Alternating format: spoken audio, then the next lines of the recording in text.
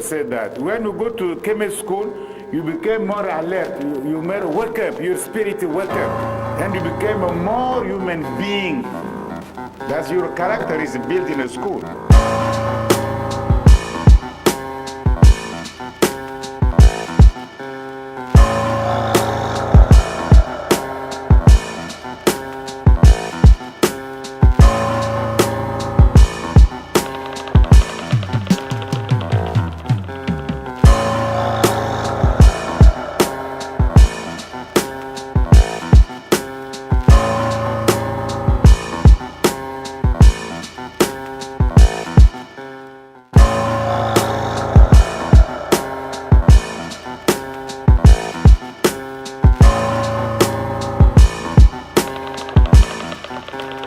When you study what we call classical studies, we must know Medew Netcher. You see, maybe in the future we need to know some heretic too. We need to know Medew Netcher.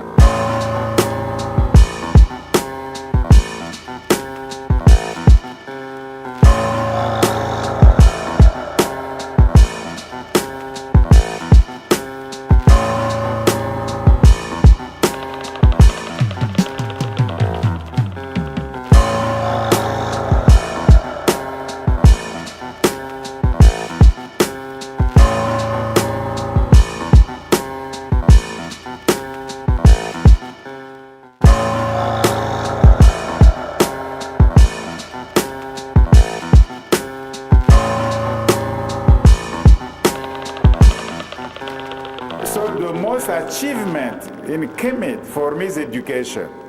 The way they think, they build, and they practice their education is very unique in history. Without education, I believe there will be no Kemet.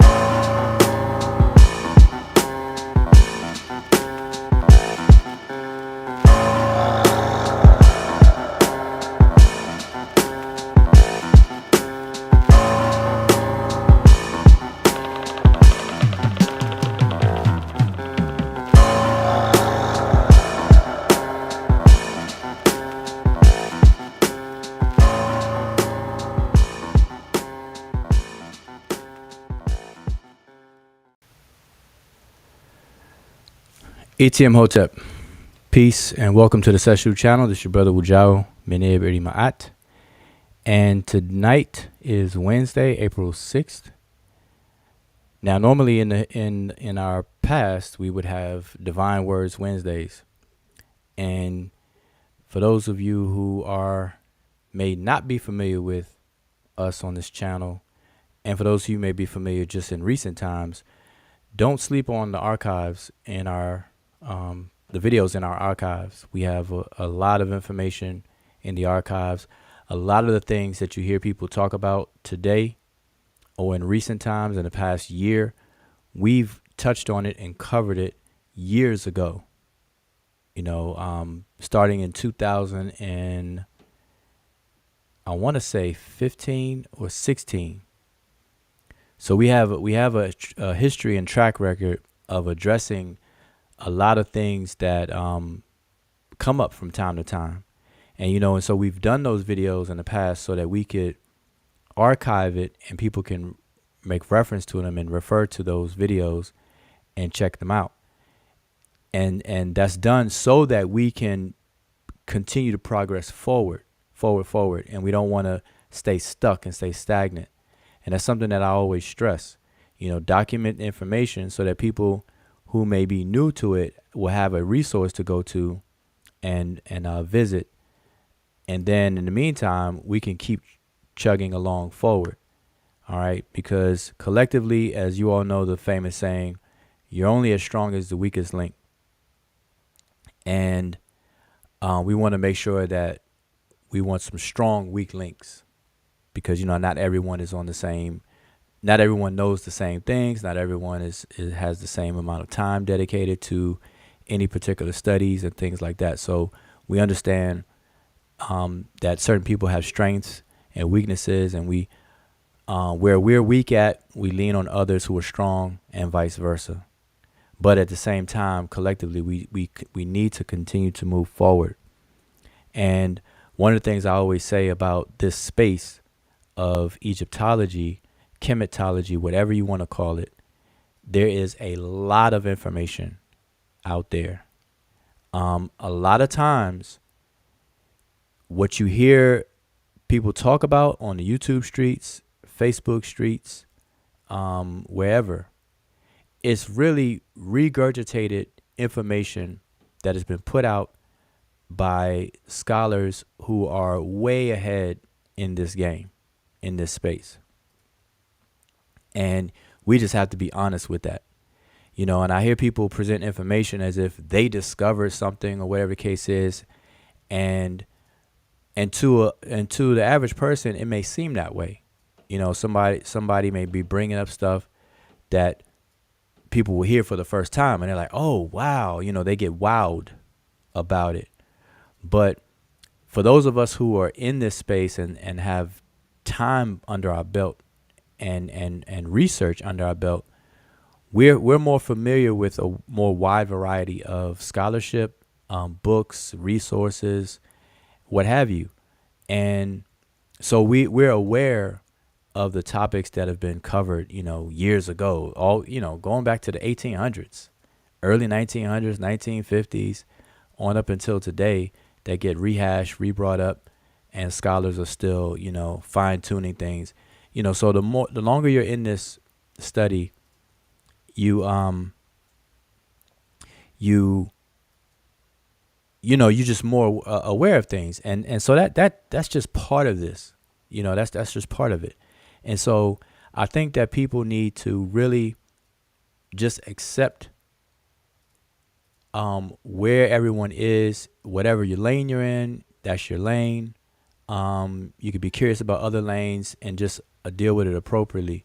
And we just need to respect each other's strengths and weaknesses.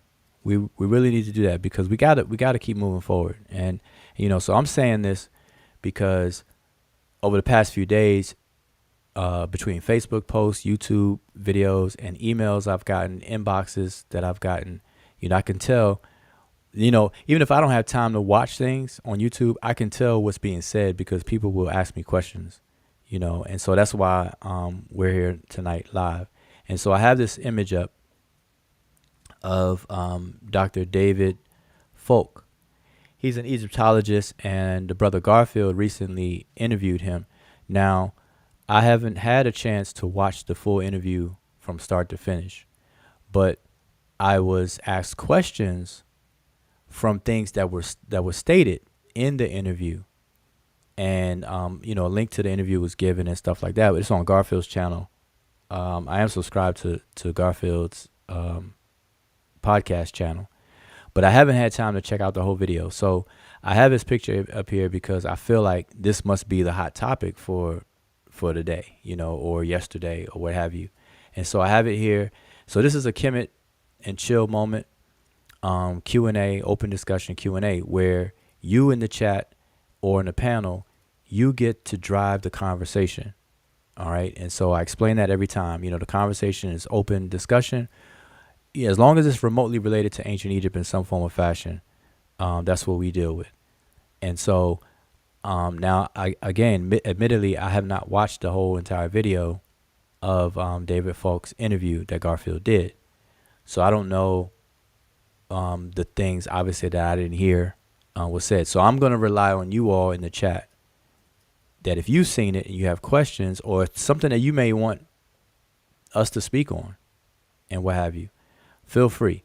So that's what I want to do tonight, or anything else. But this seems to be the hot topic, and that's why I'm starting with this. And I have his picture up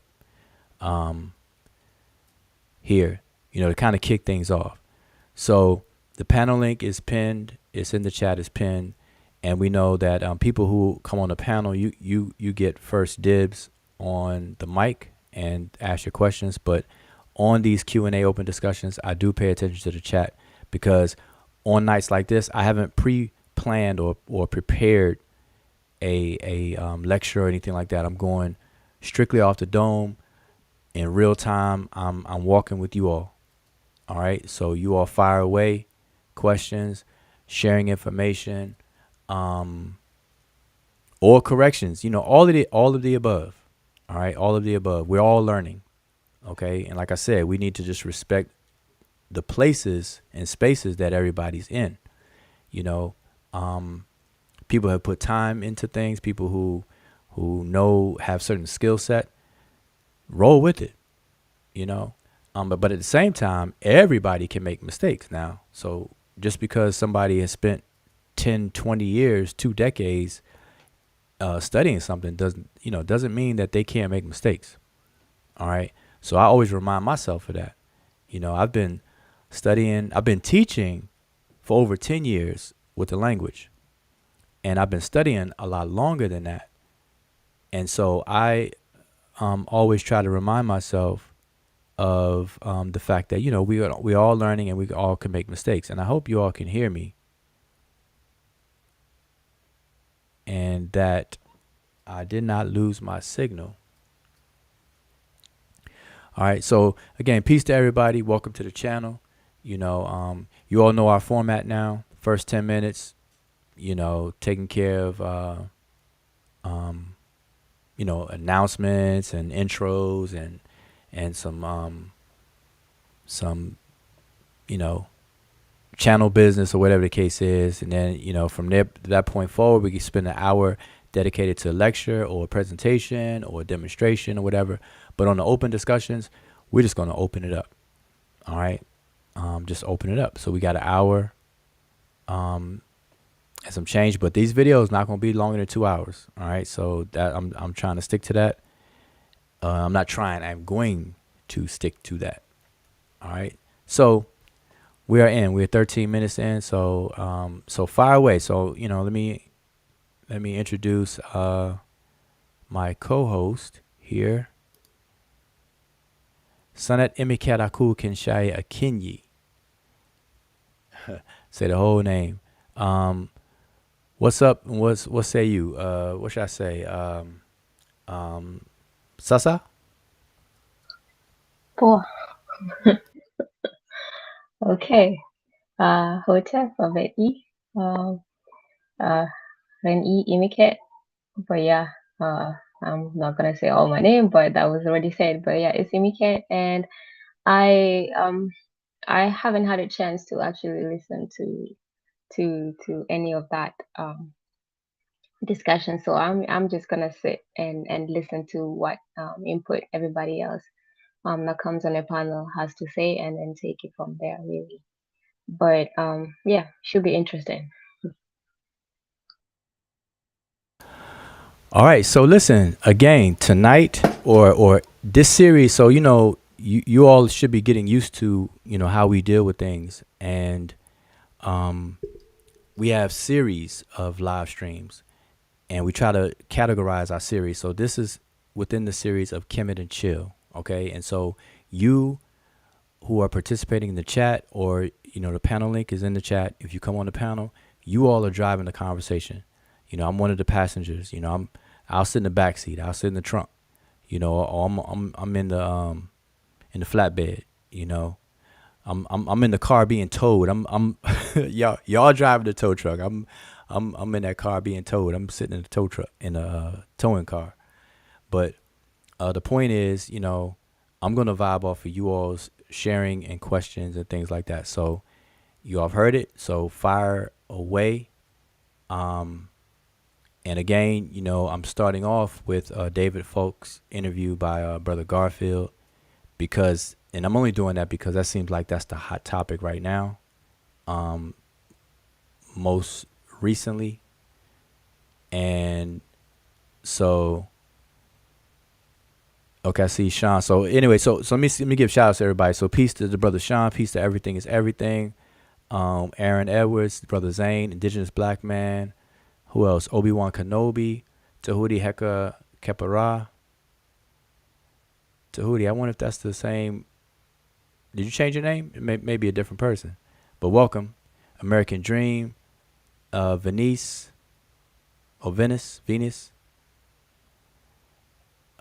Peace. I'm just giving shout outs. Peace to Sister Mika. Who else we got? Ahmedix 82. Peace. Buxy. Peace. That's all I see right now. Who's typed into everything. So just saying peace and shout out to everybody.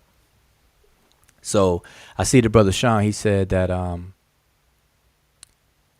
what was he said? That's the wrong one. Yeah, that smash. Okay, so Jonathan already touched on and walked through it. Now see that. So what I'm not gonna walk through it. I'm relying on you all, because this is the thing. You know, some people. I'm not gonna point any elbows, but some people.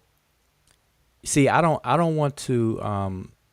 I don't want to be an enabler for mediocrity or laziness and things like that. See, I'm going to push you. If anybody's ever taken my classes, they know that I have a coach mentality. I am very stingy when it comes to giving certificates, passing. Like, you really have to pass. You really have to, show and prove that you know how to do things. And I say that to say that even on these live streams, I'm going to make sure you all are working. That's why I'm saying you all drive the conversation. You all ask the questions and whatnot, because I'm not going to sit here and like walk through, because it would be easy. It would be the easiest thing for you all, especially if I pull up Garfield's video, play the video, and just give commentary about it. No, I want you all to take from what you got from it, and then you ask the questions or bring up some things. And plus, I can't do that for this one anyway, because I haven't seen the whole video. So yeah, I'm just saying. So I'm trying to do it a little different. I want you all to spark it. So let me go to the top, make sure I didn't miss anything already. Everything said, he knew it was coming. Well, I'm only going by what people have been asking me. Well, let me just share the first question that somebody asked me. Evidently, the Egyptologist, this is Dr. David Falk, and the person asked me a question about the meaning of Kemet, or something along the lines that he was asked about what does Kemet mean, or when was Kemet used, or something to that effect. And it is standard Egyptological answer is that Kemet means the black land, and that the name is derived from the actions of the happy Iteru, which we know as the Nile River.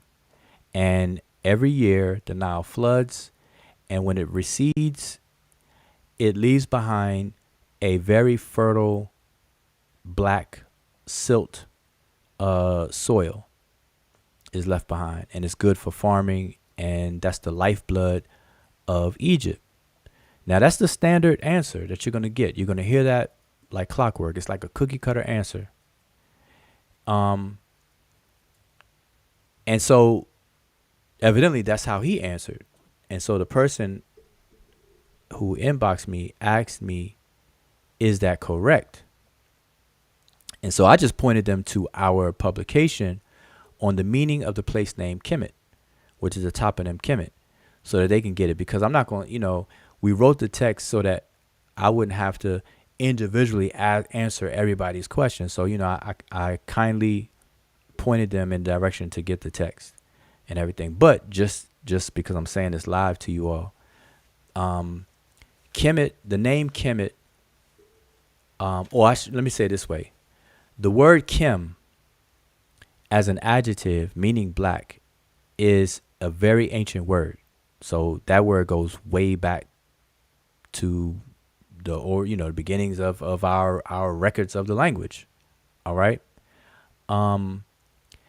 Kemet, that's not the toponym, can be a feminized form of the word Kem.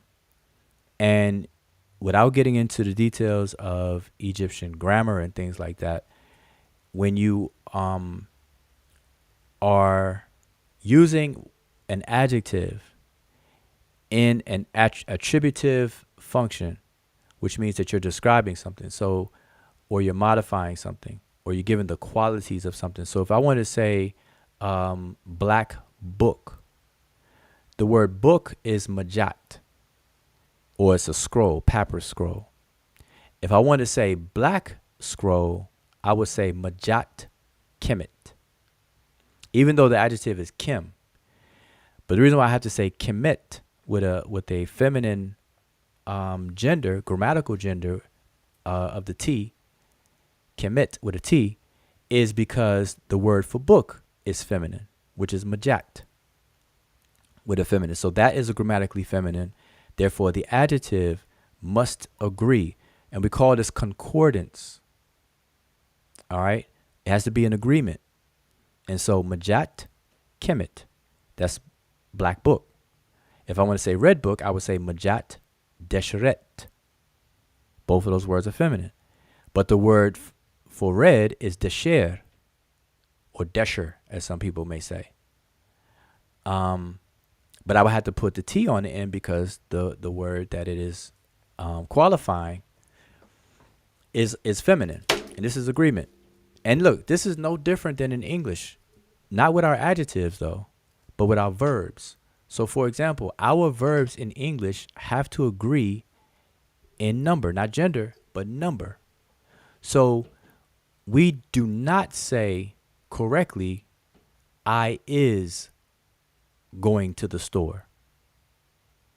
You would use is if the pronoun was a third person pronoun. He is going to the store. She is going to the store. That's third person singular.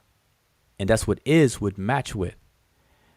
But you say, I am going to the store. You don't say, I is going to the store. So we have this agreement concept or phenomenon even in English. All right, so I just want to make sure y'all understand that. So that's kemet, meaning black. But now kemet, the toponym, is not the same as the kemet that is the adjective. And that's what people have to understand. The Egyptians played on words. They used what's called paronymy or punning. And they used the phenomenon that we now call homonymy, where you have homophones and homographs. And to them, words that sound alike, they would make them semantically in the same semantic circle or semantic sphere. That's how they were able to do that. And so words that would sound alike but have a different trajectory were brought together and used together playfully. And I say playfully not as in joking playfully, but creatively, I should say. That's a better word. Creatively. All right. So everyone needs to understand that. And so Kemet as a place name, it points to a core meaning of wetness. Desheret as a place name has a core meaning of dryness. And so that's the dichotomy, wet versus dry. Wet versus dry. Access to water, no access to water. That's the dichotomy. It's just that simple. When things get wet, they get dark. That's a byproduct. When things are dry, they're light. They're pale and light. They're not vibrant. But when you wet something, it gets dark and vibrant. If you don't believe me, take any shirt out your closet, take a gray shirt or any colored shirt that's dry. Look at the color, take a picture of it, dip it in some water, and that whatever color it is dry is going to be the same color but darker when it's wet. And then when it dries back, it's going to brighten back up. Basic. This is very simple. All right. Now, I don't expect to have to keep saying these things over and over again. You all spread the word. These, I'm trying to explain this stuff very simple that 5-year-old can understand this. 8-year-olds people can understand this. These things. So anyway, but I do want to say this too, and I'm gonna catch up to the comments. I want to say this too about pronunciations, because somebody else DM'd me, or brought to my attention, I should say, that the brother Shaka Ahmos had kind of gave shout outs to a few people, and my name was mentioned that he gave a shout out for, and I appreciate any shout outs. But with the shout out, Shaka Ahmos said that he doesn't always agree with me, which is fine. You know, that's healthy. You know, you don't want to intentionally disagree with somebody, but if you happen to disagree with somebody based on what you may know or what you have researched, that is healthy. That's open for very good, healthy dialogue, because you can kind of unpack that and learn from that one way or the other. You know, somebody's is right and somebody's going to be wrong, or both wrong. You know what I'm saying? So that's fine. But the person brought to my attention that he said that he don't always agree with me, but specifically my pronunciation of Egyptian words. Now that is where I have, that's when I, raise my eyebrows like, huh? Like, Scooby-Doo with Shaggy, like, ro, huh? Like, what? So I'm going to address that right now. See, that's weird to me that he would say that. Okay, that, like, I welcome disagreement. Like I just said, disagreements are fine. That's perfectly fine. But what he said he disagreed with me on, now mind you, I haven't seen any of his videos, so I don't know exactly what he said. So I'm definitely relying on somebody bringing this to my attention, because my name was mentioned in a favorable way. I guess he was giving shout outs, which is cool. Like I said, that's all fine and dandy. But I find weird that if he said that he disagrees with me specifically on pronunciation of Egyptian words, that's weird and strange to me. The reason is because I always tell people that all of the pronunciations, I don't care if it's Shaka Ahmos, me, Dr. Rikedi Amen, Theophilo Benga, Shekanta Diop, Mario Beatty, you name anybody from who you hold up high to who you hold down low, Egyptologists, you name it, everybody's pronunciation of these Egyptian words are all tentative and conventional. They are not meant to be taken as if the ancient Egyptians pronounced these words like we do. So, and I always tell people that. Because Egyptologists early in early Egyptology, they decided to put an E as a vowel in between all of the consonants in these Egyptian words. This what they call a schwa, or a short E vowel sound in between all of the consonants. That was like this organic agreement. This people acquiesced to that. This tacit agreement among scholars. They did that. That's why we say Seneb, but the consonants is really SNB, but we'll say Seneb. The word, all the other words, like you think of any word, they're going to put an E in between the consonants to serve as vowels. And the reason why is because the Sesh Netcher writing system did not document the vowels. When you're looking at the glyphs, you're not looking at vowels. Now, vowels, and I've explained this in videos, y'all. Y'all go back to our archives. Don't sleep on our archives. I've explained this. Vowels are the voice of a language. If you look up the word vowel, it comes from the word vocalis, which means voice. So consonants serve as the mode of the mechanics of how you place your mouth and your tongue and your teeth and everything.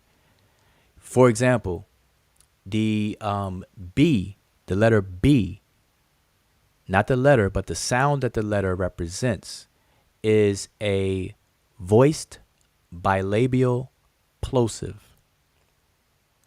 Every single consonant has a name. The sound of it has a name. and this name is given by an institution called the International Phonetic Association, which came up with the International Phonetic Alphabet. So the association is called IPA, and the phonetic alphabet is called IPA. Same acronym, because IPA, International Phonetic Association, International Phonetic Alphabet. They named every single sound in all of the human languages around the globe. And so the B sound that we write for the letter B for is a voiced bilabial plosive. And the naming convention is set to describe what you do with your mouth, the manner of articulation, and the place of articulation. All right. And so the vowels are unknown by reading the Sesh, Medew, Netcher, or the glyphs, the hieroglyphs. So scholars decided to put a schwa sounding E, which is a short E vowel sound, like eggs, like E in eggs, for the pronunciation, to vocalize it. So we would say things like per, or some people say per, or her, and things like that. But it's really a short E sound, so you say per, cher, and things like that. All right. Certain words have grown beyond that and have some other convention, like we say hotep instead of hetep. But if you listen to scholars say hotep, they'll say it like hetep. Matter of fact, I guarantee you that if somebody were to ask David Falk, the Egyptologist that Garfield interviewed, to pronounce the word, show him the glyphs and have him pronounce it, I'm willing to bet you that he say hetep. Hetep. But anyway, so I want to let y'all know about the pronunciation. So that's weird to me for anybody, Shaka Afmos or whoever, that would have something to say about pronunciations, because everybody's pronunciations are tentative or conventional. Yeah, just wanted to add real quick because you mentioned that you've talked about this before, but just to add, it's also actually in the beginner's book, A Beginner's Introduction to Medu Netcher. That's Wujao's book, or you could get it on Amazon. But those are the first basic stuff that you actually learn when you're learning the beginner's Sesh Medu Netcher at a beginner's level. So one thing you definitely do not want to be caught out here saying is that you either agree or disagree with pronunciation, because there's nothing to agree or disagree with. Those are tentative. Those are we call it Egyptology speak. So they allow us to just be able to discuss the language. So yeah, beginner's book. That's basic 101. So there's nothing to disagree or agree with. Those are tentative, and people have their own different ways of pronouncing these things. Yeah, well, I wanted to address that because what I don't want is for people to take that serious and act like, because see, people will hear a person like Shaka Akmo say that and say, see, Wujao's pronunciations are wrong. There's no such thing. All right, there's no such thing, because everybody's pronunciation is not to be taken as historically accurate. And in fact, if we were to compare how I pronounce the words, they're truer to the convention than most people. And I don't think people want to really go through that and walk through that. All right, because I've been doing this for a long time, y'all. And I'm gonna pull up something and I'm gonna read it, and I'm gonna read it the way that it's pronounced conventionally, and then you all will have it on the archive, and you can go and check and point people to it. Say, hey, if you think this is wrong, then tell me why, tell me how, because the ancient Egyptians didn't have vowels in there. How you come up with your pronunciations then? So all right, so I'm gonna go down the list. I'm trying to, because I know I'm backed up because I was long-winded on that one. In regards to the word Kemet, I was wondering for anybody in the chat that listens to the conversation, did Garfield get to ask the Egyptologist on how they derived the meaning of black land, because we do know that going through when you guys were dealing with the toponym Kemet, one of the things that that came out of the wash is that there wasn't actually any work done, any serious work done, among the academia to figure out why the Kemet that was taken to mean the black land was used. Obviously, there are different Kemet. You can find different words of Kem and Kemet, in the language. But what the procedures, what work were done to come up or to finally resolve it to the Kemet that they relied on it meaning the black land, and not just saying that it means the black land, because that would have been definitely a good question. Well, I already know. Like I said, the Egyptological explanation is what it is. They haven't done the work. We don't. I wouldn't have to ask because I know that they haven't done the work, and it's one of those default answers that you read that's repeated. That because the Nile floods, and when it recedes, it leaves behind a very fertile, dark soot soil. They're assuming that that's the meaning of the word Kemet, the black land, the fertile black land. That's it.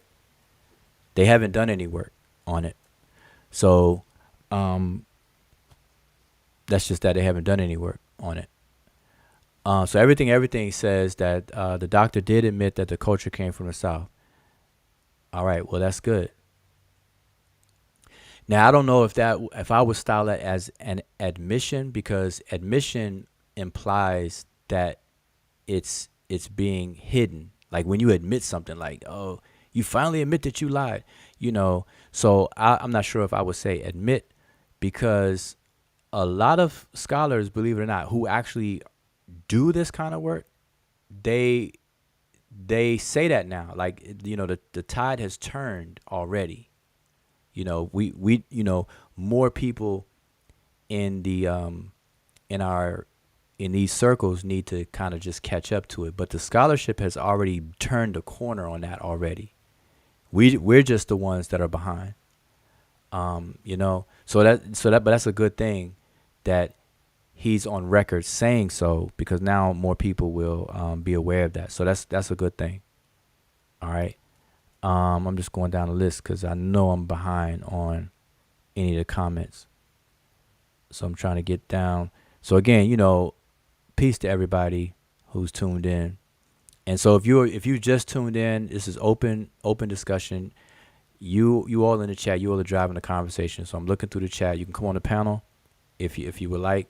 All are welcome to share, ask questions, or whatever. The hottest topic to me seemed to be David Folk, or Garfield's interview of David Folk, the Egyptologist. So that's why I have his picture here, and see what you all felt about that, or any questions coming from there. So I'm just asking. Oh, we see Brother Garfield is in the building. So yeah, let me just repeat what I said earlier as well, that I didn't have a chance to watch the full video. Somebody sent me the link and asked me a question from the video, and so I skipped, I scrubbed through it. I didn't have time today to watch the whole video. So now I will say this: the parts that I did scrub through and see, I don't have any disagreement with it. Like every point I stopped at, I wouldn't have any disagreement with what he was saying. Okay, but like I said, I didn't watch the whole video. All right, so I'm not co-signing on everything he said. So don't do that to me, y'all. But from what I did hear, yeah, I like for example, I stopped at the point where he was talking about. I think Garfield asked him about the writing, the glyphs, or the language. Could somebody understand the language, or whatever the case is? And everything he said there is stuff that I've been saying for years. Matter of fact, it's in my book. It's in the book. It's in, stuff I teach. I've been teaching for years. So obviously, I definitely not going to disagree with what he said, because it lines up with what is true and what we all say. In terms of the writing system, the script, the language. There's a difference between the writing system and the language. just like Arabic is used to write Kiswahili in some instances, but we know Kiswahili is not Arabic. Just like Coptic is not Greek, but Coptic made use of the Greek alphabet to write it. So the writing system does not dictate the underlying language that is spoken, that's being utilized or mapped to it. So you have a mapping of a spoken language to a writing system that's going to represent it. And one of the points he made, which is a very valid point, is it's in one direction. People in the Old Kingdom would not be able to read a document written in Demotic, a Demotic style of writing, but a person who writes in Demotic later would do better at reading the earlier what they call hieratic, because you can reverse engineer or figure out, but you can't go forward because those things weren't even invented yet. All right, so and that was a valid point that I heard him make, and things like that. So just giving you all an example. All right, let's see. Yeah, we do make a distinction between the writing and the spoken language. That's why we usually say Sesh better Netcher and we say Rani Kemet.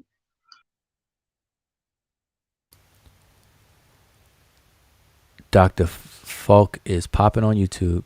Yeah, that's what I'm saying. That's why I start off with this.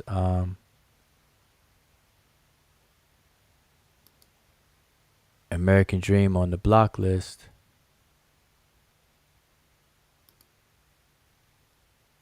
Oh, I'm not sure what that's all about. I just saw American Dream popped up on here, so I don't know. I don't know what you mean by that, Sean. Let's see. I'm going down the list, y'all. I'm going down the list. Monica says Wujao versus David Falk.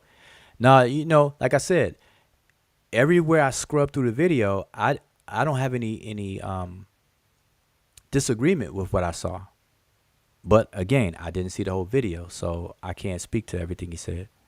But the only thing I did hear him say when I scrubbed through, and this was actually a timestamp given to me with the question inboxed to me, was his standard spill about the name Kemet.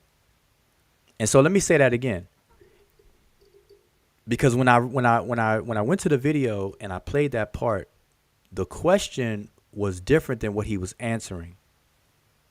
The question was asked, when was Kemet used, or when and where, or something like that. And so there's two different things going on. Again, the word Kim and Kemet as adjectives meaning black existed at the earliest attestation of the language. That goes way back.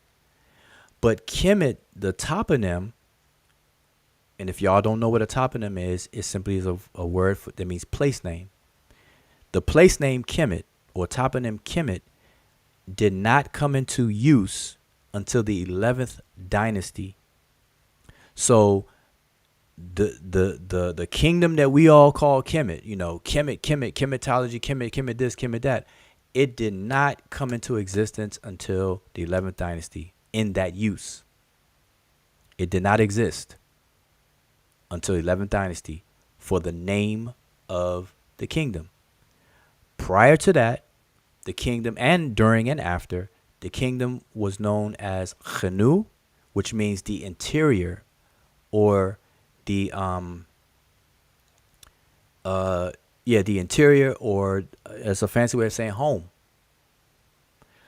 So that's Khenu. Then it was also known and throughout its whole history as Tawi, more fully Sama Tawi. And I've always say this, check the archives, y'all. Don't sleep on the archives. We got years of videos now. And I always say that even our esteemed scholars in our communities, when they say Nile Valley civilization, they are in violation. All right, y'all heard it. Y'all heard it from me. Yes, the brother Wujao is saying that everybody is in violation. When people call ancient Egypt the Nile Valley civilization, that's in violation. That's disrespectful to the ancient Egyptians themselves. So you got people who are trying to honor the ancient Egyptians, but they dishonor the ancient Egyptians by calling ancient Egypt the Nile Valley civilization. And here's why. If we're going to call it by a name like that, we should say the Nile Valley and Delta civilization. Why? Because the Egyptians at all times saw their world, their territory, their kingdom as the unification of two separate things.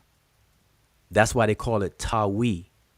The word Tawi is a dual masculine form of the word Ta. And the word Ta, depending on the context, it could mean earth if it's being compared to the sky. It could mean land, or it can mean region, an entire region. And so Ta, in the ancient Egyptians' mind, their kingdom was two big regions coming together and united. And they called it Tawi, the two lands. Sema, the word Sema means to unite, to bind, to bond together. Sema Tawi, the unification of the two lands. That was the name of Kemet prior to the name Kemet being used, during the time the name Kemet was being used, and after. Tawi. All right? Sema Tawi. So just want y'all to understand that. All right, let me keep on going. Trying to keep on going. I'm going down the list, y'all. Going down the list. Okay, no, I'm not sharing my screen or anything. I'm just here talking, y'all. I mean, nobody's on the panel. Nobody's coming on the panel. What's going on? Nobody's on the panel. Okay, let's see. So Sean says, he said the Nehisu was untrustworthy and that the Magi was the Nehisu. Okay, so let me clarify that. If that's what he said, because I didn't see that portion I didn't scrub through that portion. So listen, and I want y'all to listen up, because I'm starting to get tired of saying this and repeating this. Anybody who brings up Nubians, I don't care if they are European scholar, African American scholar, a purple scholar, black scholar, white scholar, yellow scholar, whatever. Anybody that brings up Nubians, they're opening up a can of confusion. I'm on record as saying this for several years, and I told people to stop using the word Nubian when you want to dig in and unpack this information. It's okay in a surface conversation because people know who you're talking about. Nubians. But that is a problem outside of that surface mention. Because Nubia is not a place. There's no kingdom called Nubia. There's no polity. There's no government. There's no empire. None of that existed. Period. Nubia is simply a region that was created and made up like everything else. Because I'm not saying made up as if that's a bad thing. I'm saying it's simply a region that is superficially overlapped on a map. Part of this region is in ancient Egypt itself. The other part of this Nubian region is south of the ancient Egyptians' borders. And I've put up the map. I've explained this several times. And you all should know better by now, especially if you've been tuned in to the things that I've shared. I'm just going to see if I have it quickly right here to share with you all. And I don't, but I'm going to use this. I'm going to use this. If you all are familiar, let me put this map. You all have seen me share this map many times. So I'm going to show you all again. Down here, the Egyptian borders, depending on what dynasty or what time period you're talking about, the Egyptian borders ran between the first cataract and the second cataract. The Egyptian borders moved between those two cataracts depending on the time period that you want to talk about. Okay? Now, what people are calling Nubia is a region. And some of Nubia, and I had this on the screen before. Some people will call this region, and I'm just putting this circle here. And let me just kind of fade it so you can see through it a bit. All right, this circle here, and it would be bigger than this. This would represent Nubia. Now I'm doing this very quick, so don't think my borders are to be precise. Don't do that to me. I'm just showing you all for the sake of repeating myself for the umpteenth time. This region is called Nubia. All right. Part of Nubia is in ancient Egypt, and part of Nubia is in what the Egyptians called Ta-Nehesi. So now, I want y'all to pay attention. Lower Egypt was called Ta-Mehu. This is the Delta, and it starts around Mennefer, famously known as Memphis, pretty much where Cairo is today. So from Memphis north, all up here, and I know y'all can't see my cursor. So all up here is Ta-Mehu. Everything below that is called Ta-Shema'u. So what is Ta-Shema'u equivalent to us in the way that we describe ancient Egypt today? That would be the valley. Okay, you all know what a valley is, right? A valley is a strip of territory that's between two hills. It's an impression in the topographical landscape of any given landmass, right? A valley. So the Nile River carves a valley in between the left and right sides of it, and it forms a valley. It's not until you get here where the valley stops and it starts to get really, really wide, and you don't see the hills that you would normally see, or this, indentation. And so that's the delta. And it's shaped like a triangle, which is what the word delta represents in Greek. But the Egyptians called it Mehu. And the word Mehu comes from a word that means to submerge, something that is very low or at the bottom. And this is in regards to the sea level that the delta is in. So it's the land that is submerged, or the submerged land. All right. And Shema'u. So this is why I say even our scholars to this very day, we are being and I'm putting myself in there even though I don't do it, but just so people won't get their feelings hurt or think I'm disrespecting, our esteemed scholars.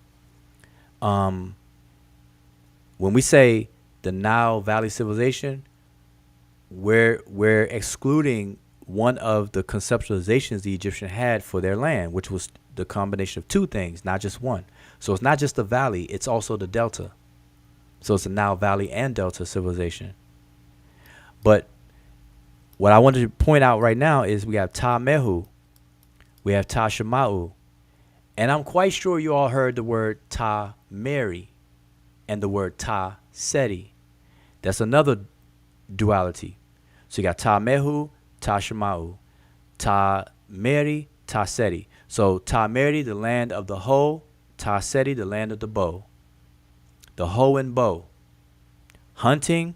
One is rooted in hunting from hunter-gatherers, the skill of hunter-gatherers and hunting. And the other one's from the skill of farming, the hoe, the farmer's hoe. Agriculture.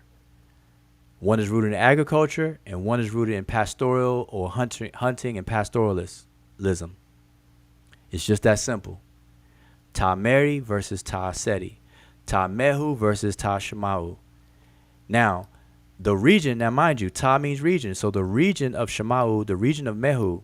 Then down here, you have Ta Nehisi or Nehisiu. Ta Nehisi was another region. That region was not included in the Sama or the unification process. So that's why they didn't say it. They didn't say Egypt was called Tau, which would be lands plural. They said Tawi, two regions. If Ta Nehisi would have, agreed to the unification and got down with the program, then Egypt would have been called Tau, or Semi Tau, not Sema Tawi. But it didn't. So Ta Nehisi was always seen as the outcast. Like, y'all did not get down with this program. You all are outside of our borders. And so this region, put this back over here, this region that scholars have called Nubia is confusing because when we say Nubians, talking about the people now, that's people who live in this region. But guess what? Some of this region is in Egypt. So some Nubians would be Egyptians. And some Nubians would not be Egyptians. All because they created this region and named it Nubia. And obviously the people would be Nubians. Like we call this place here America, and then the people we say Americans. Canada is called Canada. The people are called Canadians. Florida as a state is called Florida, but the people in Florida are called Floridians. Or whatever. California, Californians. So Nubia, Nubians. That's it. It's just that simple. But it caused confusion because, one, that's not what the Egyptians called it. And when we look through the records, you're not going to find Nubians, them being referred to as Nubians. And that leaves room for people to inject their own assumptions and interpretations above and beyond what we already have to do. And so we got to cut that out. So anyway, I just want to show that to y'all. And I lost the question. This question here. So he said Nehisu were untrustworthy, and that the Magi were Nehisiu. The Magi are from the region of Nehisi. So in that regards, they would be Nehisiu. They would be a group of Nehisiu. Okay, and I'm going to show you. I'm going to show you how that works. So let me bring my screen back up.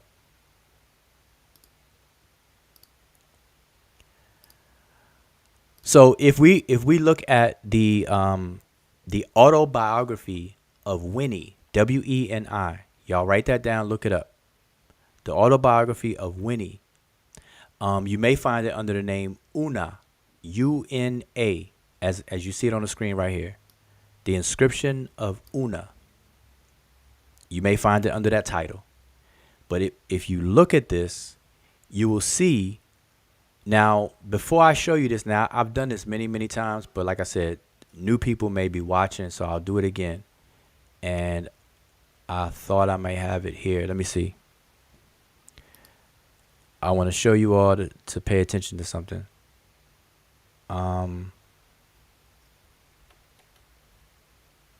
Give me 1 second. I'm going to grab it. I don't mind doing it. We're going to get through this, y'all.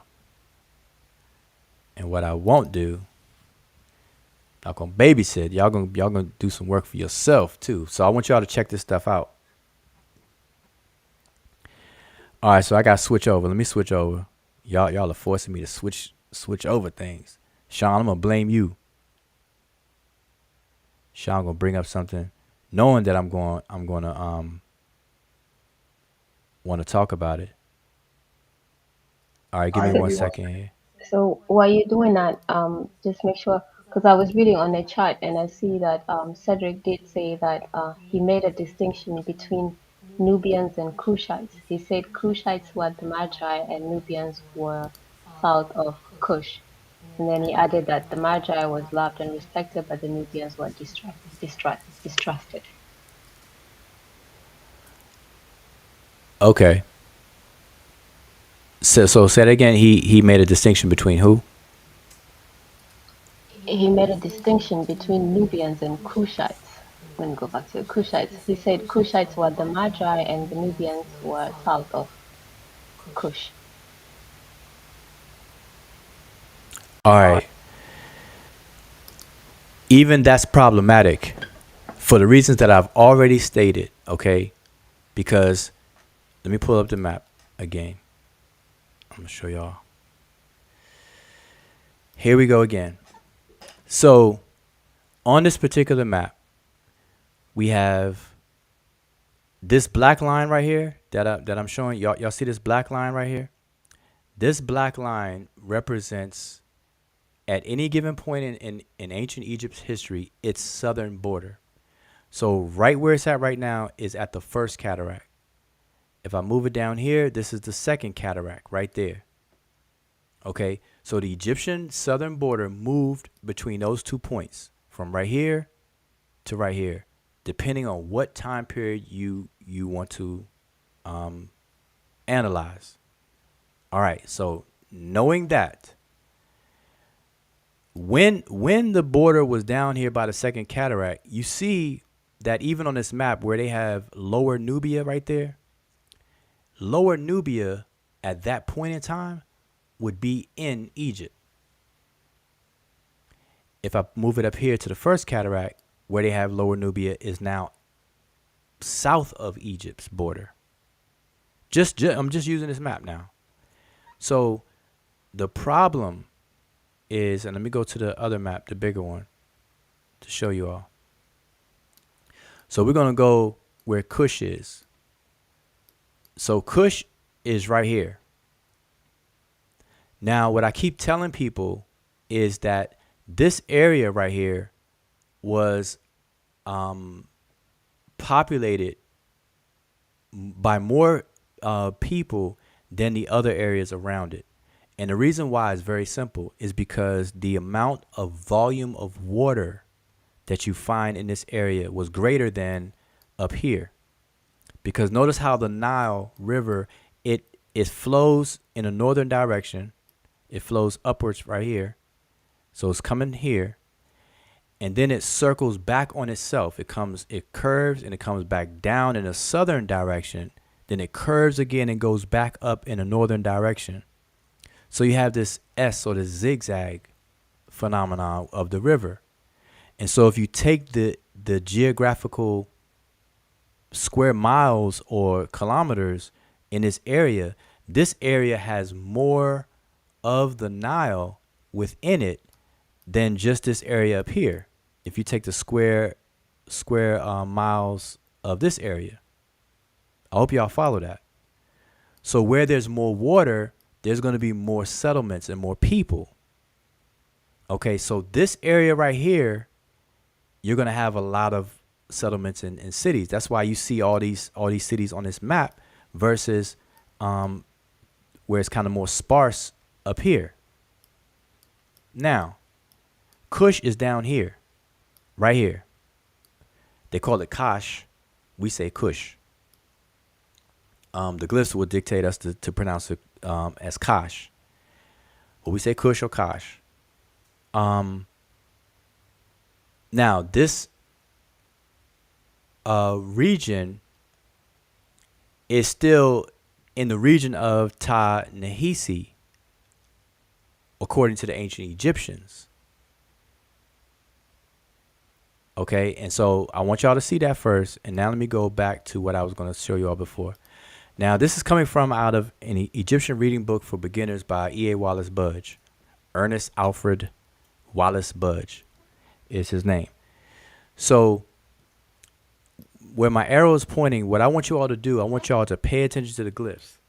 And like I said, I've done this many times, but for you all who are new tuning in, look at the glyphs. Even if you cannot read the glyphs, if you got eyes, you can see the images. So we have a bird. We have a twisted flax here. We call this the neh bird. The neh bird, the twisted flax is the second glyph. A folded cloth, just remember how it looks. And then we have a triple hill, a glyph with 3 hills, and a throw stick coming out of the center hill. Okay? Budge transliterates that as Nehes, and he fills in the vowels. And so this is the Egyptological spelling and Egyptological pronunciation, Nehes. All right? He translates it as Negro land. We know the word Negro means black. So Budge and all of the scholars at this point in time are calling Ta-Nehisi the black land, not Kemet, because this is literally the black land by name. Negro land, the word negro means black. Everybody understands that. So this is the black land. Now the word under it I want y'all to pay attention to is we have the water ripple. Now pay attention. We have the water ripple here, the twisted flax next, the folded cloth again, and then we have 3 seated figures with feathers coming out of their heads. So just remember this. This is also the word Budge spells as Nehes, but this is talking about the people, and he calls them blacks. Literally, he has written negros or negroes, but we know negro means black, so this is black. So he's saying black land and blacks. Okay? Now, I want to show y'all here. I'm going back to the autobiography of Winnie or Una that I showed you all earlier. And I want y'all to pay attention to these glyphs. You see this set of glyphs? The water ripple, the twisted flax, the folded cloth, and the 3 figures with the feather. That's the word we just saw right here. It says blacks, right? Or Negroes, but it's the word Nehes. So, going back here. So I want y'all to notice the pattern. We have a toponym. Then we have the word Nehes. We have a toponym. Then we have the word Nehes. So look how many times Nehes is on this page. This group is 1. This group is 2. This group is 3. This group is 4. So we see that same set of glyphs 4 times, at least on this page, for what I'm talking about. So what this is saying is that these people are in this are considered a subgroup or a group of the larger group of Nehesiu. So we have what's called the Jam Nehesi or Nehes. Then we have the Yam or Imam Nehes. Then we have the Wawat Nehes. We have the Ka'u Nehes. Okay? I want y'all to pay attention to that. Now let's go back to the map and let's see if any of these places are shown on the map. Let us go back to this map right here.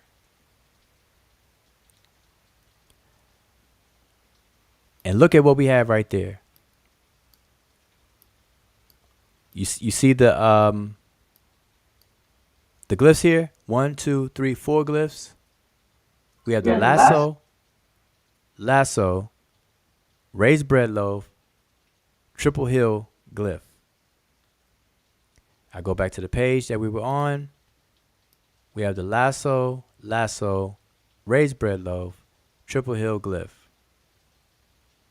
All right. But it has Nehes next to it. The Wawet of Nehes. And so this is how you see on the map. Go back to it. Nehes. All right. Now, on this map, over here, it tells you, I don't know if y'all can see it. We have Nehisiu as the people, and you see it down here in English, Nehisiu, Nubians. They translate it as Nubians, and that's what I'm telling you is causing confusion. But other names for the Nubians, they have the Setiu or the Pasejetiu Nubians, the Iuntiu or Bowmen, Wawayu, then we have the Khashu, Kushites. But notice that, now check this out, y'all. They're including the Kushites as a group of Nubians. And the Nubians is the word Nehesiu. So now let's go back to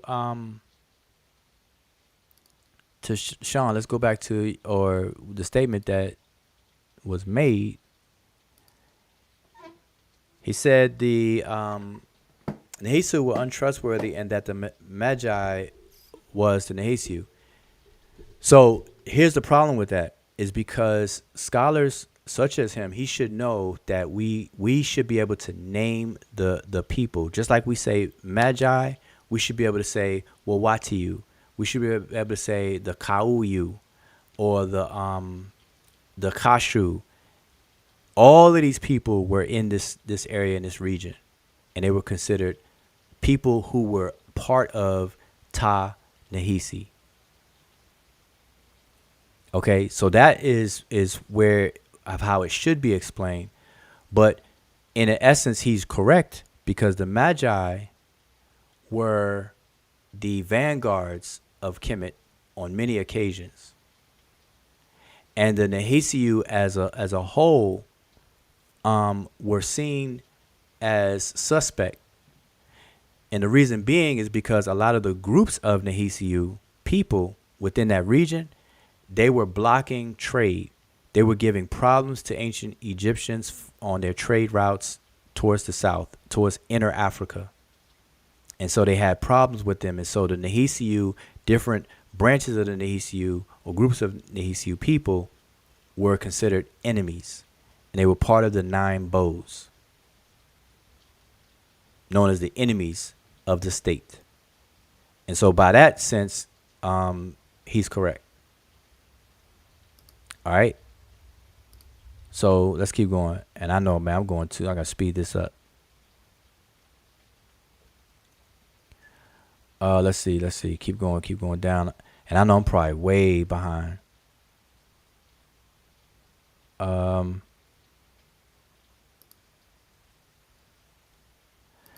Okay, so this is back on the vowels. Kazmik Sankofa said there is no consensus on pronunciation. That's correct. Well, there's a convention though. There is a majority convention on the pronunciations. You know, and so within this Egyptology, there is a convention that people follow. All right, you're not gonna hear too many people pronounce the word, for example, Seneb, all kinds of crazy ways. People are not going to pronounce the word Unk all kinds of crazy ways. Ma'at, all kinds of crazy ways. Ramasu, or the Greek pronunciation is Ramesses, and things like that. You're not going to find it too out of whack. All right, so there is a convention. All right, let's keep going. And Sean, that's correct. Kemet is the riparian zone. And for those of you who want to know more information on the toponym or the meaning of the place name Kemet, Sean had posted the link in the chat, and so you have to scroll up and click that. The Cahun Papyrus mentions Kemet. Yeah, the Cahun Papyrus is the only one that mentions Kemet in the fashion of the determinatives with the man and woman. We definitely cover that in our publication. But that's true, Obi-Wan Kenobi. Let's see. Keep on going. I'm going. Sharp Spear said, "You see my question?" Oh no, I didn't see. Sharp Spear, you had to clarify. I'm not sure. I've seen you. If you're talking about during the interview, no, I didn't. Like I said, I didn't watch it. I scrubbed through it to try to catch some of it, but I didn't watch it, the whole thing. Pan African Design says, "What is the oldest mention of Remich and Nehesiu? What dynasty do they first appear in text?" The oldest. So okay, how I'm taking your question is you're asking me, what is the first or oldest attestation of the word Remech and of the word Nehesiu? And so Pan African, tell me if I'm correct in understanding your question. All right. So clarify that for me, and I'm gonna keep on going through some more. Let's see. I could tell you this much right off the top of my head. If you're asking me that, the word Taseti appears before you see the word Ta Nehisi. Ta Nehisi comes after in chronology, in terms of it being used after Taseti. I can tell you that right off the top. All right, and Taseti, remember, Taseti became the first nome or sapat for ancient Egypt. The first one in the Tashamau in the upper Egypt, upper Kemet. All right, it is its most southern sapat or nome. All right, so it moved. And I went over this before. If you all, not on the map that I'm showing on the screen now, but if you look up the place called Kustul, now called Kustul, just look up Kustul. Note where that is. It's closer to the second cataract. That area is known for its earliest mentioning. Our earliest known reference to the place name Taseti is coming from that area. But then Taseti became the first nome of Upper Kemet at its most southern border, when the border was moved up towards the first cataract. Okay, so it kept that name. I'm still going down.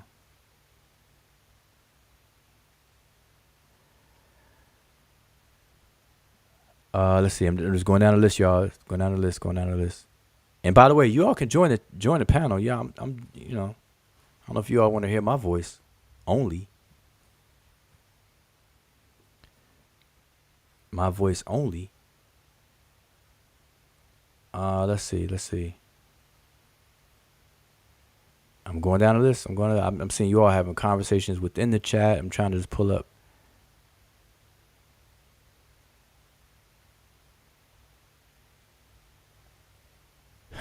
I don't know what this means. Desharab says, "Can Amy Cat stop pretending to be a European and break it down for us?" I have no idea what that means. That definitely must be just a joke. Rasta man. A joke is definitely not cutting through, but that is Dash for you.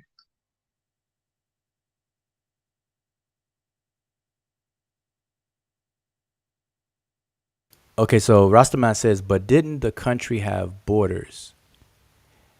Okay, if you're talking about Egypt, I'm not sure which country you're talking about, but if you're talking about Egypt, ancient Egypt, it did have borders, but it had natural borders. It had the hills and desert as a border. It had the Mediterranean at the top, and at the bottom it had the cataract. So these were natural borders that used the actual topography of the landscape itself, but they did have some stated borders. We have what's called border stelae, where certain kings in different times put a border stela and said, "Listen, you cross this line, beware. Basically, I'm just paraphrasing. But said, listen, if you cross this line, you are entering into ancient Egyptian territory, and act accordingly. Be on your best behavior. Don't come in here with that nonsense. And, y'all could come in here, and we'll deal with you accordingly. And of course, I'm paraphrasing, so, it didn't say that exactly, but there were border stele, various different border stele at different times. As a matter of fact, there's one called the Semna Southern Border Stela. Just look that up, Semna Border Stela, and you'll see that the borders were established. And we have to understand in the Egyptian language, and this is why it's important, of utmost importance for people to learn a language. If you want to learn about ancient Egypt, you got to do it through the language. If you don't, then you're handicapped. And me, I don't take people. I listen to people cautiously who don't approach Egypt by way of its language. Now that's me. You can listen to people at your own risk, but me, you got to have some kind of basic understanding of language in order to get my attention, and for me to take it serious like that. But here's the thing. In ancient Egyptian language, they had different words for boundaries or demarcation lines, what we call distinctive lines, to separate one thing from another. And when it comes to their territories, they have different words. So you have the word tash, you have the word jer. The word jer is in the name Neberjer, or jer, Neberjer. Neberjer is actually three words in one name. Neb is Lord or Master or Owner. Which means in regards to, and then jer means the limit or the borders. Then you have the word tash, which also means border. But that's border in a different sense of the word jer, even though both of them are translated in English as limit or border, but it has a different conceptualization among the ancient Egyptians. And see, it's by way of the language that you will come to that understanding. And see why the Egyptians use different words that in our dictionaries look the same, but they're really not. They have different nuance or different semantic pathway for better understanding. So Nebuchadnezzar is Lord in regards to the limits, and people just say that that's the supreme being, and that's the deity spoken of in the creation stories, the cosmogonical stories. Then you have Tash as a border, and the border stone, which is different stele. And so the southern border, the word south is the word resi. And so you may see it being described as a southern border, and resi will come after the word tash. And I don't have it quickly to show you all right now, but if y'all look it up, I'm willing to bet that you're going to find the word tash, and then you're going to have the word resi after it, because it's an adjective. It's telling you that it's the southern limit. Tash means limit, but we translate it as border. So it's the southern limit. Tash resi. All right. And so certain border stones or boundaries, stele, are named that. If you read the stele, somewhere in the beginning of the stela, it's going to tell you that it is a border stone. It's going to have the word tash in it, and so on and so forth. Yeah, and to quickly add, those stones or the stele, they're actually known as wedge, and that same word is also used for decree or commands. So that will go in with what you were saying about, just commanding, if you cross this border, blah blah blah blah blah, yada yada yada. Yeah, that's an excellent point. So these are the words you're gonna find on these stele stones. And I'm speaking to Rastaman. Didn't they have borders? So on these border stones, you're gonna find the word tash, which means limit or border. You're gonna have the direction or which border it is pertaining to. So it's gonna be resi and many of them that we have today, discovered today, these southern border stones.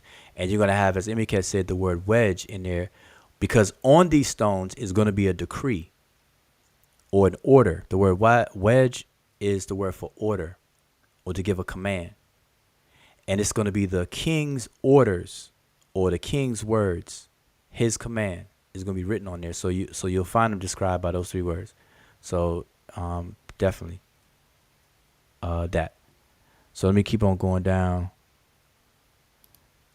Like we got a brother Smash Rockwell. The Magi is in the building. Yep. Arrows up. And so the Magi, and speaking of, but okay, so before I say what I was going to say, let me just introduce Magi. I'm assuming that this is Smash Rockwell in the building. So peace to you. Hold up. Peace to the people. I just want to say, excellent that you're doing a follow-up. I did a video covering some of this stuff this morning on my channel, so let me jack some of your viewers. My channel was Smash Rockwell. You know, we work together, and like Ujahu is a Magi. I'm a Magi. I'm not saying he in my organization. I'm saying, like he said earlier, the Magi were the original defenders of Kemet. And a lot of the stuff we do is just to make sure people are on the right track and getting the right knowledge. So I just want to tap in and thank you for reiterating this stuff.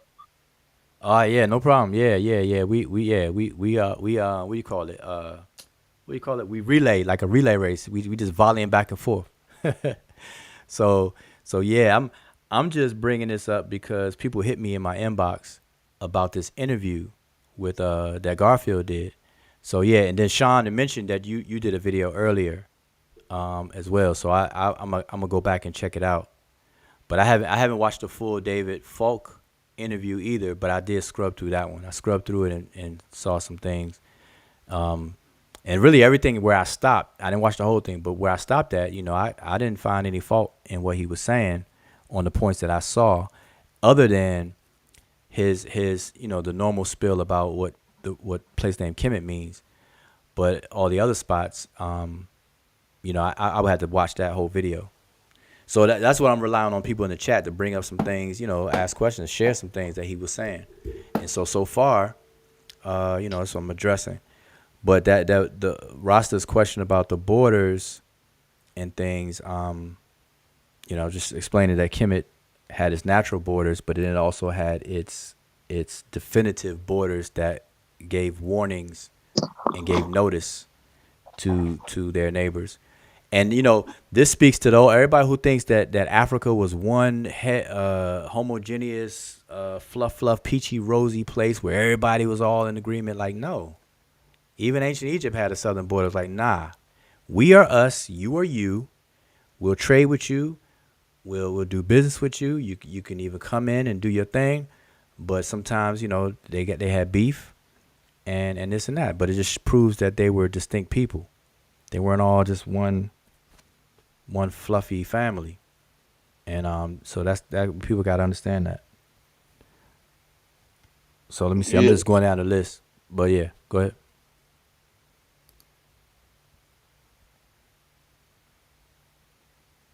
Now, if you had some, I'm going down a list of these comments. Oh, I thought y'all could hear me. My bad. I was talking. I was saying you're right, and people also would need to keep the perspective in mind. My thought that I was already talking, and now it's just like a bird on my shoulder. It just flew away, so I'm going to surrender the floor. Nah, I ain't hear. You had yourself on mute. We ain't hear nothing you said. If you said something. Nah, I'm just trying to go down the list. Oh yeah, I see you said missed your show. Yeah, I'm gonna have to go back and check it out. Yep, because Sean already put it in that you went through. I know that would be really good to expound on. You said you only found contention with that. I wonder, did you hear his description, and do you agree with the doctor's description of where Cush was? And verbally he said, below Aswan and above Nubia would be Cush. If you can still hear me, I'd like to get your take on that. Yeah. Okay. Yeah. Before you came on, that's what I went into. That's why I got this map on the screen. So I can quickly say it again, repeat it, because I don't mind. This stuff needs to be repeated, because for some reason, man, we gotta bang this in people's heads, to where we don't have to work as hard, man. But here on this map, clearly, Kush is right here. I got this big red sphere over Kash, as it's properly pronounced, conventionally, I should say, pronounced. We say Kush. This is where Kush is, y'all. All right, and you always know Kush is where the Nile forms this like snaky pattern. It folds back on itself, then it turns again and goes north. So it comes south and it turns north. Whenever you see this on the map, even if you don't see a map with glyphs on, know that that's where Kush is. All right, because remember, Napata is not that far from Kush, because the capital of Kush, this whole area of Kush was ruled from Napata at times, and then we have Meroe or Meroe later. And if I pull this map up, you'll see Meroe down here. You see Meroe right there.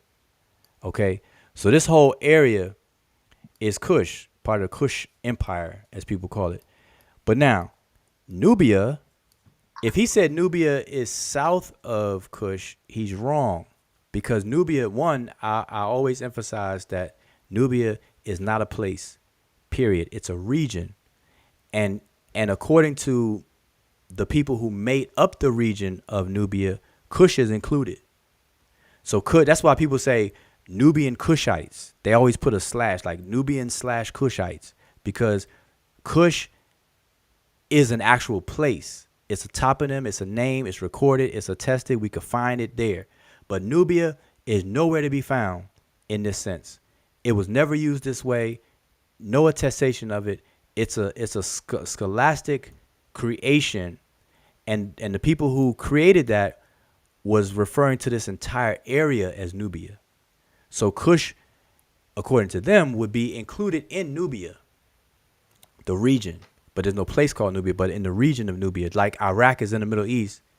There is no country called Middle East, but Iraq is a country, and it's in the territory that we call Middle East. So Kush is within the territory that scholars call Nubia, and that's just. And I was going to add to that in the sense of. Oh, sorry. Go ahead. I didn't know you was. No. That's it. That's it. Yeah. No, you're 100% right. And particularly about, we discussed for years the phrasing of Nubia. So all I was going to add is, in the way that linguists analyze a people's lexicon, those words is just absent. You know what I'm saying? Like, so we would place Nubia in the same category that we place the term sub-Saharan, to classify it as a term made in English to extract or to separate blackness from Egypt. That's the only use of that term. Yeah, and I showed that earlier too, that the chronology of the change of the word is that Nubia, all scholars did was it's as if scholars recalled all their books, took a pencil eraser, erased the word Negro, and then replaced it with Nubian. And we know Negro means black. So Negro was a word, we know it means black. So even though they ain't spelled BLACK, they put Negro, but it means black. So Negro equals black. But if we do it the other way around, black equals Negro in the books. Then they took Negro and swapped it with Nubian. So now we got three words that are equated. Black equals Negro, which equals Nubian. And that was a ploy that was done, like you said, to separate and to make it seem like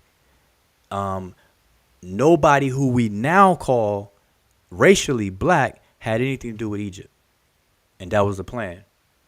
That was the MO, motive operandi of the people, early Egyptologists in that day and time. Because people got to understand that Egyptology was born while slavery was still going on, and the build up to it was while slavery was still going on, and they could not justify such a grandiose civilization that the Greeks basically salivated over, in such prestige fashion and things like that.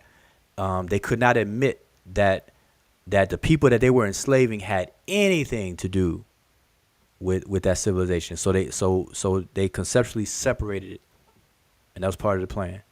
So we So can't fall for that. So basically, y'all are saying that if we were to go into the dictionary or into just go and look into the primaries, trying to find a word that we will match to the word Nubia or Nubian, it will be impossible because that is not the word that was used. Obviously, there's no Nubian in Sesh Netcher. You're not going to find that. So that's just a creation. And even if it was, it wouldn't make sense because the designation that is given to it is not the whole of Sub-Sahara. So obviously, you can assume that it was only on that particular section in the Sub-Sahara where there was black people, and other parts in Sub-Sahara there were no black people in that sense. And that's what makes all this creation fall apart and very, very confusing when you try to look into the text and try to figure out, because obviously in the text you will find the different names for those different people and those different locations in the text with the right names, which is what you usually say. We need to start using those particular names and not fall for this Nubian thing, because all it does is just perpetuate that separation that the Egyptologists were trying to put on Egypt, and to separate it from other black people in that sense. So you're not going to find the word Nubia in the Sesh. And that's correct.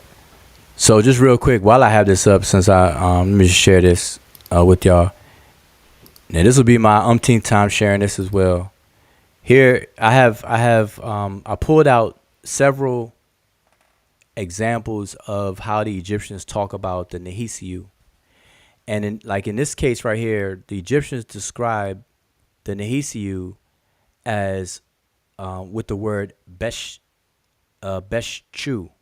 which is a word that means to repel. To rebel, to go against, to be adversarial, or to be in opposition of something. All right, so we translate this as rebellious. And so in this text right here, I'm going to read the translation. It says, one came to say to his majesty, the Nehisi are descending in the area of Wawat. He planned a rebellion against Kemet.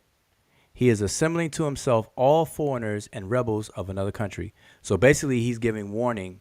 This person is giving warning to the king, sending word back to the king to be on alert or take notice that the Nehisiu are soliciting people from other countries to rebel against Kemet.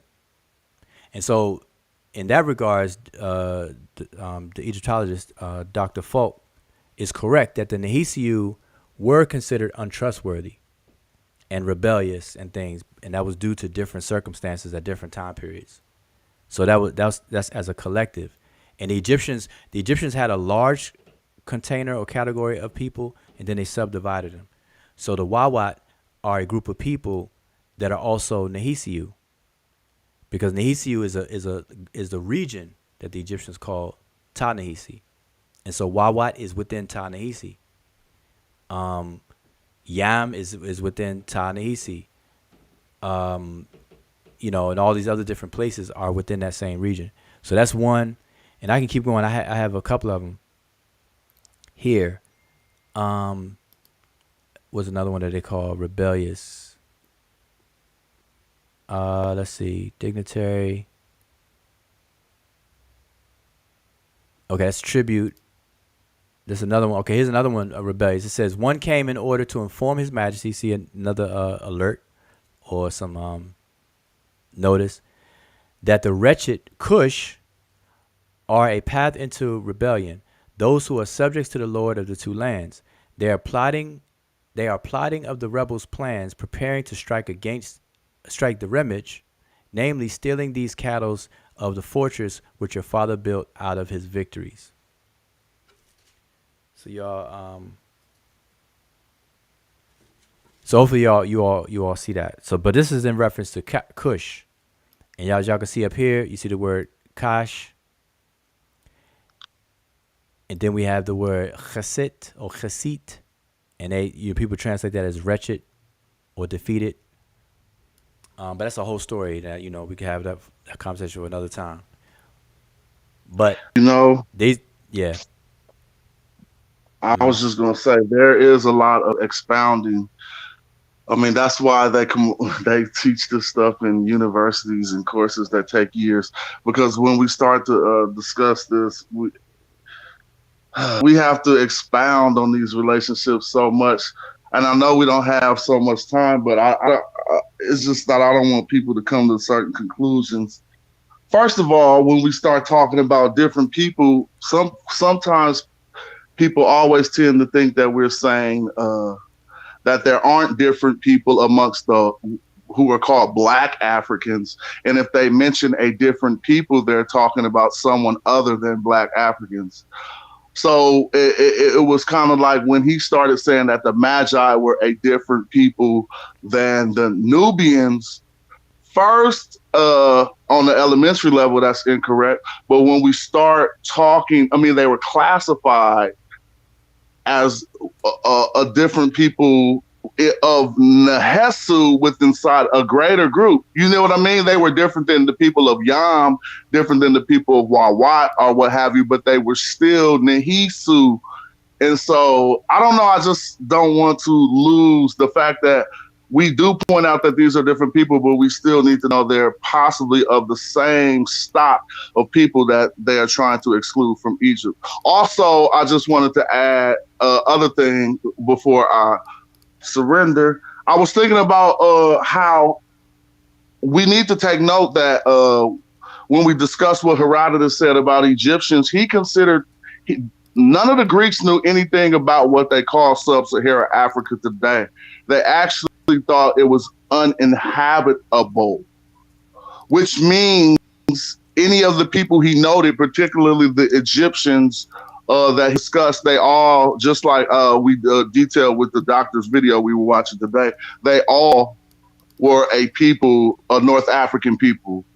And so that whole sub-Saharan thing, as well as that Nehisu thing, would get thrown out of the water if we look over the works of the ancient Greeks. Oh, Smash! I think you hit some wrong button or something.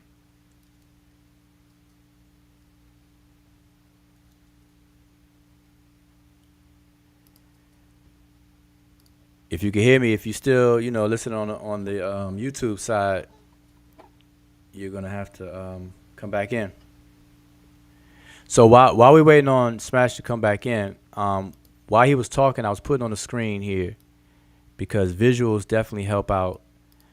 So here's the thing. Let me pull this down. Y'all gonna get this. Listen, because one thing I do not like is to repeat unnecessarily.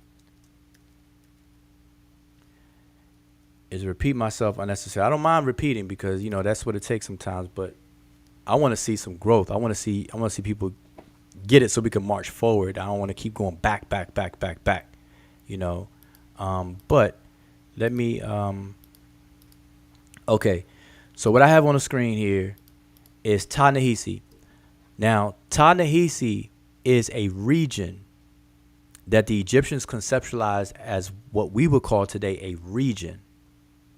Like we have Ta-Shemau, Ta-Mehu, Ta-Meri, Ta-Seti.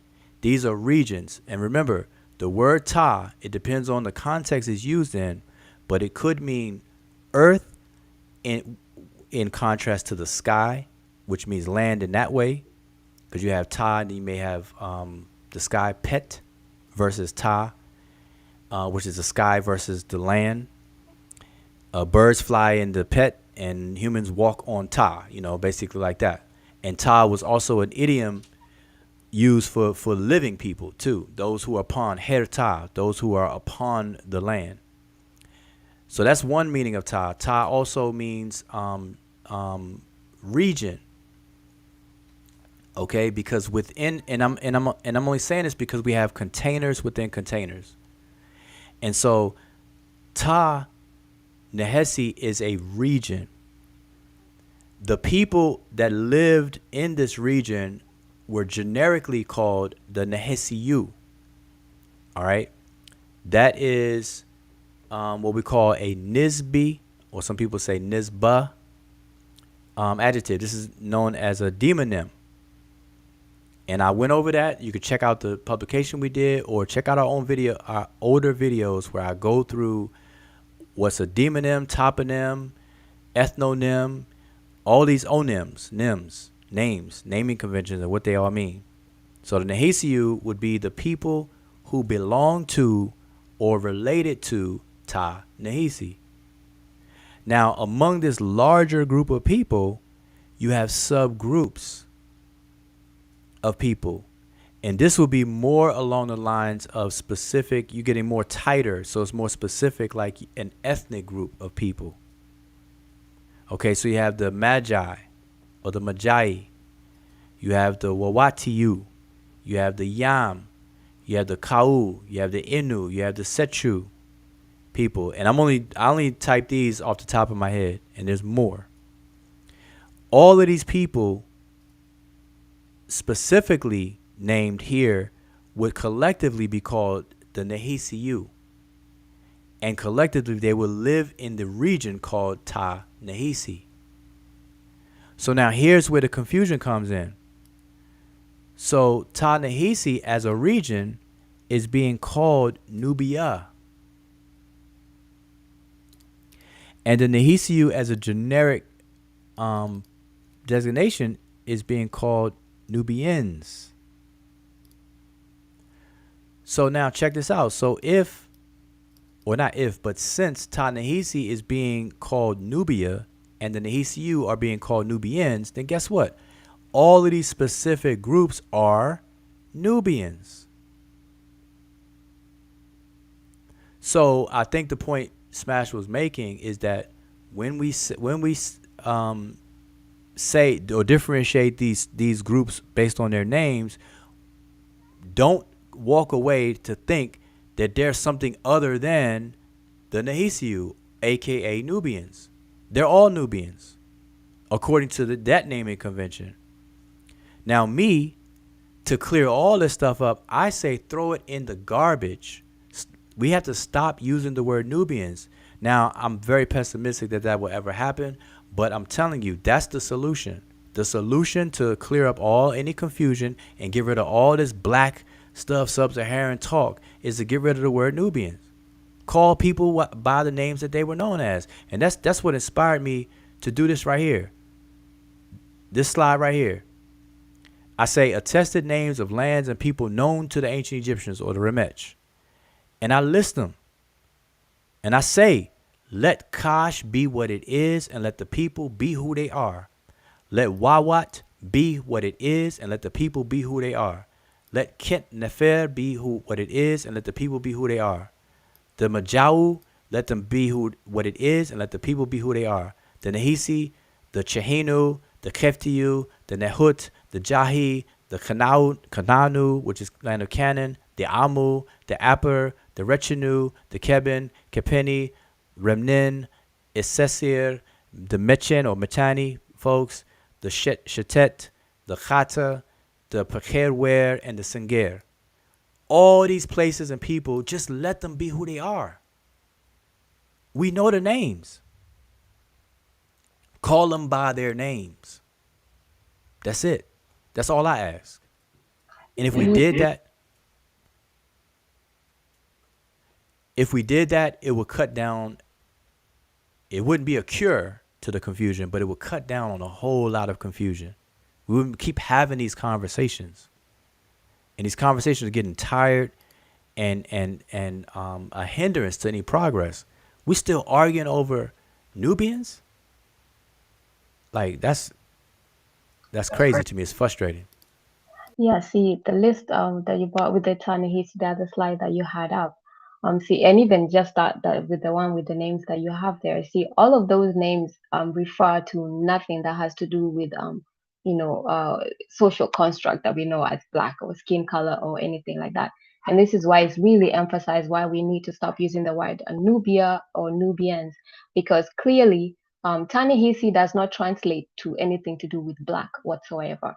The only reason why early Egyptologists used it, like as Smash was trying to say, and was saying, and what we've always said, throughout, is it was a it's a it's a conscious way to try to separate Egypt from the rest of Africa. That's why you will see somebody artificially insert a translation that is nowhere, that there's no attestation for it, that means anything to do with Negro or a Negro or black or anything of that sort. Clearly, obviously, because that's actually just a modern way of classifying people. When you look at the way the Ramech classified and named those people, it's right there. Tani Hisi is that land, and then the Nehisiu, and then within the Nehisiu you have all those other different people, and then the other list that Wujao just put on the second slide. All those also have their names, and we need to just stick to that because clearly those names have nothing to do with skin color or race. It's just how people classify themselves, and this is true to this day all over the continent. Like I always say, a Maasai is a Maasai, and a Maasai is not trying to say that there is a Zulu just because we would call a Maasai and a Zulu both black. Everybody distinctifies themselves, and these are the names that you use. Like just like you have Maasai and you have a Zulu, you have a Magi and you have a Wawat and you have a Yam and you have a Kau and and all the rest. Nothing to do with skin color. That's just Egyptologists doing their own thing that cannot be attested, and it's something that we need to stop doing. Tani Hisi has nothing to do with the white, black, or anything of that sort. All right, great. I'm gonna keep it moving. I'm gonna keep that on the screen, but I'm gonna keep it moving because I know I'm way behind on the comments, and I was trying to see if Jonathan was gonna come back, pop up back up in here. But I hope everybody gets that. And I think that's the point that he was making, that once we do identify these people, don't think that they're something other than, because if you look at what I have on the screen, let me make this big, because I'm not going to keep repeating myself, boy. You have, I think he came back. Smash his back. I'm just going to repeat this diagram real quick. So we have Ta-Nehisi, which is a place. It's a region. The region of Nehisi. Ta-Nehisi. The people who live in this region are collectively called the Nehisiu, which means those who belong to or pertain to the region called Nehisi. That's Nehisiu. The linguistic term for that term we call that a nisba, or what we call a derived adjective. Below that, we have specific groups. This will be more so on the level of what we call ethnic groups. This will be ethnological distinctions. We have the Magi or Majau, the Wawetiu, the Yamu, Kau, Inu, and Setiu. And those are the only people that I was saying typing on top of my head. Those people would all be considered Nehisiu of the region called Ta-Nehisi. So you see how it all comes, it plays. But now, this is what scholars did. So let me show you. I'm going to put scholars up here so y'all can see the difference, if I can spell it right. This is what scholars did, right? So this is what the scholars did. So the scholars equated Ta-Nehisi with Nubia. And put scholars right here. That's the arrow. So they equated Ta-Nehisi with Nubia, and then they equated the generic name for the people in this region as Nubians. Well, guess what? Since they did that, well, hold up. I got back up. Pardon me, back up. Before it became Nubia, we got to do it in chronological order. This was Negro land. Then right here, this was Negroes. All right, so yeah, hold on, I can move all this stuff over. Hold up, y'all bear with me because I don't like to keep revisiting this, so I'm gonna do this one good time. Y'all just refer to the video. Don't be coming to ask me repeat the same thing I done went over tonight again. Hold up, but this is the chronological order. So this is what scholars did. So scholars took Nehisi, they called it Negro land. We know the word Negro means black, so black land. I should put that in parentheses actually, but I'm not right now. Scholars called Nehisi Negro land, and then they just swapped the word Negro land to Nubia. Likewise, they took Nahisi, changed it to Negroes, and they swapped the word Negroes to mean Nubians. Well, in essence, what by them doing that, all of these subgroups that we mentioned, from the Magi all the way to the Setu, they're all Nubians in the way that they describe it. So don't think that by looking at Kau or Yam or whatever that they're not Nubians. They are. But we prefer or should prefer Nahisiu. All right? They're the Nahisiu. And so my suggestion is trash what the scholars did, because this is part of the confusion over here. All this right here is part of this confusion, because it's connect. Now, scholars today they inherited that MO. So they're guilty by association, but they weren't the inventors of it.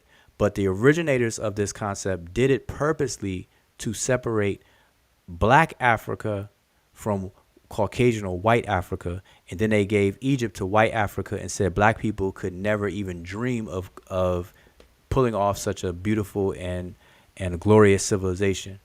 That was the sentiment of that day and time. From the Hegel, George Hegel and those intellectuals of that day and time, they looked at Africa or sub-Saharan Africans as wild beasts that had no feelings, had no way of conceptualizing and thinking abstractly, all those kind of negative things. That was a serious trend of thought back then.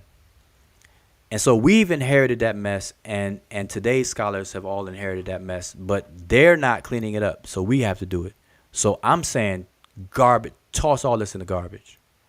Stop using the word Nubia, stop using the word Nubians, and all of that.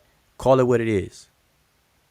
The same way we say Sesh, Medew, Netcher, we don't have to say hieroglyph anymore. Same way we don't have to say ancient Egypt, we can say Kemet or Tawi. It's just that easy. Stop saying Nubians. Just say Nahisiu, or say Ta Nahisi, or call them what they are. The Magi, Wawat. Name names. You know what I'm saying? That's what we should say. But anyway, so Smash, I think you back. I think we can hear you. Mike, Shaq, you can hear me? Yep, we can hear you. Oh yeah, that was a very good breakdown. I still got my slides up from my show I did earlier. So yeah, no, that was a very good breakdown. I'm glad you expounded. Y'all definitely touched on a lot of things I was trying to say. I definitely want to when we talked about again how detailed these conversations get. I don't know if it's a good time, but when we get time, I want to kind of go into give people greater understanding of pharaonic relationships and the political view on things as opposed to the actual everyday view, and how we got to the point where all of a sudden Egyptians are saying these things about Nubians. But I definitely will take a time to detail that in a moment once we get there. Oh, okay. Well, let me just go because I'm trying to limit these videos to 2 hours, and I'm actually on a 2 hour mark. But if everybody's with it, we could keep it going. I'll make an exception this time around, or I'll just fire up another session. But I mean, everybody's already watching now, so that really wouldn't make sense. I could just chop the video in half afterwards. So, but let me just get through some of the comments though, because I was on my way down the list here. Because like I said, I told people in the beginning, I didn't see the is that you, Sharon? Oh yeah, I was just preparing to discuss some of this stuff to keep people understanding what's going on. I didn't know you was gonna share it immediately. Okay, no. I can tell you. I put it up. Let me just screen some of these. Sift through some of these comments while you get things ready for that conversation. All right, so we got I'm probably behind. I'm just trying to go through these fast. As scholars, the truth has to be told of our ancestors, good or bad. I'm tired of the up on with each other. No one is humble so far. You are the okay. Appreciate that. Well, listen, see, I come from a background where I was always taught never to personalize information. You never identify with information. That way, if you ever wrong, you don't feel like your world is over with if somebody proves you wrong. Like it's okay to be wrong. Like it's perfectly fine to be wrong. And in being wrong is like is like having allergies or getting hurt. It's a reminder that you're alive. And so being wrong is a reminder that you're still part of this learning process of life. You know, we're not gonna be right all the time. Who wants to be right all the time? That's kind of crazy. It's like living forever. Like imagine somebody living forever. Like that's gotta be miserable. Even though right now you'd be like, man, I wish I could live for a long time or whatever. But hold on, let's see. He said he asked about Kemet. Shakespeare. Okay, I didn't see your question about Kemet, but okay. Oh, you were the one that probably asked about Kemet, the name Kemet. I'm new here, so I don't know if you've spoken this before, but are the ancient Israelites are really spoken about on the Myrna Ptah Stela? Wow, that's a whole conversation right there. So Mouse 191. Listen, I don't want to appear to run from that question because that's a whole conversation right there. The Myrna Ptah Stela, or they AKA it the Israel Stela. That's a whole conversation, and I've covered that before on more than one occasion, but I don't mind doing it again. But right now, that would be like hijacking the flow of this conversation. All right, so Mouse 1, subscribe. Make sure you subscribe. We'll come back. We'll revisit that. So yeah, we'll come back to that because that's a biggie right there. All right, let's keep going. Let's see, going down. Ramza says, yes, huge mission is erasing us with the political people of color mission. We got greatly diminished here recently. True that. June said, let's go over the first word on the next page. Oh, June, you gotta pop in. I don't know what you mean by that. Okay, Rawan says, were Libyans ever considered or called Nahisiu, and what's your take on the distinction between Chehenu and Chemehu? Okay, no, they weren't called Nahisiu. As a matter of fact, let me show you real quick. I have this right here on the screen. Put it up real big. So Rawan, let me show you how they made a distinction. So notice, remember this pattern, Nahisi. Right here. So we have a place name or a ethnic group, Nahisi. Now check this out. People think that the hyphenated American, what I want y'all to do, not now, but on your own time, go to Wikipedia and type in hyphenated American. And you're going to find the concept of hyphenated American started in recent times in, I think, right after World War I. When immigrants came from the warring countries over here to America, they started hyphenating their name. Irish American, German American, and so on and so forth. But check this out. That concept is what you're seeing right here on this document. We have a people and then Nahisi. Right here, a people, then Nahisi. A people, then the word Nahisi. A people, then the word Nahisi. So this is almost like saying, like for example, this one, Kau Nahisi. Wawat Nahisi. And we say today, for us, we say African American. So Wawat Nahisi, Kau Nahisi. But now, so Rawan, this is my answer to your question though. Notice that we have a people / Nahisi, a people / Nahisi, a people / Nahisi, a people / Nahisi. Then all of a sudden we have the word Chemehu. And we don't see the word Nahisi after that. So it breaks the pattern. So again, to answer your question, the Chemehu were viewed as different than the Nahisi. Why? Because the place called Chemehu is in a place called Libu or Ribu, which is we know is Libya. So it's not in that area. Oh, that's my dog. Excuse me. Hold on, let me let him out. June was asking about that very first The first one is Magi, man. I said that Ujahu, then I looked it up. It really was Magi. Oh, which one? Oh, this first one here? Yeah, but I think Buzz messed it up and put an owl at the end instead of an A. But when we look at all of the other translations, I even went over it in my video. And I'm sorry, Cat, I didn't mean to. But Magi, that's the question you were posing, right, Cat? Yeah, that was what June wanted to know, the first word on that. Yeah, well, listen, this being the Magi, they're Nahisi, because Magi Nahisi, Imam Nahisi, Wawat Nahisi, Kau Nahisi. Then all of a sudden we have Chemehu,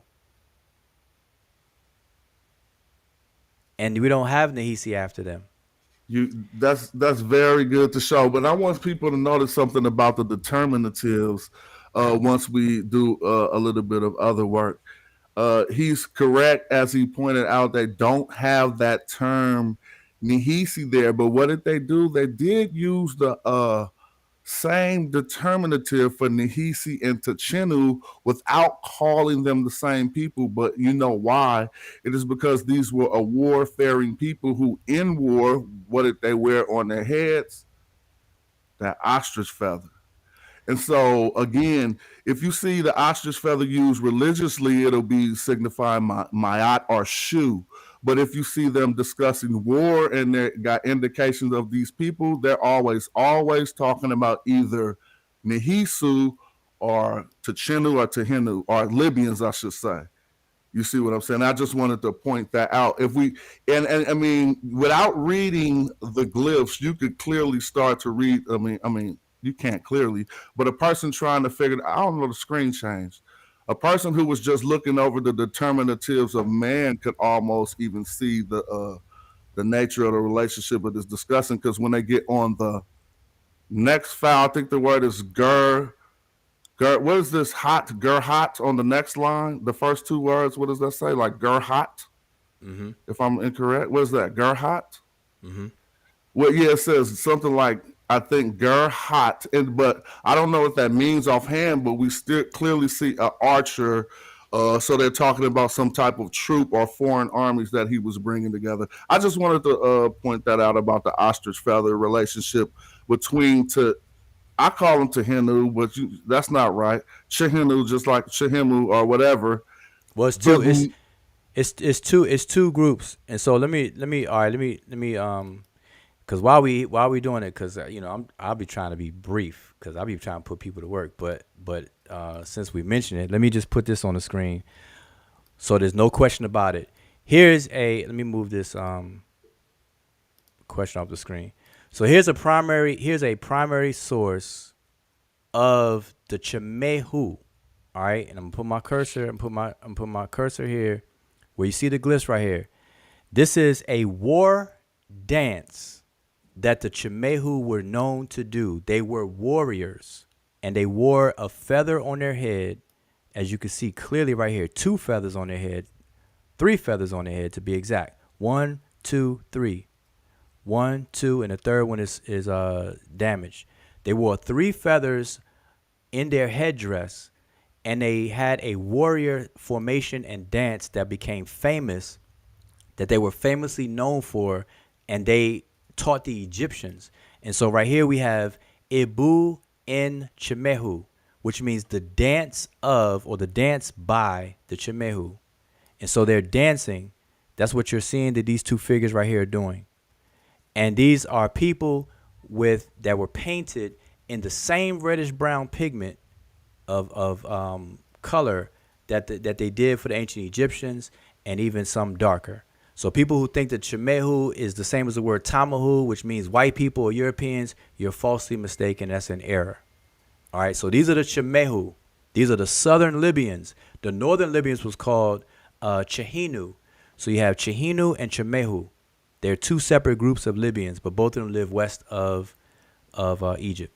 These people were contemporaries to the Nehisiu, but to the west. And so that's why they were thrown in there a lot of times when they were mentioned, because they were warriors just like the Magi and people like that. Yeah, and that relationship is going to grow into some of the things that, like from this time period where we're dealing with Una, it's about 5th, 6th dynasty, until when we find Nubians all of a sudden looked at negatively. And so that's what I wanted to expound on a little bit, if we got a second, just to show, just so people could keep it in context.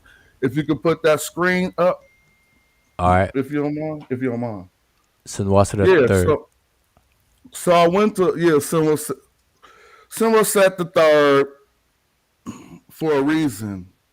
They call him Zoroastrius, and that stela that we were discussing, which told Nubians to the Simna stelas particularly, which told Nubians to look, don't cross this line. This stela, the boundary stela, was erected by Simroset the third. But I want to go over this in the quick. It won't even take 7 minutes. But people are going to be able to understand a little bit better. We're dealing with the 12th dynasty now. Now, before 12, 7 through 10 and 11 really are an intermediate period. So when we discuss how this negative look on the Nubians came about, we got to understand how the dynasties transpired, and particularly dynasty. And if we understand a dynasty being a family, and then an intermediate period means different dynasties ruling at one time, it is going to show us how the sentiment went from the positive sentiment about Nubians. We bring in the Magi and all these people back to help us fight, until we call it now in the 12th dynasty, we see Simroset saying, nah, stay out of here, wretched Cush, and all of these things. And so, again, I started with Simroset, but we'll detail the 12th dynasty by simply clicking predecessor. He came from Simroset II, who didn't do as much, but he came. So the Simrosets and the Menahats go together. Just remember that, and about that 12th dynasty, when you're hearing about Amenemhats and Simrosets, that's the same family, right? So we get back to the first erection of a stela that told Nubians to stay away. It was Simroset's the first stelas. And look, if I just seen the story of Sinuwe, and basically, which was the story about somebody leaving away and coming back, a Nubian. Well, let's read. It says, he continued his father's aggressive expansion policies against Nubia by initiating 2 expeditions into the region, 10 and 18th years, in the 10th and 18th years, establishing Egypt's former south border near the Second Cataract. So again, this family, particularly this 12th dynasty family of the Amenemhats and Simrosets, had a problem with Nubians. And now what happens is, after thousands of years, we find 2 or 3 texts. We find a stela over here and a palette over there. And we start to extract the lexicon of Egyptians, and we find a term like wretched Cush that scholars then take. It was used a little bit again in the 18th dynasty, but we take this term and spread it all over the history of Egypt and try to act like they had this, like they always looked at Nubians negatively. And so I'm going to walk this back and really want to detail how this went down, because they tell you his father, he was trying to continue his father's aggressive expansion, and they set up that border. So it says, and established Egypt's formal southern border near the Second Cataract, down there by Simna. But what Simroset III did, his grandson or his great grandson was say, I'm going to go further than all of my predecessors, and he went down real far. But I want to take y'all back to Amenemhat, so because it's funny when you look at him, and then when we just was looking at the Chimahu. It seems as if they, and even with the beard that is in traditional of a Nubian, we're starting to see things from this Simroset family that could give us indications that they were some other. I don't want to go there, but what I do know is the representation with this hairstyle and a beard is not a Nubian representation. because the beard traditionally went on Libyans. And you could correct me when I interject wrong. We know how it was used for pharaonic images, but this is just this is a pharaoh. I meant we know how it was used for deities or what have you, or the Pochief or whatever they called that magical beard. But this is a different thing entirely. And so I just wanted to show a minute here. Let's keep going back, and then we're going to see what happens. We get to his predecessor, meaning he was the first ruler of the 12th dynasty. He was the first person from the Funky family, the family that wrote the bad things about the Nubians. And guess who he had to take it from? See? His predecessor was Mentuhotep IV. Now we're getting somewhere. The last king of the 11th dynasty. Now we switch families to a Nubian family. All we have to do is keep going back through his predecessors. You start to see the phenotype change, but what you're really going to see is Mentuhotep II, which was the one who, in his wife's tomb, Ashayet's tomb, they discussed the well of Abet, or they discussed the area called Abet, which if I just type Abet right in Wiki right now, is going to show us that it was in the right around that curve where the Nile starts to run south before it runs back up north again. His wife also had two Magi by that name, women written into her coffin text. And we're talking about this brother here who he never claimed to be Magi, but we're starting to see how this happened. I don't want to say Semroset and them was, but we know again with this collapse of these intermediate periods that happened at about from the 7th to the 11th dynasty, and then Semroset happened to take the Semroset family or the 12th dynasty, so-called taking the kingdom from a formerly, at least a family that had people who represented themselves traditionally Nubian. Let me see, and then I'll pass this over. Ashayet, I'm going to bring up his wife, Ashayet here, and she is the one with, they'll even tell you on here that you don't put no mat, well, they probably don't say it on here, but here's the inscription. And this is a different part of the casket, but I don't see the two Magi women, so this is a different part. There it is. These women back here are called particularly by name Magi women, and her other friend, her caretaker name is Abet. And so we know you traditionally draw women yellow in ancient Egyptian, unless if they Nubians or something. And so we see, obviously, Ashayet dressed this way with two Magi women in her, along with her in her coffin text. Now, the last thing before I surrender, I'm just going to type the name of what she called the lady in her coffin text. She called her Abet, Abhet, Abet. And so, dang, am I not spelling this right?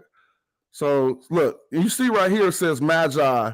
We have come from the well of Abet, even though I thought I spelled it correctly, but it anyway, I'll surrender there and just let people see that what I was kind of alluding to earlier when I was like, we got to start classifying certain things. It's particularly the way Egyptians seen Nubians politically during the 12th dynasty, being related to a lot of the skirmishes of that being the first intermediate period. And I'll stop sharing right there if I can find my mouse. There we go. Yeah, that's important, and that's how we have to put it in context. So you're giving context in terms of the timeline as well, because the intermediate period became the intermediate period and called that for a reason, because there was a breakup, there was some kind of structural damage to the kingdom, and its political structure and administrative structure to where it broke down, and then it had to repair itself. But the blame and why it was broken down and things like that, a lot of people don't discuss. You know, we just say, hey, the second intermediate period or the first intermediate period, then we just keep the conversation moving. And so this gives more context to that. But I want to add to what you just showed by, let me see, this person right here. Hold up, I done lost my screen. Here we go. I want to show this right here. This should be someone that everyone should be familiar with. If I can share my screen. Oh, wait a minute. What's the computer screen? Oh, I updated my Chrome, and now I got to go through this. Y'all bear with me 1 second. And I don't like that dead silence. But I'm going to be fast as possible. I was laughing at dude mad at me still saying the word Nubia. But look, when you under an understanding, you under that understanding, bro. That's what I'm saying. So I'm just killing the dead space real quick, the silence. All right, yeah, this is not going, I don't think it's going to let me share it. Well, anyway, here we go. Is it going to let me share it? Yeah, it is. All right, here we go. So everyone should be familiar with this person by the name of Harkuf, and I'm gonna blow this up so y'all can see it. This is coming from the University of Chicago website, or the Oriental Institute website.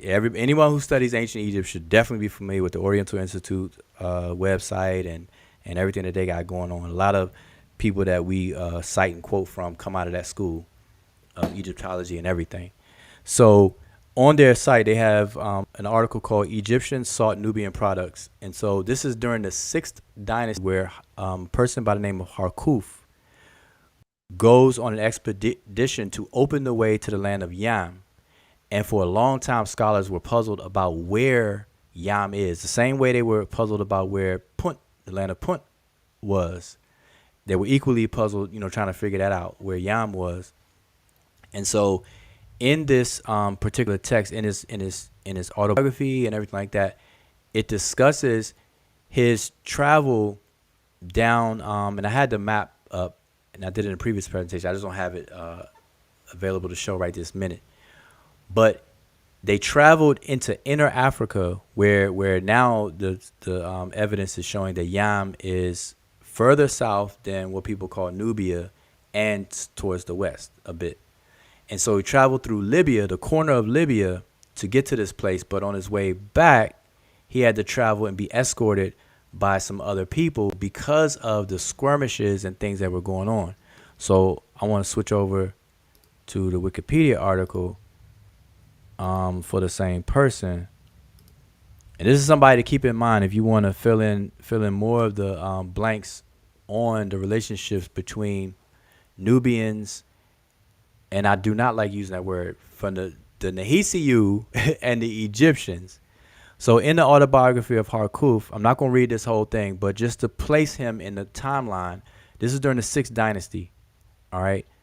So he was, he lived during the 6th dynasty during the reign of Mer-Ni-Ra, or Mer-En-Re, or Pepi II. All right. So he's the 4th king of the 6th dynasty, et cetera, et cetera. So I'm going to skip on down to here. All right. So he traveled a considerable distance to a land called Iyam, and everybody just abbreviates that to Yam, which probably corresponds to the fertile plain that opens out south of modern Khartoum, where the Blue Nile joins the White Nile, the junction of the Nile. However, Jean Yoyot thought Iyam was located further north in the Libyan desert. And there's a reason why, but, we could talk about that another time. It has to do with this map that I showed before, this trail. But the inscriptions of Harkuf's tomb reflect changes in the Egyptian worldview that were occurring during the late Old Kingdom and the first intermediate period, with the person of the king becoming more human and displaying emotions and interests while commenting on the person leading a moral life by helping his neighbor, etc. But let's go to the tomb inscriptions, and I believe right here it says the right side of the entrance, 14 lines. It says Harkuf accounts his expedition to Yam, located in Upper Nubia. And by the way, Upper Nubia would be south. It would be below the portions that I was showing this whole time on that map. So it'd be off the map, lower, below where Wawat and all that stuff is. He said the first time with his father bearing gifts and products. The second trip was done alone, where he traveled back through other foreign lands. And see, when he traveled back, he went through Libya, noting that this has not been done by anyone else before, and again, bearing beautiful gifts. The third trip to Yam, he found that the ruler had gone to Chimay land, which is Libya, to handle business, to smite the Chimay, to have conflict there. However, Harkuf was able to please the ruler of Yam, and Yam's ruler praised all the goods. And we come to find out it's not in here. Oh, yeah, it is here. After satisfying the ruler of Yam, Harkuf came down through the south of Irchet. Now, mind you, these are places and people. He came through this place where people were, north of Sechu, which is another place and people that I typed out before, and he found their ruler, which was impressed by all of his goods and products, as well as the numerous troops from Yam with him, that the ruler escorted him and led him to Irchet's mountain path. He was trying to get back into Egypt. And he was like, nah, man, I'm around all these different people. I need an escort. I'm not trying to get hemmed up. I got all these goods and valuables with me and things like that. I need an escort. I need an entourage to lead me back up into Egypt. And so he was granted that. All right. So it goes. So if we were to read and note the relationship here that the Egyptians had, something happened during the second intermediate period or the intermediate period that you're talking about, Smash, where the Egyptians saw certain people within this area of Nehisiu as state enemies, and they became part of the 9 bows, which are known as a rotating name of enemies to the ancient Egyptian state. And so there's reasons for that, and the reasons that I don't see on here was they made disruptions in the trade routes, in the resources that the Egyptians were establishing all the way back to where I'm showing you from the 6th dynasty. So by the time you get to the 12th dynasty, the trading and the supply lines became disrupted by people in the area of Ta-Nehisi.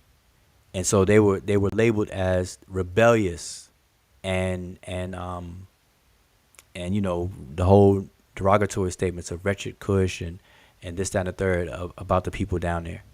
And so that gives some more context to how it became bitter, because Egypt's livelihood and resources were being cut off and compromised. That was a good, quick lesson on political science. A little bit of that, I guess people need to understand about politics and all that kind of stuff. They can be enemies today and allies the next day. So that was a quick, short one on that. Yeah, but one thing that people better should walk away from this is that the Egyptians are the Egyptians.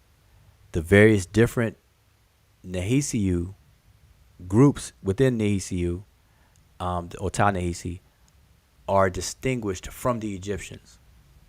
And so people, at the same time, people should not look that they're not Nubians, as scholars like to call them.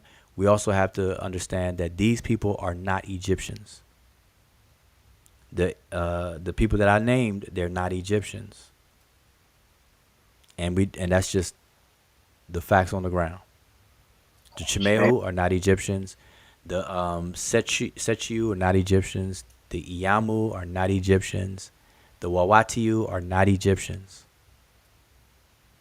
The Cushites are not Egyptians.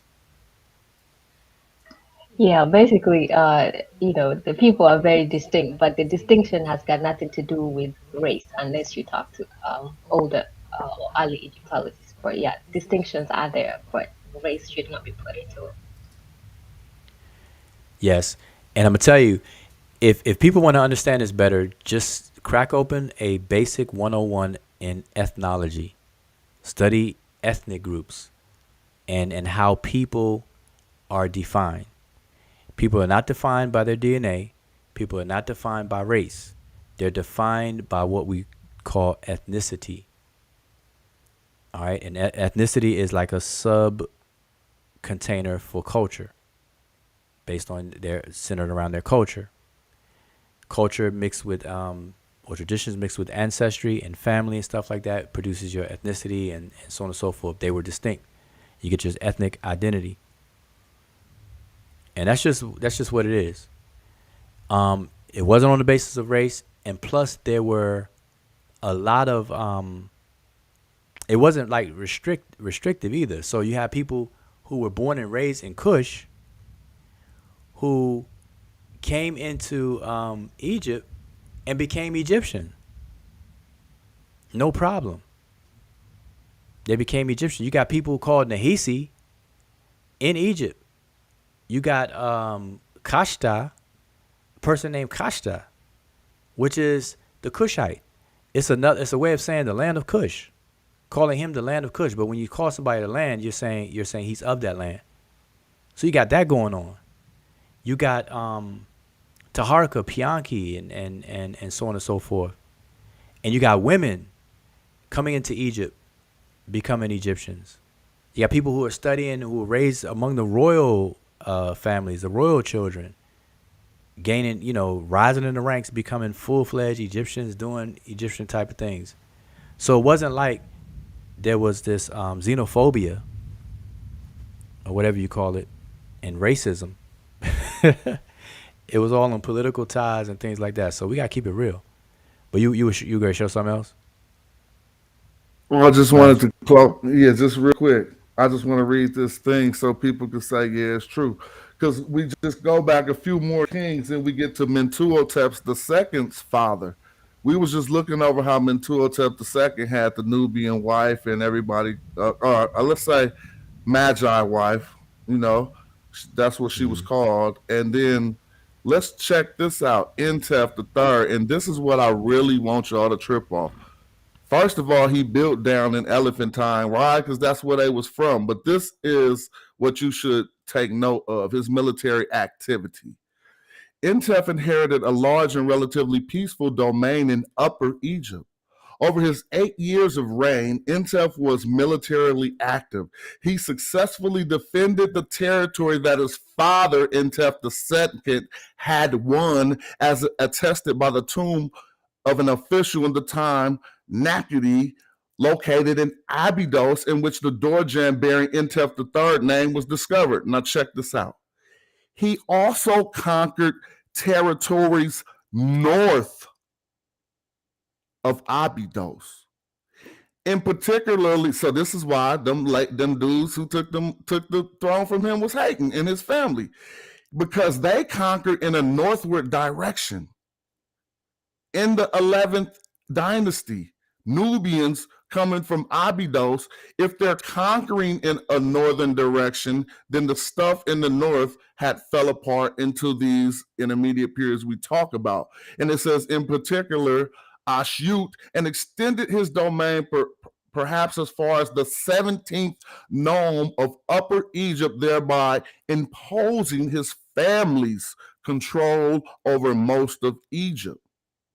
So again, we're discussing why politically, after that intermediate period, Nubians took on such a negative connotation, because the people had struggled and won and wrestled Egypt out of the hands of this Nubian family right here, which would be the 11 dynasty pharaohs. And that's just what I wanted to add to that. Kemet didn't receive its official name for the kingdom until that time period of Mentuhotep.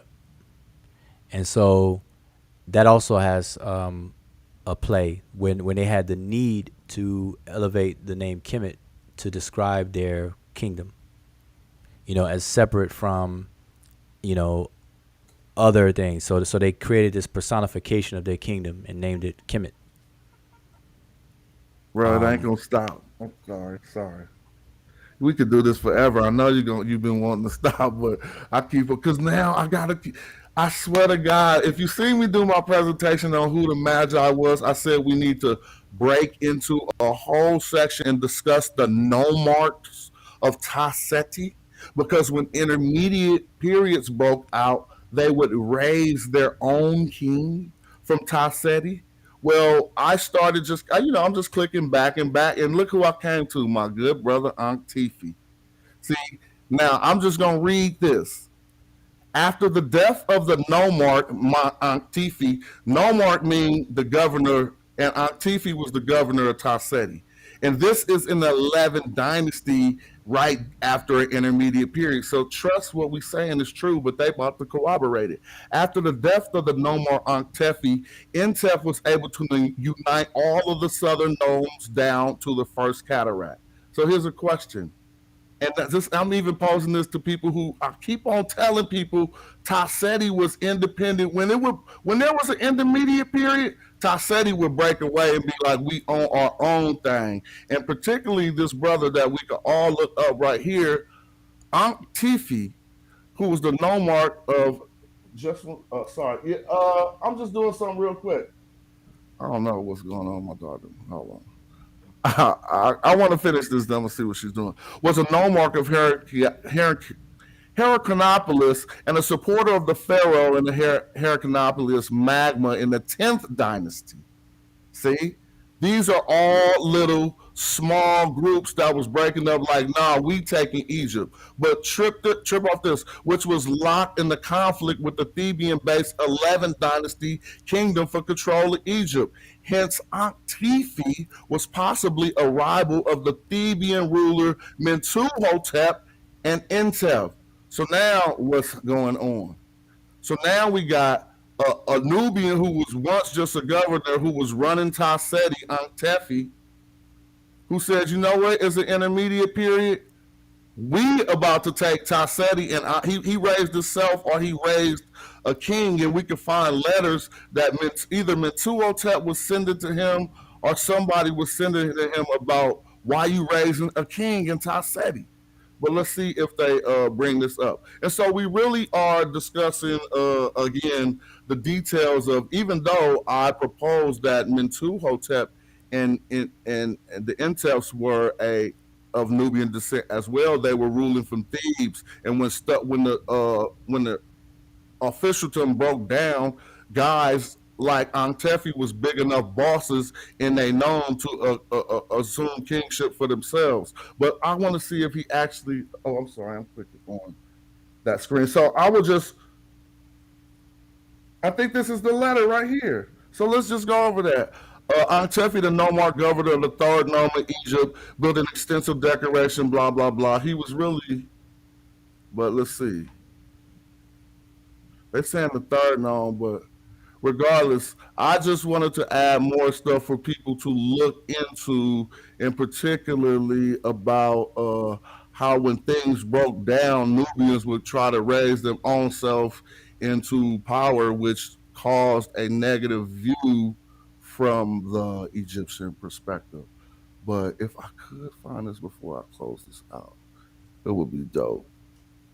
Anyway, looking at that, and not only Ankh Tifi, Serinput the second, and a few other of the nomarchs of Tasseti who tried to raise themselves as kings during these intermediate periods. So if your country broke down and California tried to break off into its own thing, and then when we got it all back together or whatever, it just gave a negative political view on Ta-Nehisians, I would say. Since I can't say Nubians, But yeah, I ain't trying to filibuster. No, I'm saying that adds context to the whole thing. But I think that this will be a good slow lesson to kind of really walk through it in a chronological order, maybe from forward to backwards or backwards to forward, either way. But in whichever direction to really slow it down, because one, it provides context for Egypt's 3,000 plus year existence, because people think, okay, Egypt was all rosy and peachy for that 3,000 plus years, and that's not the case. The polity collapsed. It got band-aid, then it got cured, then it collapsed. It got a band-aid, some bandages. It got cured again. Then it started collapsing for the final time. And the different collapses were caused for different reasons and had different results. And so, we kind of oversimplify it, but that's a lot of years. 3,000 years is a very, very long time to talk about it. And the way we talk about it on these YouTube streets is as if it's just like 10 years. We condense 3,000 years into 10 years. The way we talk about it, we just talk about it in passing and don't really get into the nitty gritty and details of these things. And so, but I personally think that those things need to be done in a classroom environment setting, because it's too many distractions for people, which is why we never get to it, which is why it never, really prevails in a conversation. People want to know if the Egyptians are black. They want to get to the bottom line. Like, how can studying Egypt put some money in my pocket and food on my table? Are the Egyptians black or white? Just yes or no. They don't want to get into these details like this. Tiffy, who's that? Was he a king? All right, not a king. All right, forget it. I don't need to know him. Forget that. He was spooky anyway. Look at what he got on. It'd be some crazy stuff, crazy stuff people be saying to avoid these like classroom type of lessons and slow down conversations and whatnot. So I'm all for it, but I actually deal with this in classes and stuff, where we walk through even the whole 11th dynasty on how the name Kemet came about. The circumstances surrounding the use of that name, Kemet and Tameri, they came about at the same time during the 11th dynasty, and prior to that, it wasn't used in the way it was. And their view of the borders, because they actually raised a consciousness of their country and personified it at that point, and it was after an intermediate period that triggered that, everything that you're saying. But people need to know the internal battles that went on with these nomarchs, as they say, these people, mayors and nomarchs, You ain't gonna like this, blood, but it's right on topic. I want you to. I know you ain't gonna like how I do my Magi work. I dare you to translate her name. I get it in, bruh. Translate her name and see that she's the pharaoh. You ain't gonna do it because it's gonna go against everything you teach. See, what her name? I'm still. Some of the Magi arrows might hit close to home, bro. What's this right here? What's her name? Khemsi. So if you was trying to translate this back into the Medew Netcher, we know what the T's and the S do at the end of a woman's name, right? I mean, at the end of a noun, right? Uh-huh. So what would you call her? Tell the truth. Just say it. I want to hear you say it. What, you want me to say? The black one? That ain't her name. Her name was the black woman. I'm just saying, am I wrong? The black woman. Her name is Kim, which means black, and then they feminized it. And then this is actually her. Okay, the black woman. I'm just saying, do that say that, or am I faking? Well, that's what I mean. Everybody translate her name as the black woman. That's who they cite as. Okay, Kim means black. See, they did refer to people by their skin color and black. But now, what about? Okay. Go ahead. I'm sorry. I was gonna ask, what about the double and the reed leaf on it? So that's giving us the SIT. You feel me? But the Kim is coming from we getting it from that K and that M in the front. And so I'm just proposing because you had said we started using the word Kemet in the 11th dynasty. All of this is around the same time. And I'm not going down the wrong street with this, trust me. Like, you know what I'm saying? I'm not going to arrive at the wrong conclusions. And I hope anyone listening to this isn't going to use this to arrive at the wrong conclusions either. But this has to be noted because she was one of the consorts or one of the women of Mentuhotep, which we proposed as a Nubian, and this dynasty wanted to actually show their Nubian nest. The last thing I'll click on at one of his other consorts, and we look at her great royal names. What is this one right here? Great of Kas. Again, so she was the great royal woman of Kush in the 11th dynasty. And so that's a checkmate, seeing that she was the great woman of Kush, great of Kas, and she had Magi women in her sarcophagus called by that name. And so I'm going to read what they say. They say it the same way we say it. Ashayet's stone sarcophagus contained a wooden coffin, and a wooden statue was also located in the tomb there, now found in the Egyptian museum. Her stones, blah, blah, blah. I'm trying to get to what I want you to know. It says here, in the interior decoration, 2 Magi women. I'm not saying that. You see? In the interior decorate, they didn't say Nubians, and they didn't say Nahes. They clearly said Magi women, and they give their names. Federet and Mechanet are depicted and named as part of Ashayet's household. It has been posited that Ashayet herself was a Nubian elite woman living in Egypt. And so now we see how the good brother Mentuhotep chose his, his partners, because again he was with Kimsi, whatever we want to translate that as, and then he was with Ashayet too. And I just wanted to pull that out because we were talking about the use of things that arose in about the 11th dynasty. Mm-hmm. So again, within the 11th dynasty is where Kemet. Now, hopefully people are clear that the word Kemet existed. So some people misconstrue that, okay, the word Kemet wasn't used until the 11th dynasty, but that's not what is being said. The naming of the place of the kingdom being called Kemet did not occur until the 11th dynasty. There were other Kemets before 11th dynasty, which were in the Delta region. There were many Kemets within the Delta region prior to Egypt being called Kemet. So there was places called Kemet before the entire kingdom was called Kemet, and then there are words Kem and Kemet that existed prior to the 11th dynasty. So people got to understand the difference. So to reiterate the fact is that the ancient Egypt kingdom, the polity and everything like that, was not called Kemet until the 11th dynasty.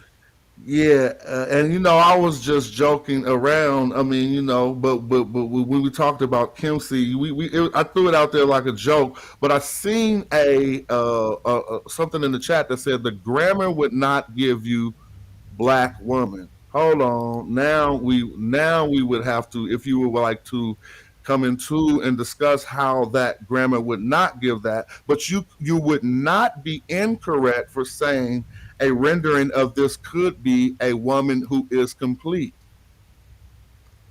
Nah, so let me just hold on, I gotta switch my screen over. All right, let's put this over here.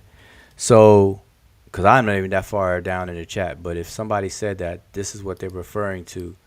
So, if I wanted to say black woman, I would say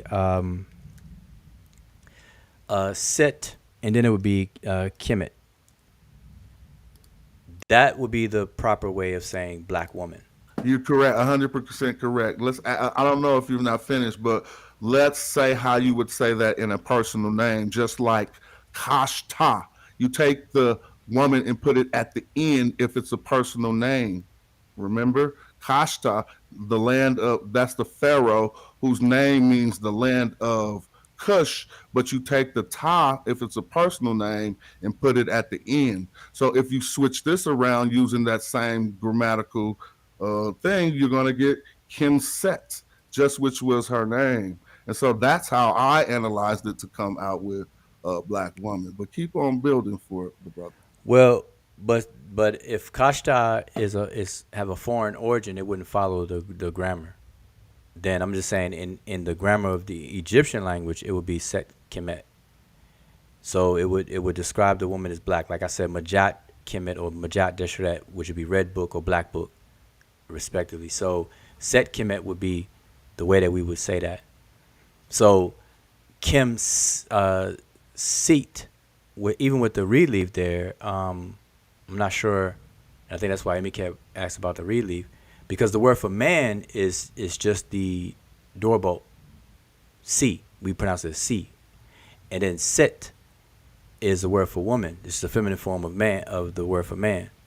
So that relief is a peculiar, and then Kim coming before it, because it would be feminine. So Set Kemet would have to agree in gender and number, and so that would be the proper way of saying black woman.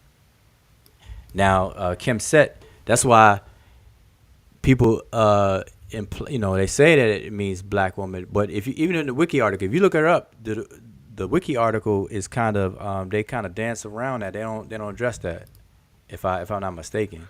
I don't even think they even put the etymology like they normally do, or say what the word means. I get I get what you're saying, and I see. I'm asking the opposite though, because we clear on that grammatical construction, how to say a black woman, but I was like, they doing the same. It's the same convention as being used with Kashta, and we can't suppose that Kashta was his name in. That's a pharaonic name. You take on these names as you conquer. You can't suppose his name was the land of Cush while he was living in the land of Cush. Just like we wouldn't say Pharaoh Nehesi wasn't probably called Nehesi before he became the Pharaoh. He was trying to let other people know certain things. And so I think this follows the same convention, to where if said as a pronoun, or if they're discussing the place, they're going to say land of, they're going to say land in front of the location. Right here, what we have is the adjective after the noun. But when this becomes a pronoun or a name, not a pronoun, but when it becomes a personal name, I am only putting forward that it quite possibly could do just like honorific transposition, or you switch it around and we get the rendering of her name again once we do that. So let me ask you a question though. So Kashta existed around what time frame? He's like 600s. So like seven was so hard. Yeah, a little right around the 700 line. You feel me? Hold, let me just see what. What does it say when you look it up? It should be about 7. Yeah, I'm about to look it up right now. Let's see. Okay, 8. Oh, I got the screen though. 8. You got it there. You go back to the 8.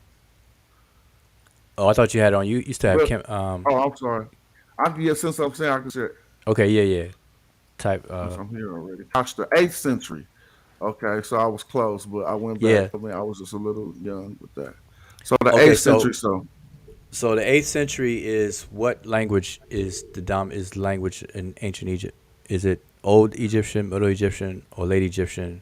I would. That's a very good question. I think they're going to say Late Egyptian, huh? So if that's the case, Late Egyptian has a very different grammar than Middle Egyptian and Old Egyptian. Mm-hmm. And so, go back to Kemsit. What time period is she? What time period is she? She Middle Kingdom. So she Middle Egyptian grammar. Right. That's what you're saying. And he Late Egyptian grammar. Right. So we can't compare the forms in Kashta with Kemsit. That makes perfect sense. I feel that. Even though it's the phenomenon still could be there, because not everything changes. I could still read Late Egyptian. I just understand we're using definite articles now and things of that nature, like pa and then the na. When we start to see these, we understand that we're in. But how much does it change? I mean, we don't have to go there right now, but I wonder, would it change enough to where they would not render something like, but we're on to something at least. I mean, you know, I'm No. not the one looking for that. I would say no. I would say that see, Wikipedia, whoever constructed this article in Wikipedia, they made sure they stayed away from trying to define that word. So that's something that we should dive into, finding out the meaning of Kimset. So that's something that should be done. Word up. Yeah, we'll do that one day.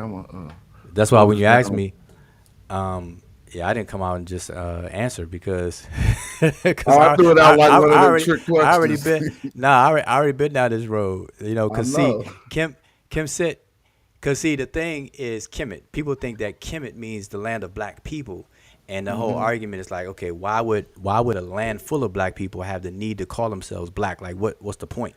Like, just like how you said, if Nahisi was in Nahisi, if the person named Nahisi was in Nahisi, there would be no need to say Nahisi because everybody would be Nahisi, and so that's the pushback. But then it's like, all right, well, we got Kimset, or we got Isis being called the black one.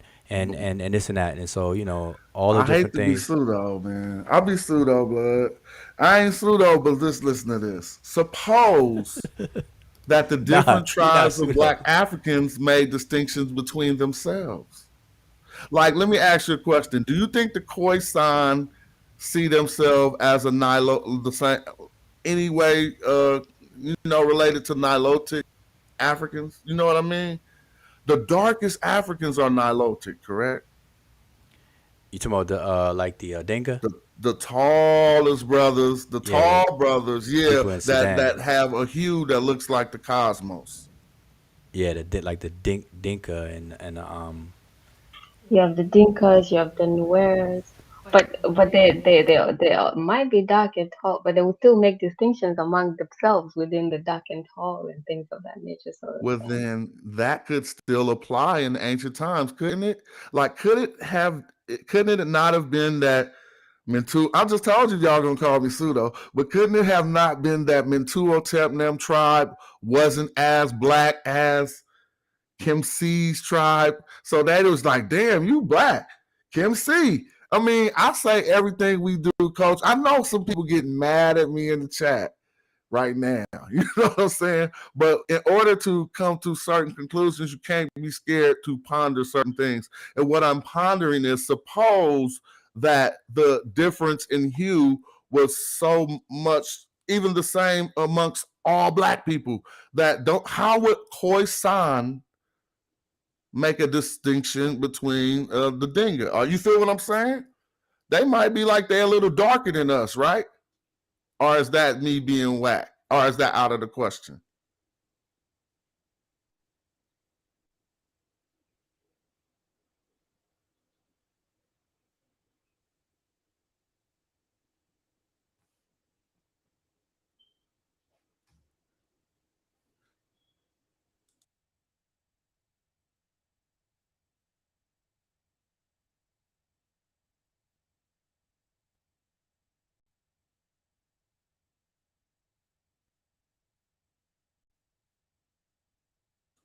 All right, I don't know what happened to the other audio. Did I fall off? Hold up.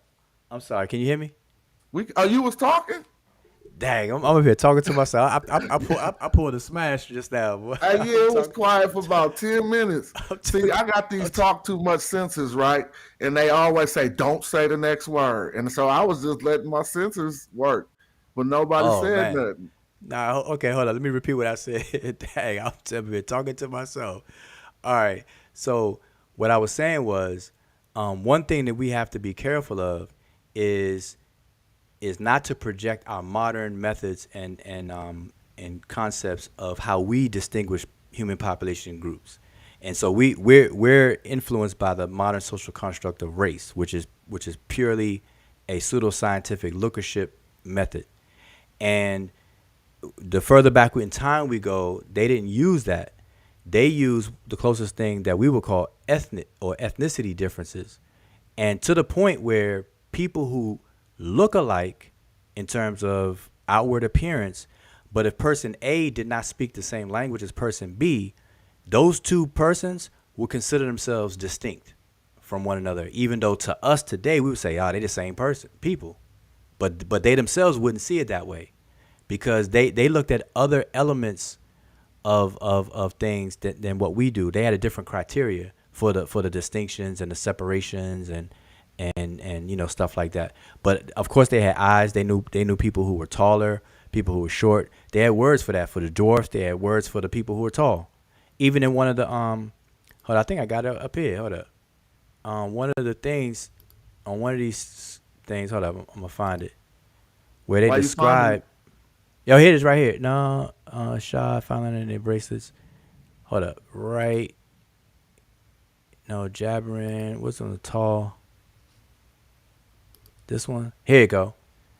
So on this one right here, we have Terek Kai, which are tall Terek people.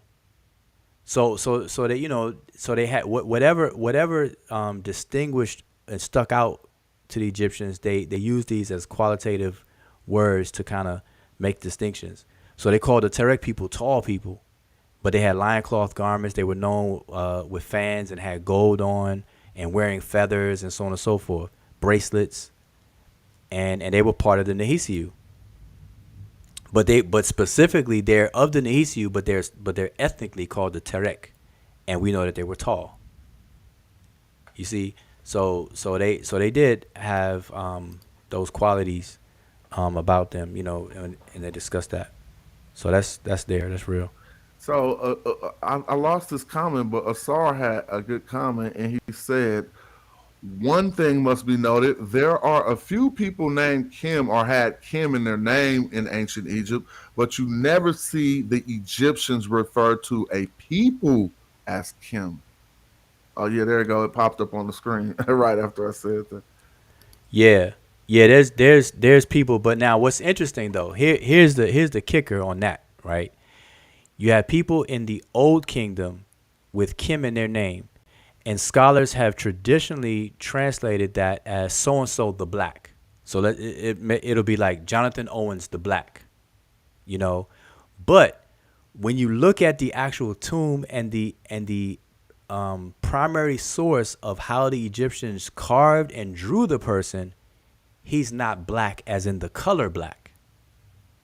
Even though they had black pigment paint and they very well could have colored him black. So like I have examples, and I'm gonna pull up because we could do a whole conversation about it, and I'll get the sources ready for that conversation where a person would be called so and so the Kim, and they translate it as so and so the Black. But when you look at his tomb and you see him painted in the same reddish brown as any other Egyptian. So that Kim was not to separate him as being the color black, as in skin color. That's how we see stuff today. We skin color is important to us, to where they calling people black. But that Kim may not be the adjective black. It may be a functional title that he had that Kim represents that people don't pay attention to, because Kim also deals with cattle. It deals with bulls, cattle, and some other things. Completion, like dude said earlier. Yep, and complete. In terms of completing your life, would you be deceased? Somebody who is perfect. The word perfect means complete. And to a completed person is not complete until they die. And so on and so forth. So. Yeah, that translating that as so and so the Black would only make sense if you had other other types of the same inscriptions in different tombs that had that particular type of pattern where you had so and so, and it would mention something to do with a different color than black or a different thing. But when you see those tombs, usually it's got nothing to do with when describing a person. It never does describe the person with their looks or whatever it is, but you have titles and things of that nature. So if the logic would dictate that that particular Kim would have to, have something to do with, their function or their title or something that they did in that sense. So yeah, that's how I would look at it, and I wouldn't jump into translating it as black as in skin color or how the person looked. Yeah, I We tend to don't. do that. I don't. Again, I I will never make those mistakes. Like even when I be seeing, I just laugh when I see names like that, and it's. But I don't. I won't research and be like, because it don't make no sense to me. Like the black. Just imagine if y'all said that about me right now, Jonathan Owens, the black. Like it wouldn't make sense to this day. So why would it made sense for them to be talking about my color, even if y'all was calling me the black? But we also did hear scholars talk about color separation for teens and things like that. Like and it would help us get confused if we were reading over some attestation and they said I was the black, but I was on the black team going against the reds and the greens. That's also a phenomenon that actually happens in these ancient Egyptian texts. And someone who's perusing the text to find black being related to the culture or the people of the culture would misread that entirely. Like they'll be like, he's from the blacks, he's from the this. In different type of texts concerning team sports play in late Egyptian. And so that is, I mean, I got that all from Dr. Rebecca Kennedy as she put that forward in that video I looked over in my earlier today. Yeah. Well, I mean, one thing for sure is that to look at this objectively, we gotta definitely lose the modern social constructs, and like my conclusion and my stance is to toss it. Like I say, toss Nubian. It's just a breath of fresh air. Everything clears up the moment you do that. If people start using the terms that the Egyptians use, and then likewise, if people throw the black white and try to pit black versus white, if the Egyptians are black or white or not, this whole super versus sub-Sahara Africa conversation, if we all can that in the trash, everything becomes nice and groovy and it fits together real nicely. There was no need for people didn't distinguish. See, because I look at people bringing up the colors the same way I see people bringing up DNA in these conversations, and that's just not how people were defined. No group of people were defined based on their DNA, and they weren't defined on their skin color. It was on the basis of what we now call ethnicity and all the elements, which, ethnicity / culture. That's what defined people and made definitive distinctions between one group versus another group, and so on and so forth. And when those groups collectively create a larger consciousness of a larger identity, they they join together. And so Egypt is the perfect example of it.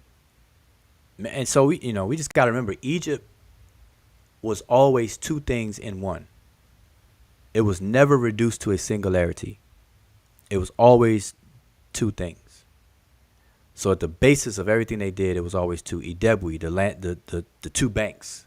The Nile River, they had created two banks. Tameri, Taseti, Tamehu, Tashemau, Kemet, Desheret. You always had these two things, two parallel things or opposing things, whatever. There's always a duality there. Upper and lower Kemet, Nisut and the Bidi. You have two protected names. Why is only two out of the 5 kings' names? Why only 2 in the Shenu? People don't even wonder about that.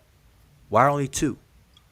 You got the Nisut, the coronation name or the throne name in the Shenu cartouche. Then you got the Sarah or the family name in the Shenu coronation. That's 2. The 2 ladies. You got the Heru name and the Heru gold. 2 falcons. But anyway, you got the Isis and I'm gonna say Nekibet. Isis and Nebet Hut with the Irti, the 2 kites, the 2 birds that protect the deceased. Always come down to 2. You sharing something else? Oh, I'm sorry. Can you hear me? I get you now. Yeah. Yeah, I'm definitely sharing something really good for us to meet. Hinenu, I would say, or however you would say it. They say, some say Hinu. But we're still going back in that progression, right? And look what he did.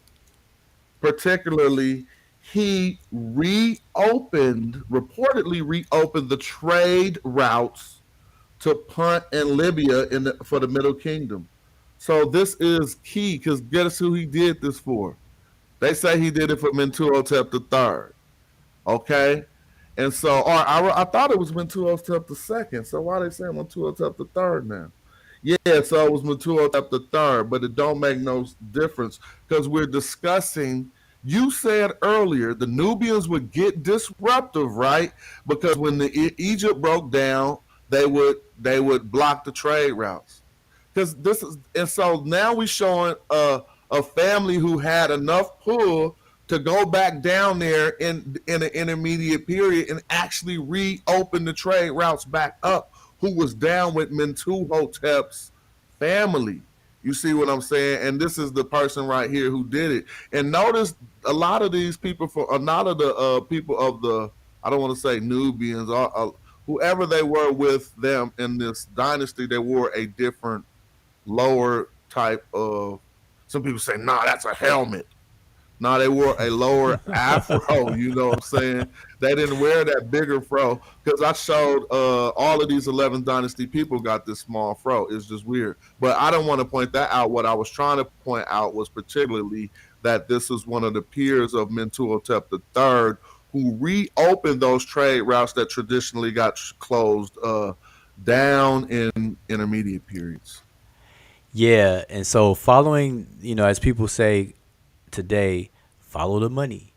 You know that saying, follow the money and you'll find your answers and this and that. If in antiquity, if you follow the money, aka the trading routes, the tributaries, and resource routes, then you'll be able to, you know, fill in a lot of these blanks that people are having, because like I said, you have this pathway that was created through expeditions that was not done before through Harkuf's time, where he came through Libya, the corner of Libya, and coming back up through southern Egypt. Through the south of Egypt.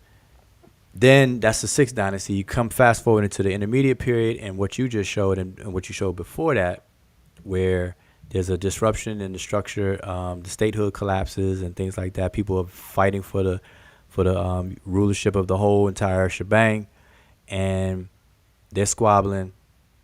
Meantime, while they're not getting their stuff together, the trading routes get blocked, get cut off. The resources, people are finding out the state secrets and whatnot, and Egypt can't have it because now the people are being responsible for, I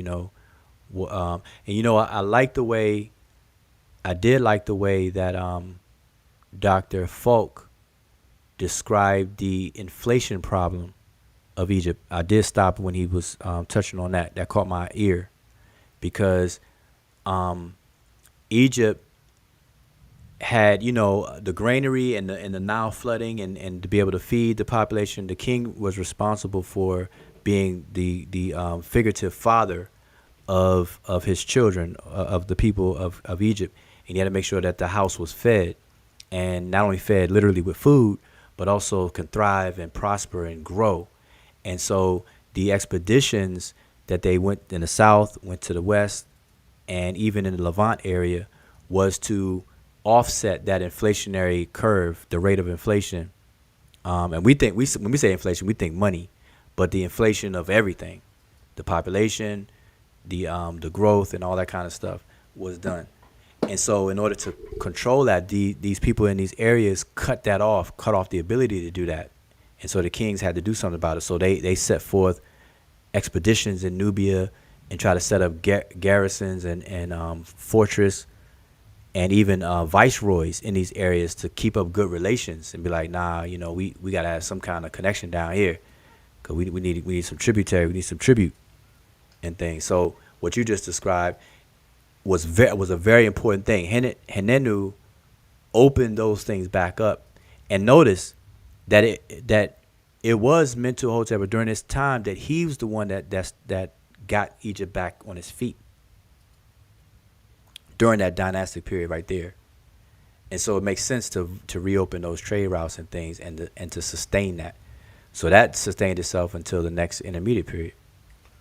Word up. I want to thank y'all for letting me on real quick. I not encourage y'all to stop this because I was just about to go listen, but I got to tend to some family bills. So I want to say thank you for letting me build real quick. But please keep this popping because people learning out there, and I know you're gonna shut it down, Squeak, but keep it popping, bro. Nah, I mean, yeah. I'm long winded, so I mean, I was trying to be good, but I can make an exception. So yeah, if you handle business, come back. We still on.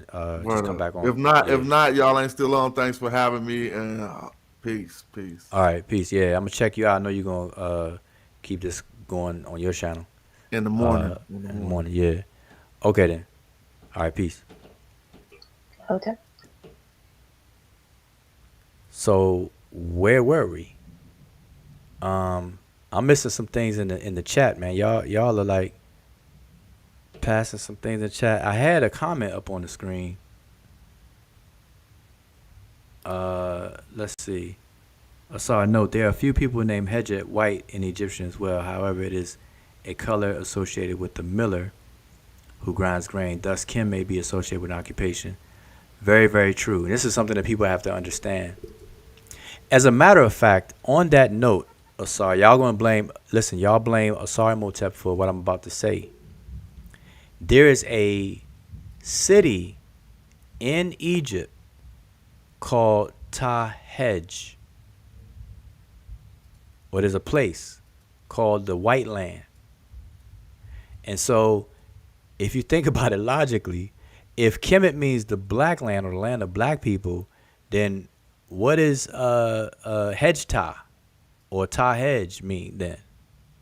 Is it a city of white people? You know what I'm saying? So, I mean, I just thought I'd throw that out there since Asar brought that up. But yeah, it definitely deals with occupation. It's not dealing with skin color. Is it because someone who a miller will always be like white, covered in in the powder, the white powder, and then that's so they looked at it was like the white word, as in that sense, as in Hedjet, he or she was white or whatever. Yeah, they took some Johnson & Johnson baby powder and just poured it all on themselves, and that's how they got their name, right? They just did that, just it's a ritual. Yeah, blame it on the ritual. See, I'm just trying to go down list since nobody else is clicking on the link.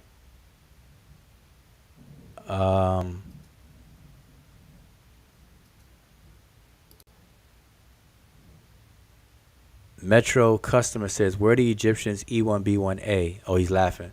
Yeah. So, listen, I'm going to make this very, very clear to everyone. People are not defined by DNA. A person, DNA can help inform the relationships of a person with another person and so on and so forth. We do that all day, every day. Paternal test. We, immediate and relationships all the way out to the fifth cousin, I believe.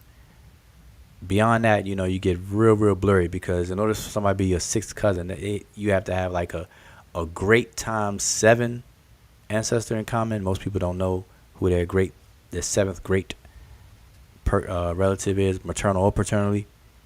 But a group of people are never defined by DNA. DNA, in terms of population genetics, defines a genetic population. But a genetic population is not the same as a ethnic population or a cultural population.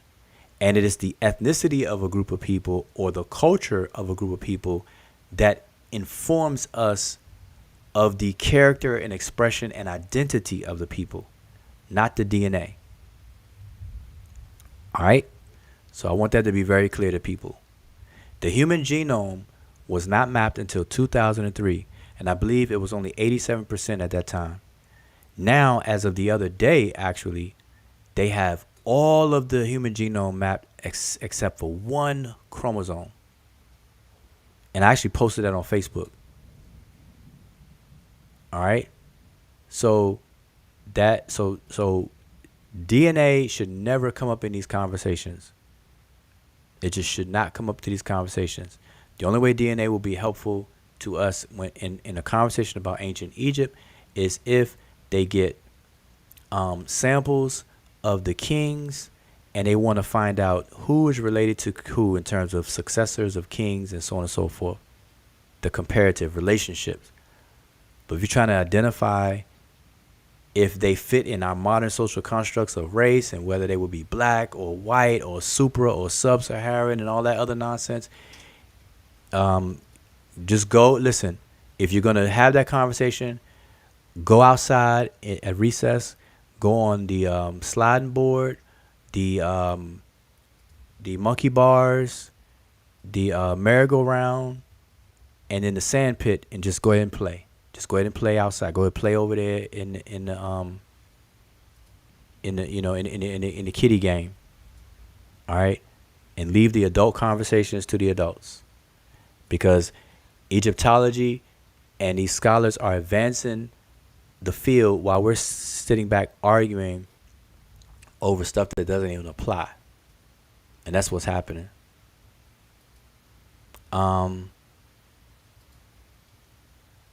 I'm trying to see if there's anything else. I'm looking through here.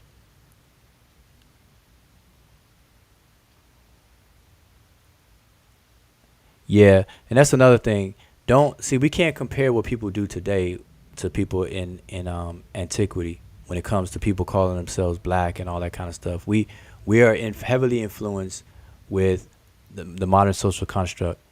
It's heaviest in the United States of America, but it has definitely influenced the rest of the world in terms of the social construct. All right, so you can't compare this modern construct with that with what people did in antiquity. Can't do it. All right.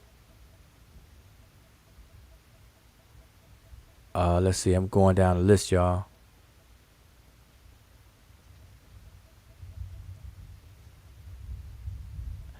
Rawan Fall, it's brother Aziz. I lost your comment before. You said, and I didn't even read it. I meant to read it on the screen, and I didn't even read it all because I had it pinned up at first. But you said that you had a list of people that were called both Kemet and Desherat or something like that to that effect. Could you retype that for me, if you don't mind? I don't want to hear no E1B1 codes, Iberian, Marusian, Naftufians, or anything like. Listen, y'all. Listen, I'm gonna blame you all. Y'all allow people to bring up DNA in these conversations. The haplogroups, the maternal and paternal haplogroups. It has no place. It has no place. A genetic population is not the same as an ethnic group or cultural population.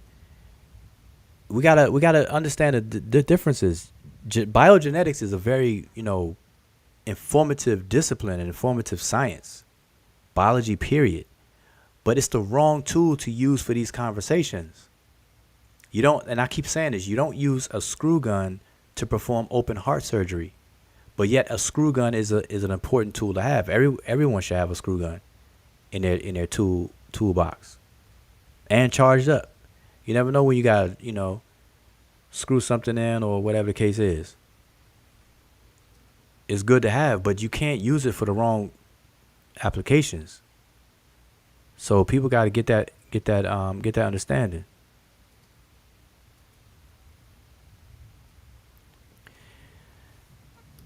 Yeah, and Smash asked a question, when did they use the word Kemetiu? Yeah, Kemetiu, and this is something that kind of rubbed me the wrong way when I see people in the so-called conscious community use Kemetiu a lot. And the word Kemetiu is not used like that. It exists. There's an attestation for it, but that is not a popular term. that's used at all. You know, we wrote in a publication, myself, the brother Samotep, and Sanjeti, we touched on the word Kemetiu when referenced the people of the place that's now called Athribis. There's a place called Athribis, and the people there were called Kemetiu because that place was called Kimware and so on and so forth. But you got to check out the publication. You'll see the details of that. But the ancient Egyptians are openly, nationally, and proudly refer to themselves when they want to distinguish themselves from other people around them. They refer to themselves as Remage, not Kemetiu. So this whole push of Kemetiu is done by our people in our communities to push this black thing. And I'm telling you, that is detrimental to any progress that we made. That's why people are so focused on whether Egyptians are black or not. That's all people argue about. But the moment you ask them about some text and stuff like that, or some rituals, or some things, the calendar, what the Egyptians do, how they do this and that and the third, how did they even unify? How did Egypt become Egypt in the first place? How did they unify 42 nomes? Why did they come up with 42 nomes? Was it more than 42? Less than 42? Why is it 22 in the south and only 20 in the north, or vice versa? You know, why is that? Like, people can't answer any of those questions, but they're gonna argue all day long about whether Egyptians are black or not, as if that matters.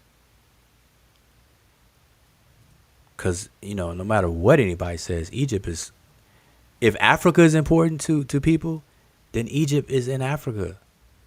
Like, can that be enough? Can it be enough that Egypt is in Africa? Therefore, Egypt is an African civilization. Can that be enough? Or is it because of its location? Look, I guarantee you, if Egypt was where the Democratic Republic of Congo is that the one that's in the center? Congo? The DRC? Well, whichever Congo, because you know you got like 3 different Congos on the continent of Africa. But if Egypt was smack dab in the middle of the continent, I don't think that any of these arguments would be happening, because it would just be enough that Egypt was African. But because of its proximity to the Levant, and then early Egyptology doing its pollution of the information in regards to who the Egyptians were and their identity, that's why we're having these arguments and conversations. So those two things, its location, because think about it, because Egypt is where it is, people are saying, oh, it's a Mediterranean culture, or the Egyptians are Mediterranean people. You see?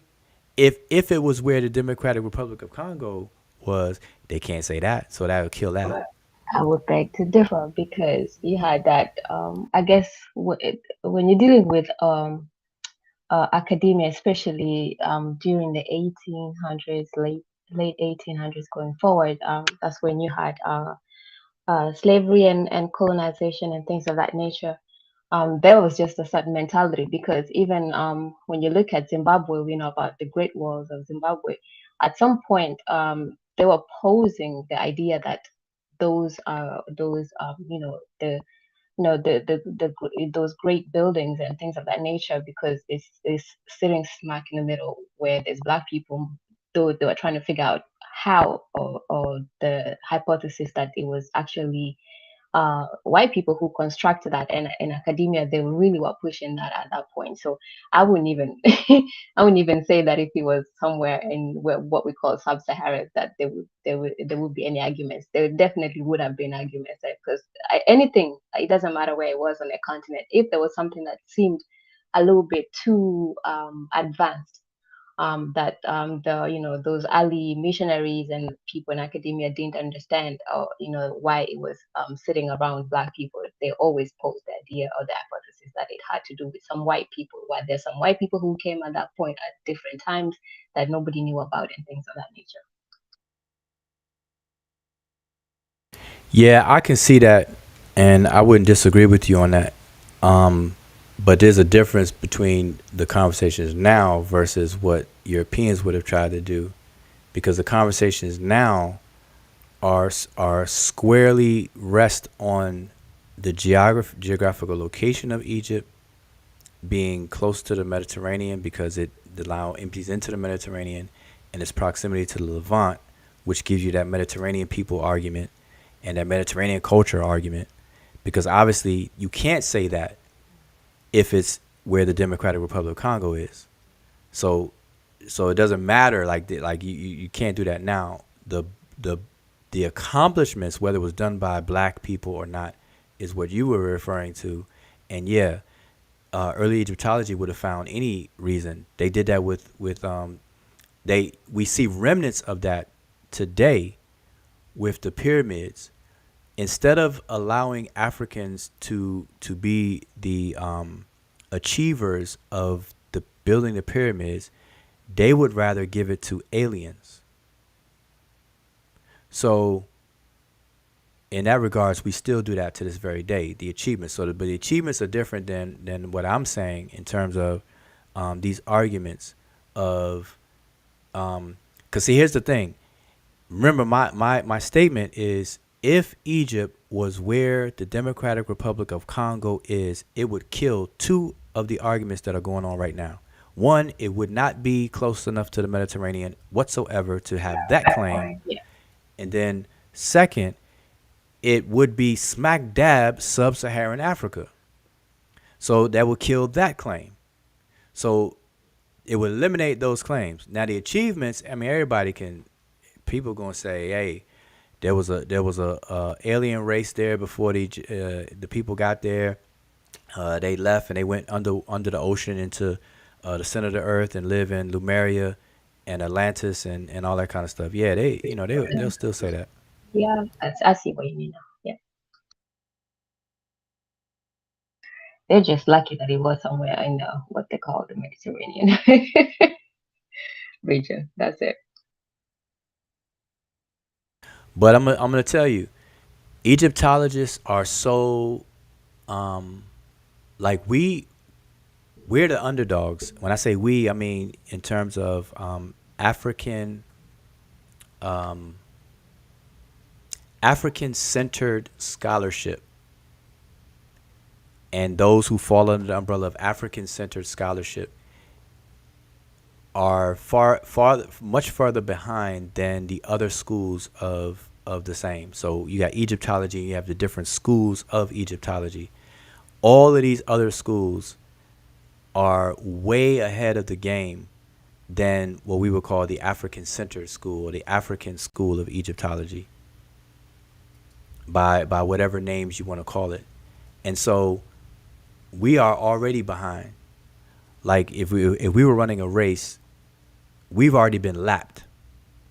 So the starting gun has been fired, pow, and then these other schools have started off, and we still up here tying our shoes and coming out the locker room and hitting the track, and they already done went around a lap a few times, and now we're coming on the scene with some good skills and some good advantage. We have the advantage of living African cultures in terms of people on the continent, living African cultures, and can find similarities, parallels, and correspondences and things like that, all the related stuff. We have that under our belt, but we're far behind on the actual scholarship, the documentation of things, the literature and things like that. And so we don't have time to be messing around. But people want to lock in on whether the Egyptians are black or not, whether they're gay or not, who was first, Sumer or Egypt. Those are so, like, in that realm, those are like minor, almost like child's play topics to argue over. That's like something that you would do in fun, spare time. You know, there's a lot of work to be done, and we can't focus. Like, people can focus on it, but everybody can't focus on it. And what's messed up is that when these conversations come up, it takes the attention and gets the attention from everybody. And here I am, you know, I'm trying to warn people that that's what's happening, and then in me doing that, you know, then I'm distracted into it. Like Chief X bringing up a dare and stuff. I dare anybody to prove. I pay somebody $100 to prove that the Egyptians were black, or anything I said was wrong and stuff like that. And you know, it just went on and on and on and on and on. And then everybody started talking about it. Got everybody addressing it. Pseudo killers jump into it. Magi archers jump into it. Everybody jumps into it. So listen, we gotta stop falling for that. I'm not getting sucked into those things. Anybody bring up DNA, you just look at my back. I'm gonna be walking out the door. Anybody bring up the whole modern social construct of race in these conversations, Wujao is leaving the door. And then I'll wait for everybody want to get serious and want to talk about some serious stuff about Egypt, and want to serious learn about some stuff. Then you know, then y'all can hit me up. That's where I stand on all that stuff. You know, cause I'll tell you straight, and see, we got videos in our archives where I'm saying the same thing I'm saying right now. I've been told people to throw Nubian in the garbage can, and I said that it's gonna bite us. It's gonna keep hurting us. It's gonna cause confusion, and it's gonna continue. And look at what it does. It still does the same thing. People say the Egyptians are the Nubians. Like, wait a minute, which Nubians? Because the Egyptians definitely distinguish themselves from the Nubians you are talking about. But if we use Nubia as a region properly, yes, some of the Nubians were Egyptians themselves. So it's not that they saw themselves the same. They are Egyptians. Nubet, Com, Ombos. Those are two towns that would be called Nubia if we would Romanize those terms. Yeah. Speaking of regurgitating stuff, I'm actually surprised that some of the stuff that were brought up about the discussion with Egyptologists are things that has been covered. But you've covered in your book. We have in the archives. There's other people that talks about in the different channels and things of that nature. So it's like that to me it would be like a waste of good opportunity to ask good questions, because everything else seems like, from what I've heard, because I didn't watch the video, but from what has been brought up so far, it's like you're repeating stuff that people can find in the beginner's book, for that matter. It's not even in concept, but beginner's book, and you can find in the Seshu archives. And that's the thing, like at the end of the day, people have to just start either take stuff seriously, and actually let, sometimes it's also good. This is why we have this issue. This is why people like Asad does linguistics, and then other people do what they do. Like you really, we have to start thinking of ourselves and these different the people that we have as to use them as networks, and because nobody's good at everything. So there are some stuff that obviously the issue specifically focuses on the language, literally. Like this is not a team of people who doing all kinds of scholarship, like doing this and doing that, A B C D all the way to X Y Z.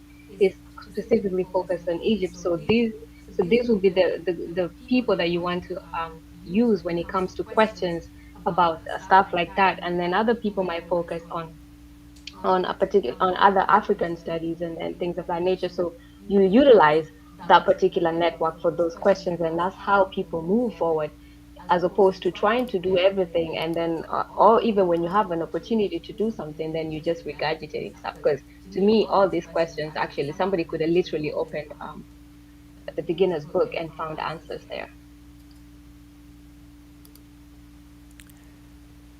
Yep. That's what I said. You all don't sleep on our archives. You know, I know people may be new to our channel, new to me, new to Emicat, new to any of the panels that we have regularly. But check out our archives. Make sure you subscribe and check out the archives, because a lot of these conversations we've already had. And sometimes people have told me that they hear it in my voice when I address certain things. They can tell that there's a little bit of like, oh boy, here we go again type of vibe that I give off, because a lot of these things. Now I don't mind going over things more than one time, but it just feels better to do it when I see progress. But if I see there's no progress and then I got to keep repeating it, then it lets me know that there's still something wrong, because videos are done and these topics are spoken of for that reason, so people can refer to it. Now, I do understand that a lot of YouTube channels are not set up. Obviously, everybody don't set up their channels the same way. So, and the majority of people will just do videos and have, whatever going on with their channels. But we actually archive conversations on this channel for the purpose of references, so that people can refer back to them and learn, get some takeaways, so that we won't have to repeat ourselves over and over again. So a lot of times you'll hear me say, okay, check the archives. We did that already. I will answer briefly. Somebody asks me a question that we've already covered. I will give like a short and skinny answer, very concise. But then I say, hey, for more information, check out the video. And usually just June or Emicat or somebody else will post a link to the video in the chat.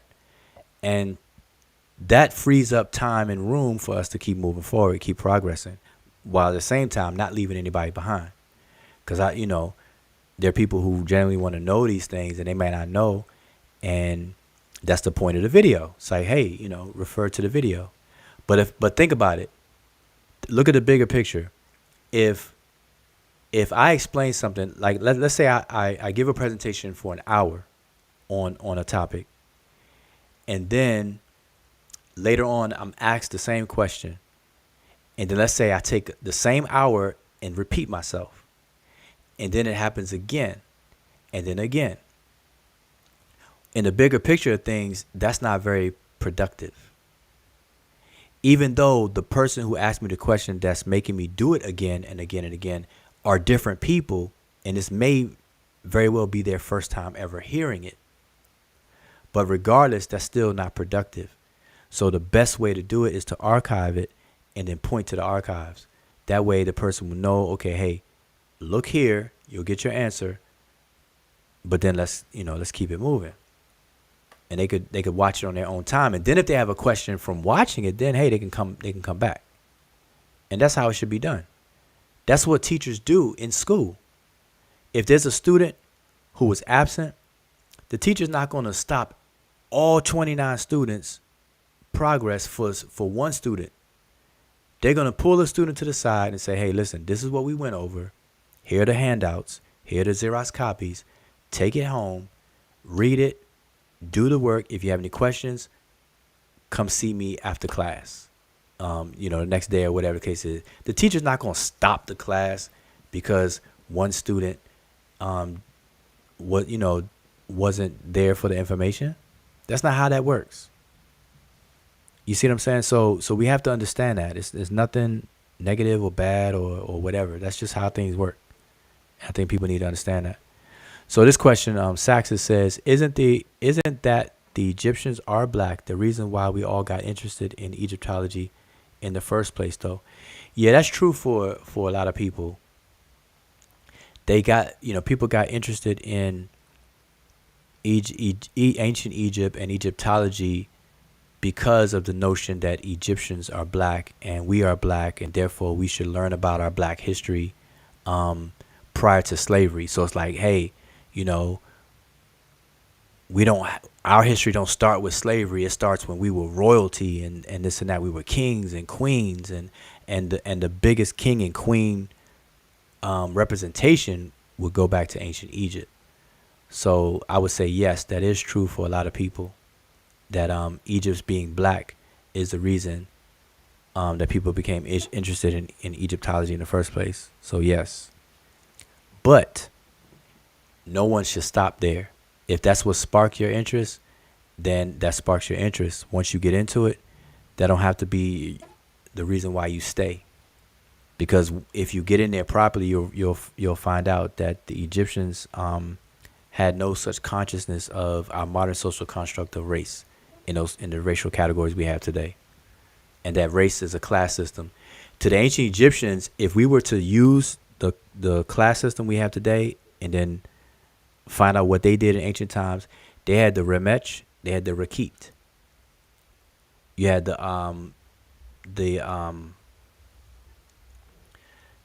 Irpat people, which are the elite. You have the Remech as a whole, and then you have the Rakit, which is your everyday commoner. And those were the social classes of that day and time. Had nothing to do with color. All right? You see how easy that is? That's it. I'm keep going down the list. It's the internet. Why is it, do you think, Black American and Caribbean people looking for our history often want to align ourselves with Kemet? Well, that was the reason I just said, is because we, in our search for an identity, we trace back to a common event. And that common event is the transatlantic slave Holocaust. Those of us that are in the diaspora, we all trace back to that common event, that horrific historical event that lasted for however long it lasted, and all of its iterations. And so we know that we were cut off from many things, and the elements that make up our identity, that gives us our manifestation of an identity, are lacking and missing. And so instead of us identifying with the horror of slavery, which is an L, which is a loss, which is the lowest of the low, we want to look beyond that and do the Sankofa and go back and back until to a point where we can see our greatness in a very definitive way. And Egypt represents that. Kemet represents that. Because even though there are other great civilizations and places on the continent of Africa, Egypt sticks out above and beyond all of them because of, one, the literal achievements outweighs the others in terms of architecture and all of the contributions it made to the world that people talk about to this very day. And then what's most important is that Egypt is a well-documented civilization where the people themselves documented their own stuff and they had agency. This is prior to colonialism, and it's where the Egyptians were their own agents in their manifestations and achievements, and they documented it. So for those reasons, and probably some that I'm not mentioning and whatnot, that's why a lot of people align themselves with Kemet, ancient Egypt, because it's a clear beacon of genius, very clear. All right. Trying to keep going. Sadiq A says, I'm taking this Harvard course on edX about Giza. I didn't know that Menkare's sarcophagus was lost at sea when the ship carrying his body back to the British Museum lost it in the sea. Yeah, I didn't know that. Yeah, that's news to me as well. Yep.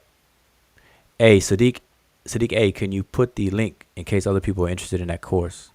Put the link in the chat if you can.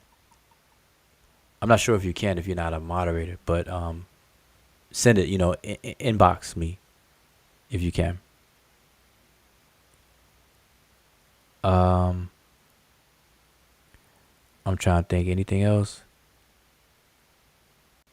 It was built by It was built by the Hongwei clan, yes, taken over by Soko clan, and the final kingdom was built by the Mayo clan. That's what's happening. Is about, okay, yeah, they're having a whole different conversation. Egyptologists are so untrustworthy. Yeah, well, anybody who feels that anybody's untrustworthy, that's an indication that you should dive in headfirst into the study of whatever it is that you don't trust people the way they're handling something. For example, if your car breaks down and all the auto mechanics in your area are untrustworthy, I guarantee you that you're going to watch some YouTube videos or study some books and become an auto mechanic yourself. You're going to do whatever it takes. You know, I'm playing with the YouTube videos, but whatever it takes, you're going to learn how to deal with your car yourself if the auto mechanics around you feel are untrustworthy. So likewise, if you're interested in Egypt, ancient Egypt, and you feel that Egyptologists are untrustworthy, then that is an indication to get up off your butt and learn and do whatever it takes to learn. And I'm telling you, start with the language. That's my advice for that. I'm gonna keep going. I'm going.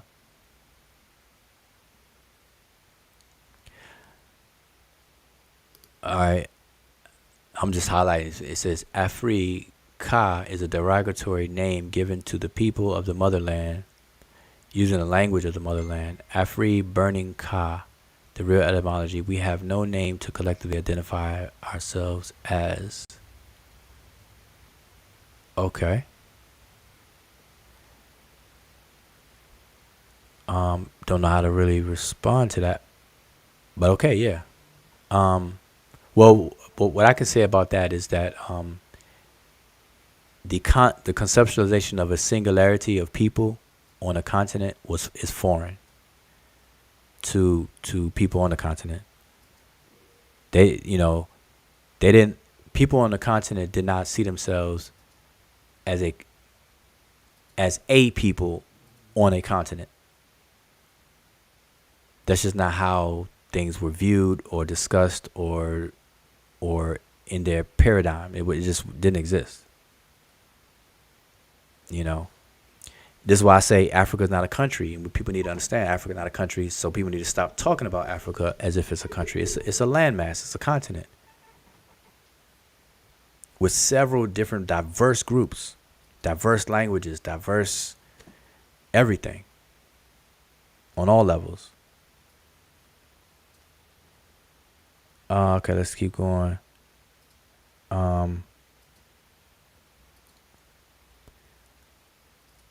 Okay, Donnie Williams says, Ta Nehisi, call it that, nothing more, nothing less. Yep. The region of Nehisi.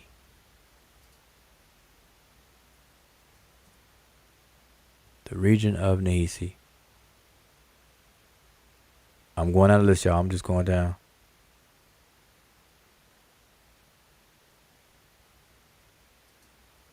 We already have, okay, Metro Culture says, what Metro Customer says, we already have an identity culture. Okay, Metro Customer, clarify that. You're talking about when you say we, define the we.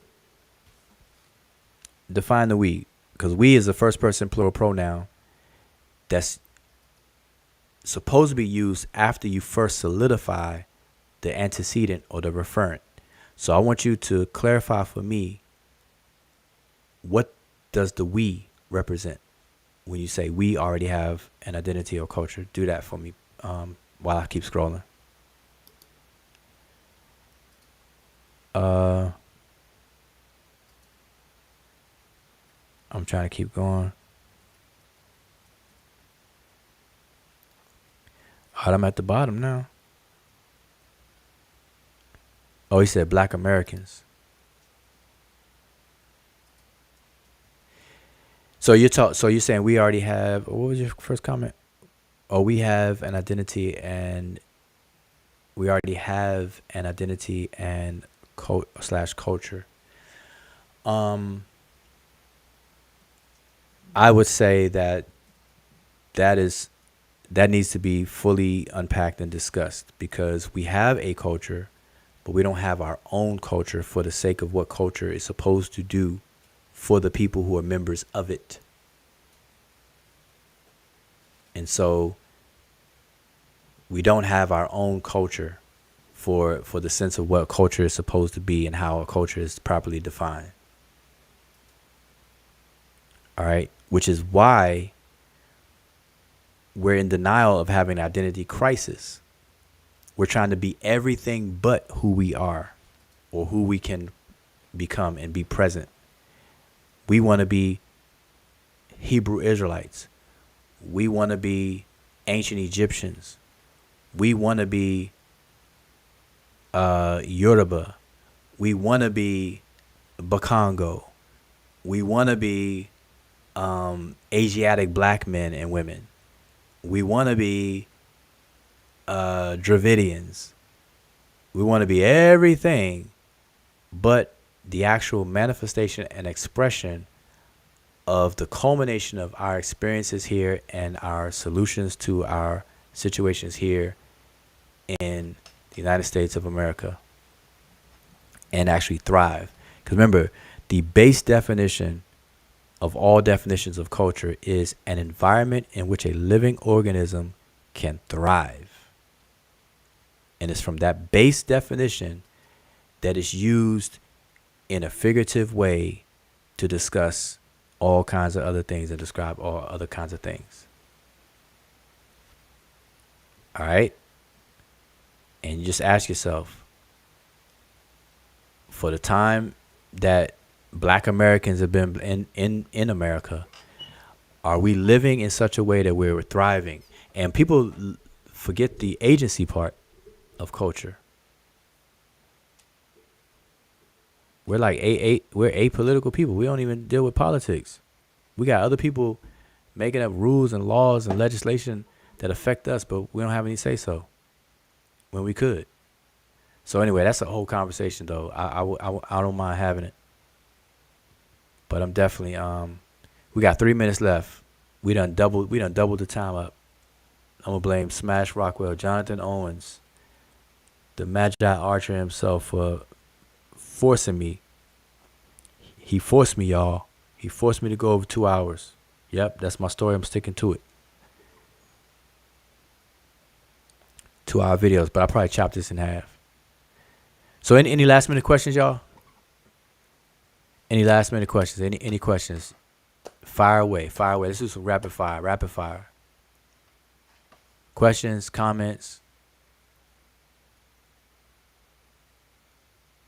Yep, June Money's right.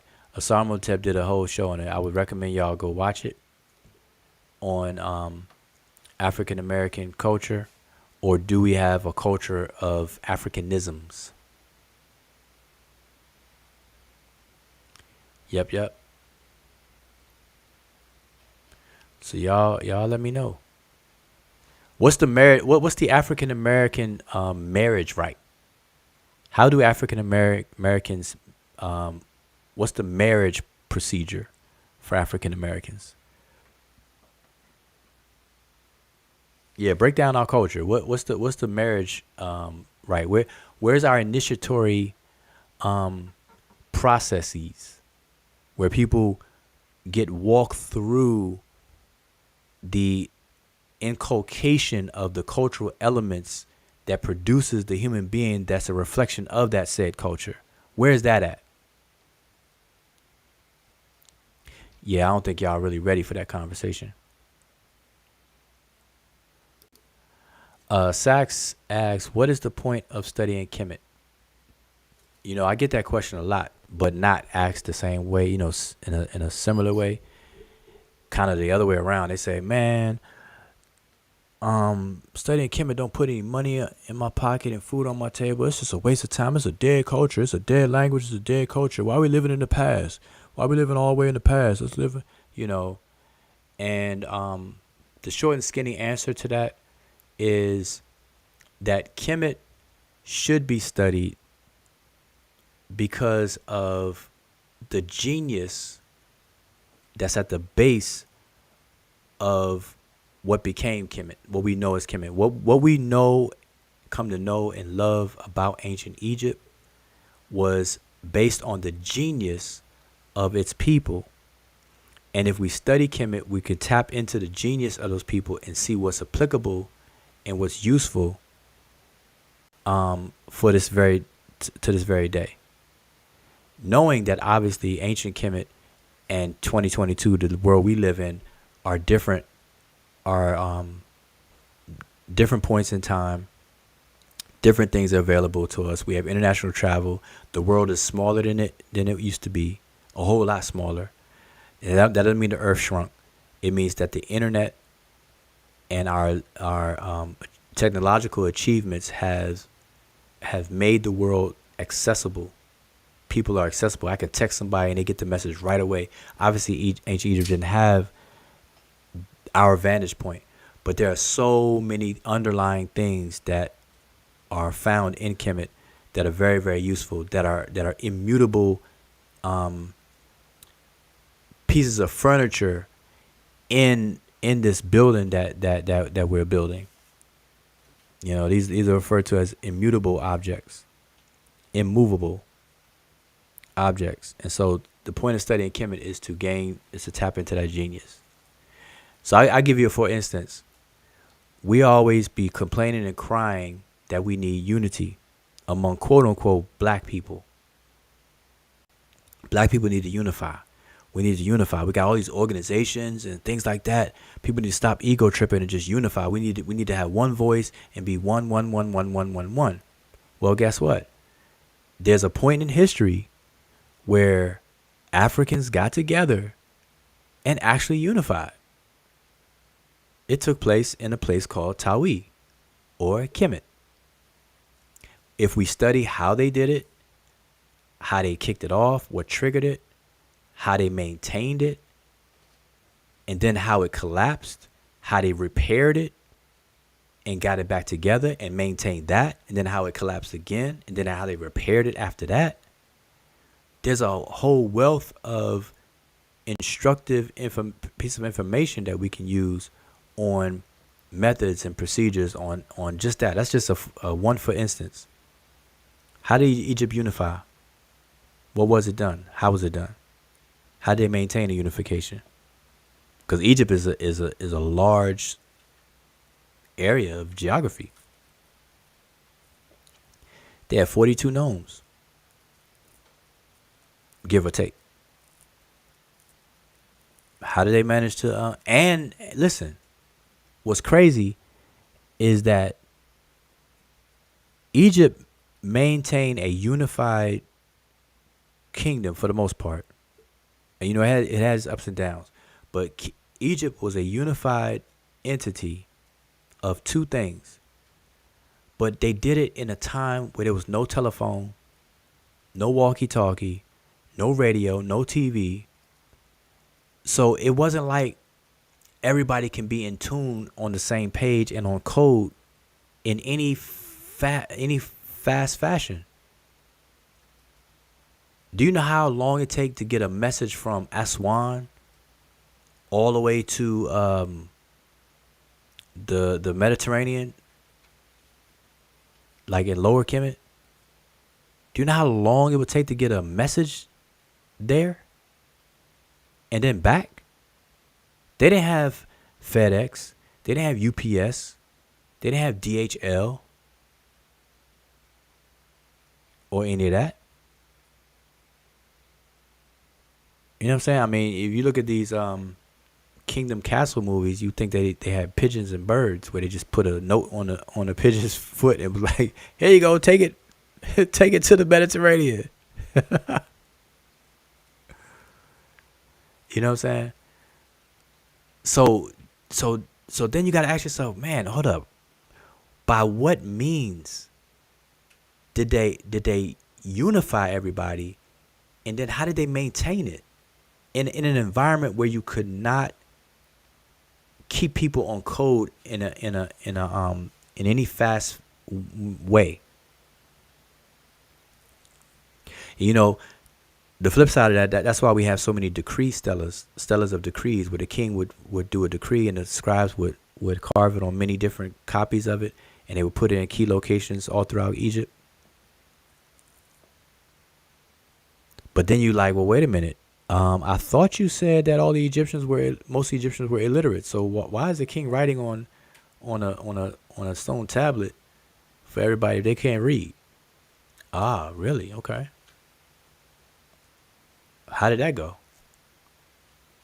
And why would the Egyptians put up a border stela warning foreigners from coming into Egypt in monumental hieroglyphic script, Sesh, Medew, Netcher, if the foreigners couldn't read it? Like, what was the point of that?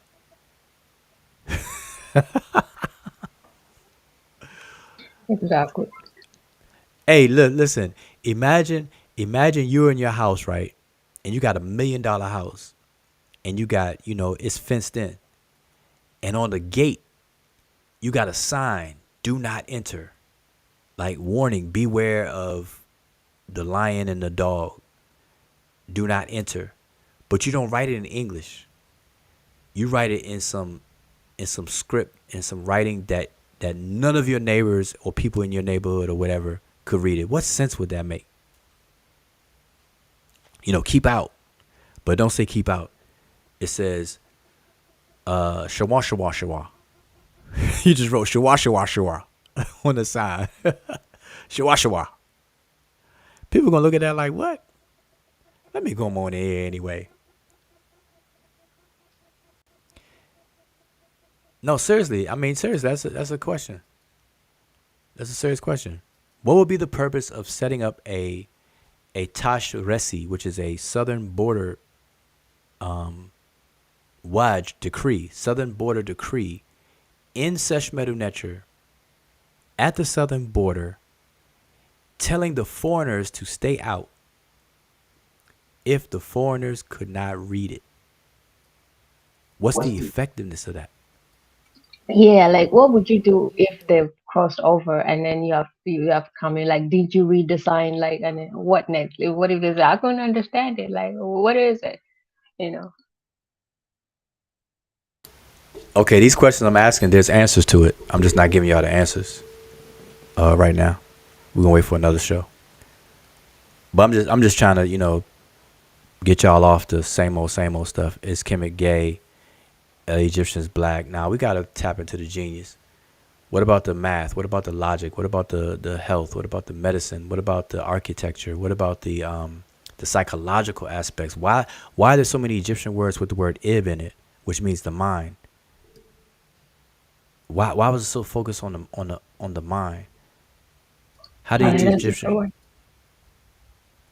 the Egyptians view the human being? What was character all about? Why did they deify or make responsible a deity to put character into people, a native character into people, calling it the Ka, and matching it with the Khat, the body, and then giving that body into a human being and letting that grow? Why is that person who is responsible for doing that called a builder? And why is he associated with clay and a potter's wheel? And why does his name mean to unify or to union, which is the word khenmu, which means to unify or to join together something? Why is that? Why is Sekhmet, which means she of power, why is she associated with the human health system, the immune system? And why is she the patroness deity over Sunu, who are the doctors, the medical physicians in ancient Egypt? Why is Jehudi over not only scribes, but also logic and a conflict resolutionist? Why is Jehudi and the female scribe, Seshet, the only two deities in all of Egypt that are literate? All the other deities can't read or write. Why is that? And why do all the deities go to Jehudi for counsel? Is he the ultimate therapist? What's up with that? Why are all the deceased people in Egypt considered an Osir? Why when you die you become Osiris? Why is that? And how in the heck can you weigh a heart against a feather and expect to ever think the heart is going to be lighter than a feather? What sense does that make? So I'm throwing these things out there to y'all because these are things, I'm just, throwing these things out playfully, but I'm saying these are the questions and things like it that people should be kind of investigating instead of were the Egyptians black or not? They're African. That should be enough. They're African. Move on. Don't tell me they're North African. They're African. If you want to say North African, that makes you feel comfortable, all right, fine. But they're African. You putting North in front of the word African does not remove them out of Africa. So it's a moot point. Who cares? They didn't paint themselves black. They used a reddish brown thing. They painted the women yellow. So all Egyptian women are yellow? I could show you some white Egyptian women. Painted white. Mourners. They're grabbing their hair mourning. They're going through the mourning ritual. There's a reason for all that stuff. The colors have a reason. I can show you Ahmose Nefertari. She's painted black. She's in a whole bunch of tombs. Like over 52 different tombs and stuff. Why is that? Why is she black? I can show you a picture of her being pitch black, painted black, but then I show you a picture of her being yellow. Which one's her real skin color? If skin color matters.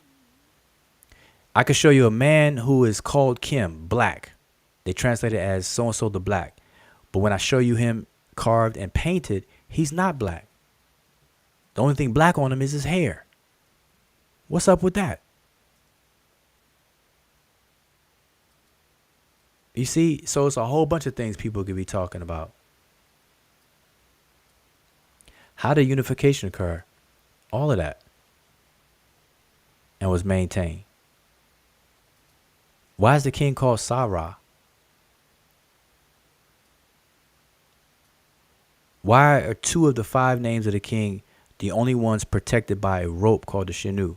Why are those the ones that are encircled and protected?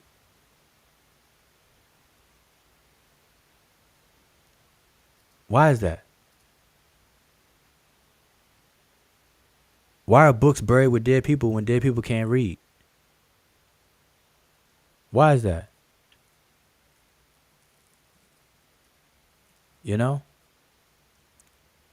So, anyway, I'm just throwing those out there. See what's coming out in the wash. Let's see.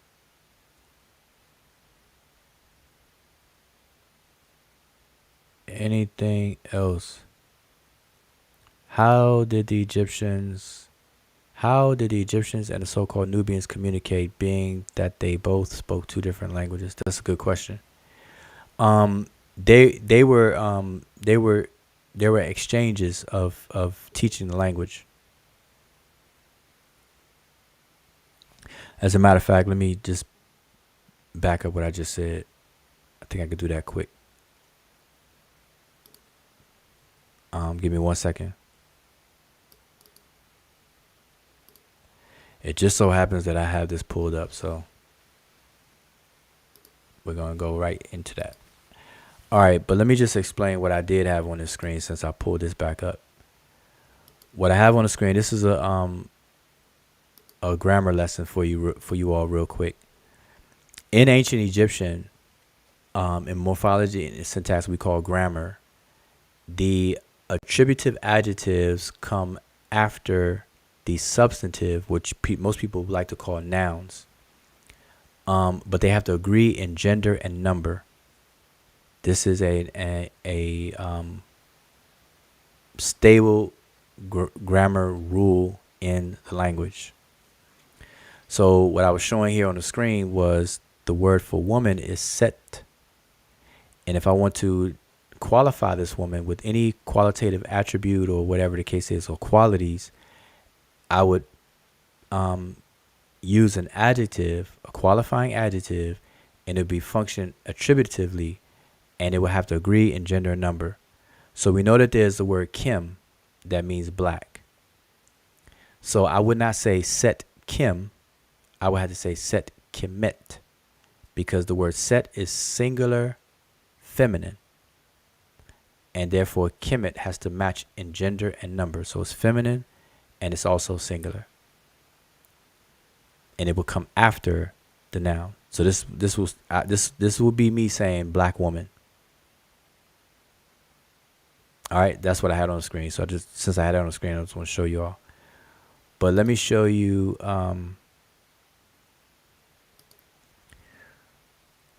this primary source here. So in this particular source, we have Kemet's southern neighbors, who are often called Nubians, but I don't suggest using that word, being taught Rani Kemet. Okay, so this addresses your question. All right, so you see up here the Nehisiu. We see the word Sabah here. That's the word Sabah. We have the word Nehisiu. We have the word Medut, which are words. And then we have Remech, Ni Kemet. So Remech Ni Kemet are the words together. This would be Medut, Remech Ni Kemet, which would be the words or the lexicon of the people of Kemet. And so the whole thing, I'll read the English. It says, one teaches the Nehisiu, the language of the people of Kemet, the Kharu, and any foreign land likewise. Say, I will act as all animals. You should listen and learn what they do. So here's a primary source. This is coming from the 18th Dynasty instruction of Ani. So if you want to look more into that, look into the 18th Dynasty instructions of Ani, which contains instructions to a scribe, where in one section the author names several animals, including a dog, a monkey, a goose, and describes how they should normally behave, followed by a reference to the Nehisiu. And in the larger context of this text, when you do pull it up and you read it, you'll find that they weren't calling the Nehisiu these animals, but they were saying that the way that you would domesticate and train an animal, and the animal will do what it's supposed to do, is the same way you would teach and train a person. It's basically, saying you have to train people, and the methods in training, you have to do it by way of repetition and so on and so forth, especially when it comes to language. And we all know that. I'm sure y'all took Spanish and French, and the teacher had to repeat, all right, let's say the numbers. 1, 2, 3, 4, 5, 6, 7, 8. And you have to go over it again. Up, you missed one. 1, everybody say after me. Repeat after me. 1, 2, 4. Nope, not 4. 3. 5, nope, not 5. 4. Sí. Sí, papi. What's that song? Numbers. 1, 2, 3, 4. Boom, chicka, boom, boom, chicka. How you go? Ish, me, shan, sneak. Oh yeah, what's the name? Kraftwerk, I think. Yeah. Ish, me, shan, sneak. 1, 2, 3, 4.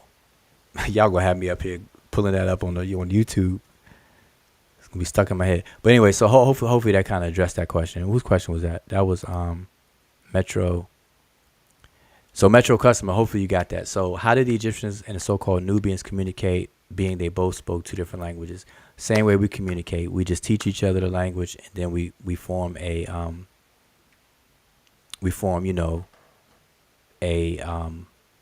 bond that way, and people will be able to learn it. All right. So that's to answer your question. I know you're trying to get the answer to the other question I asked earlier out of me.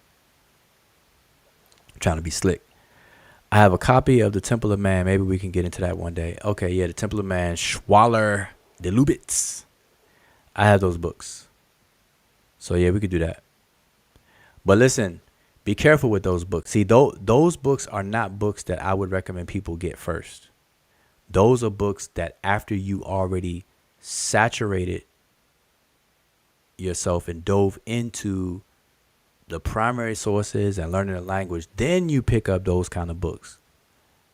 Because far too often I see people that are influenced by the Gerald Massey's, the Temple of Man, the what's the guy's name? Man, I forgot the guy's name. Man, the name escapes me, but the books along those lines, you know, we gotta, I think people should get them. I think people should read them, but I don't think people should start with those.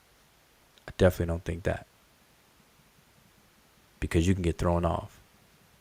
That's like reading some Madame Blavatsky. Not his. I wouldn't put his in the same category, but people read into a lot of things. The Emerald Tablets,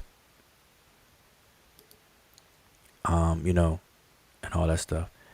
Let's see. Question. Donnie Williams says, "Well, Joe, out of curiosity, what is the takeaway tonight?" Oh, he chimed in late. Well, the takeaway is for you not to chime in late. Be on time. There you go. Nah. Well, there's really no takeaway. Well, based on everything that was said, I would say that we really need to nip this Nubian confusion in the bud. Another takeaway would be that studying Egypt is not, you can't oversimplify it. You can't microwave it. You got to be in it for the long haul. You got to strap in, get comfortable, and study it nice, slow, and steady. Because Egypt involves a 3,000 plus year history, and it involves a lot of attested artifacts and things. And it's riddled with a lot of early biases in early Egyptology. It's a lot of documentation, and you got to sift through a whole lot of stuff to be able to discern what's right, what's wrong, what's injected, what's implied that's really not there, all those kind of things. So that's one of the takeaways, is that this thing can't be microwaved, and you got to take it serious. And that's what I'm for. I'm looking for the crowd that wants to get down like that. Because right now I've been on here for 4 hours. 4 hours and 22 minutes. I originally only wanted to be on here for 2 hours. I made an exception for tonight. But I would rather spend 4 hours with people who are serious, because we can get into these subjects. Because I like to hit subjects and then move on. Hit a subject, move on. Hit it in such a way to where, boom, it's documented, it's understood, and it's archived, where if you do have any questions, you can refer to the archive. And in the meantime, we can keep it pushing, keep it moving, because there's so much. Because think about this: let's say you learn a language, you learn the beginner's level of language, you learn how the glyphs work, you learn the language, you learn the grammar, you learn the morphology, you learn the syntax, you learn how to parse and do morphemic analysis, morphological analysis on the language. But guess what? There's a whole nother huge ocean of a level that you still have to do, which is to properly gain the realities behind all of the literary devices in the language, all the figurative expressions. Like, for example, if I say to y'all right now that the internet caused the world to become small, because you all are part of the same culture I'm in, and you all are living it and influenced by the same things I'm influenced, you know what I mean by that. But if you weren't, and you learned the language and you understood what I said in terms of the mechanics of what I said, but you don't understand the semantic reality behind the figurativeness of what I said, you would think that what I'm saying is that the internet shrunk the planet Earth. Like the Earth is smaller today because of the internet than it was before the internet, because of what I said. But you understand that I'm being figurative. I'm using figurative expression, that the internet caused the world to become smaller. And all I really mean is that now we have direct access to more people around the world than we've ever had in the history of the world. So I'm using small or the earth becoming or the world becoming smaller as a metaphor or figuratively. You see that? And so this is what we have to do with the Egyptian text, is to find out the realities behind all of those different figurative expressions. You know, what does it really mean for the heart and the feather to be weighed? Or is it the heart and the feather really being weighed? What is that monster that's supposed to devour the heart if it ends up being heavier than the feather? What does that really mean? What is the reality behind that? You know? What is the afterlife for real, for real? Is there a heaven? Is there literally a lake of fire somewhere? Are the deities literal? You know? All of these things we had to, and that's equal amount of work from everything that's been done so far. Anyway, so I'm just saying, not trying to dwell on that. So it's a lot of work to be done. So we don't have time to be playing games. That's why I cringe that people bring up DNA, bring up the whole racial thing about Egyptians. That stuff should be done. Don't expect me, people hit me up and ask me those questions, and I apologize for not getting back to you, but I'm just going to tell you straight out, I'm not interested. Don't call them. I'm not the first person to call on when it comes to stuff like that. You want to talk about DNA? Let's talk about genealogy and DNA then. Don't bring up Egypt and DNA in the same sentence. Don't bring up black and white and racial stuff when you bring up Egypt to me in the same sentence. If you want to talk about black, white, and the social construct, let's talk about today and how to combat it, how to deal with that. Don't bring up Egypt though. I'm just saying the study of Kemet is important to our babies told by us. I mean, Kemet should be studied, hands down. Not because you think you're Egyptian, but it should be studied. It's a classical African civilization. It's a beacon. It's the light of the ancient world, period. Same way people study Greeks and Rome.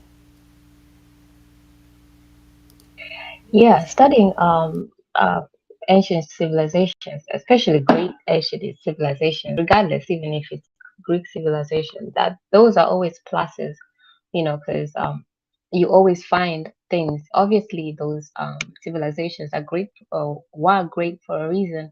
So that is something that should just be a given for those people who have that kind of interest. It should just be one of those things that is, that you always will benefit coming out of it, and it's got nothing to do with whether the civilization you're studying is, of black people or not. So I think when you get into an interest with just a clean slate of trying to figure out what created some kind of greatness, uh, you know, uh, through those kind of civilizations, then I think you're starting on the right foot, and you will actually get benefits out of it. But when you come into a study just to kind of satisfy something personal, like you want to feel good about something, then it will be short lived, and you're not really going to get any particular worthwhile benefits out of it that you should when you spend so much time into things like this.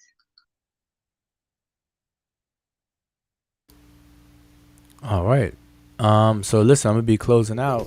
I'm just going down the list real quick. Any last minute. So New University TV says, where is the duat?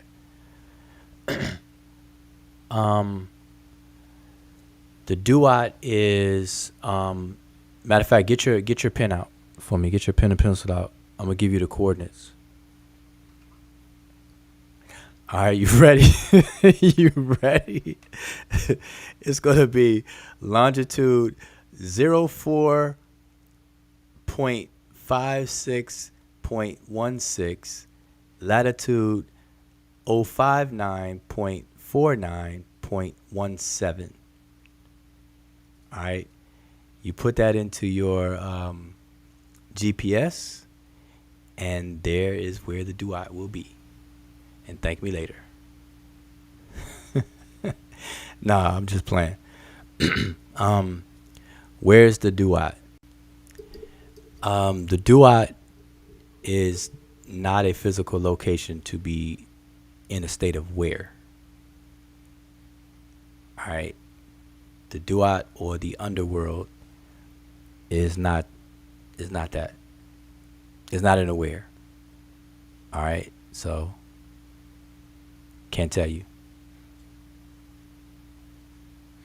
Doesn't exist where. There's a phrase am duat or emi duat, which is that which is within the duat, and people say, okay, well that's the duat, but that's not even the name. It's just saying that which is in the duat and what takes place in the duat. But I'll give you a hint though, where the closest thing to a where the duat would be is go to sleep, and when you wake up, you just came from the duat. All right. So the modern door, the doorway to the duat is your twin, full, queen or king size bed. That's the gate to the duat. You lay down on that bad boy late at night, close your eyes, and there you go. When you wake up in the morning, you will peret im heru. You will be coming forth by day. Okay, so the duat will be the bed, because that which is in the duat. Yep, that's the gate. That's the gateway to the duat. You go to duat every night. No, but seriously, if you want to have a serious conversation on the duat, I mean, I'm saying it jokingly, but to have a serious conversation on the duat, I definitely don't mind that. But like I said, I want to have serious conversations, and my type of conversations is in a learning environment. And so if I ever do this on YouTube, I usually do it in a class environment, a serious environment. I don't play around at all, because I don't oversimplify. I don't microwave. I'm against all that kind of stuff. And I'll be real light on these YouTube live streams and everything like that, but y'all don't understand. These kind of things are very frustrating to see people butcher Egypt, butcher the conversations, bring up the same old stuff, the silly stuff, the immature things, whether Egypt is gay, the black or white thing, and all this other kind of stuff, bringing up DNA into the conversations that I mentioned earlier, and all of that, because we can never get into to really good core information about ancient Egypt. How did the ancient Egyptians see the person?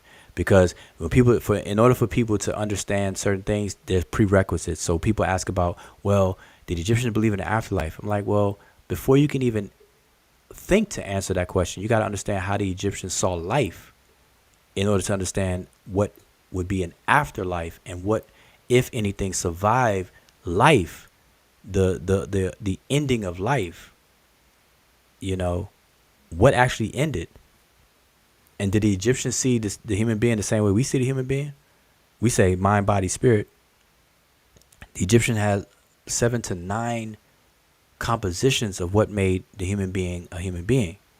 And so not everything was made or functioned to survive over a certain period. It had a shelf life. Certain things didn't. And so anything that would be after a specific point or event called death is not the same thing we're thinking about. So to discuss the afterlife, you first have to break all that stuff down. And that's what I'm saying. People want to oversimplify these conversations, or just categorically say, oh man, the Egyptians were spooky. They looked at things spooky. They did this, they did that. Like, man, you don't even know what you're talking about. Yeah, that's like especially the conversation with the afterlife. I know in our archive we've gone through the figurative and literal stuff a lot, because that kind of is always like a bump for people to just get across. And obviously, because sometimes there are some things when you start learning different languages, you find out that there are some concepts in a particular language that you really can transfer to your particular language, because those particular concepts might not exist or might be actually difficult to really wrap your head around, like things like the ka and the ba and things of that nature. So that's why it's really important to learn the language and then try, and then as a means to get to the psyche of those people, because we can't just say that, all what we understand is what those people understood. Some of those things that those people had, the concepts of the things, how they explain things, we might not be able to have them readily where we can just say this means this and that. So that's why it's really important, and you really can't microwave this kind of stuff. You really have to get into the head of the ancient Egyptians, literally, and see the world like they saw it, which is most of the time will not be like how we see ours today. Yeah.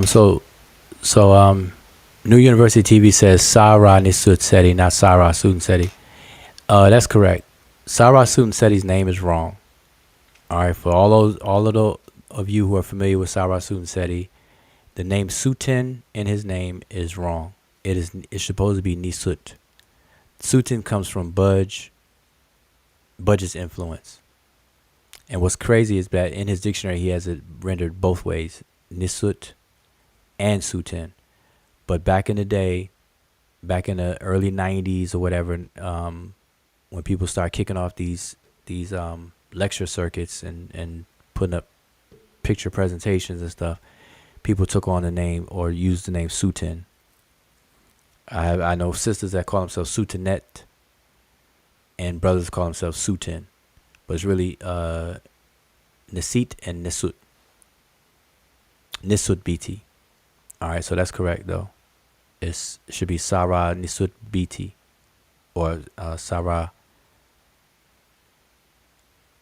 And actually, that none of it makes sense really, because Sarah would be the son of Ra, the name, and then you have a name after that. Then you have Nisut or Nisut BT, then a name.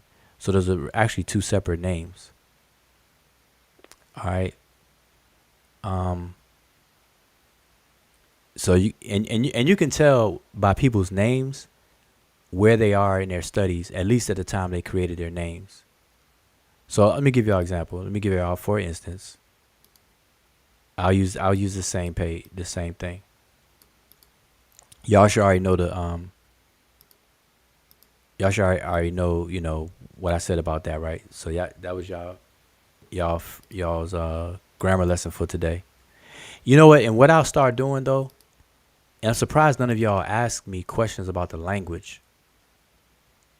And that kind of surprises me. And maybe because I don't mention it enough, but you all know that we teach the language around here for over 10 years. I've been teaching it for over 10 years. Down from the grammar to the beginners all the way to the grammar. So there's nothing that we don't cover. If you want to talk about level 1, 2, 3, 4, 5, 6, 7, 8, 9, 10, whatever. So, so what I might do is just every live stream, I'll try to make a point to point out something in the language, a takeaway, walk away, takeaway. But let me just do this with y'all. So I did that one, substantives and adjectives. By the way, both substantives and adjectives are both nouns. All right. So y'all heard that from me. This shouldn't be your first time hearing it from me, but I will say it again. Substantives and adjectives are both nouns. All right. You have a substantivum and adjectivum. They both are nouns. All right. But now, what I want to show y'all right now is this here. So we have this word neb. All right. And as a matter of fact, let me just put it in. I'm going to use the diacritic. So we have this word neb. This is interesting. So y'all follow me on this real quick. If I want to say, now, when people look this up, this means, people look it up, people assume that this means Lord. Right away, people assume that means Lord. All right. Well, it could mean lord, owner, possessor. All right. So that's basically rough options of what that means. So if I want to say Lord ruler, let's just go with that. I'm just making up something, right? Lord ruler, I would have to put over here. Oops.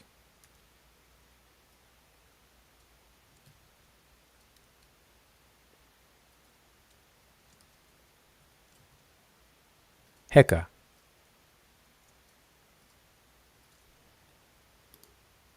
So together these words, and this would be ruler. So let me just put ruler here.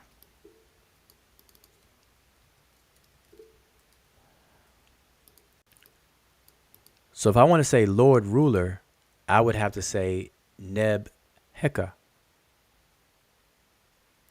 All right, I want y'all to follow me. Oh, I got this brother's questions to here. Okay, so Lord ruler. Now, I want to know, because I'm going to check y'all now. I want to know from anybody in the chat, what happens if I put Neb after Heka? Does that still say Lord ruler or what? And I'm going to wait for y'all.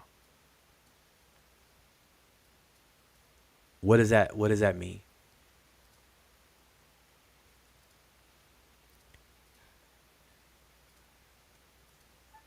Okay, so we have Neb Heka,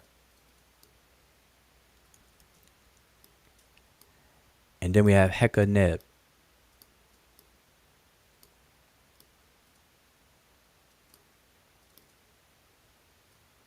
So the first one is Lord ruler.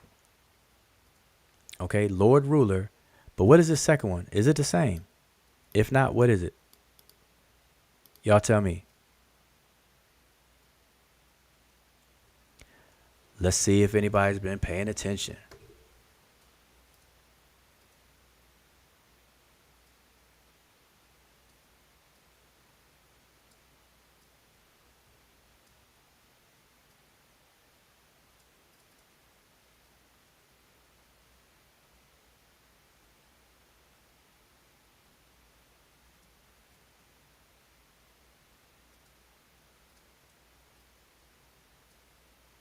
I see Asar says the duat is in Chad. And he said he's being serious. The duat referenced a trade route to Chad. There is scholarship on the topic. The duat is referencing a place in Chad.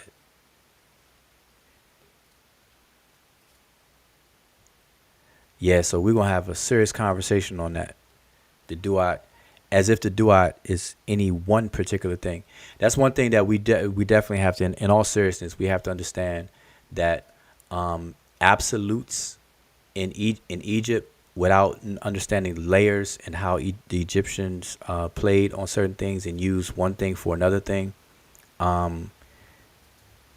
without that understanding or that consideration, we could throw ourselves off.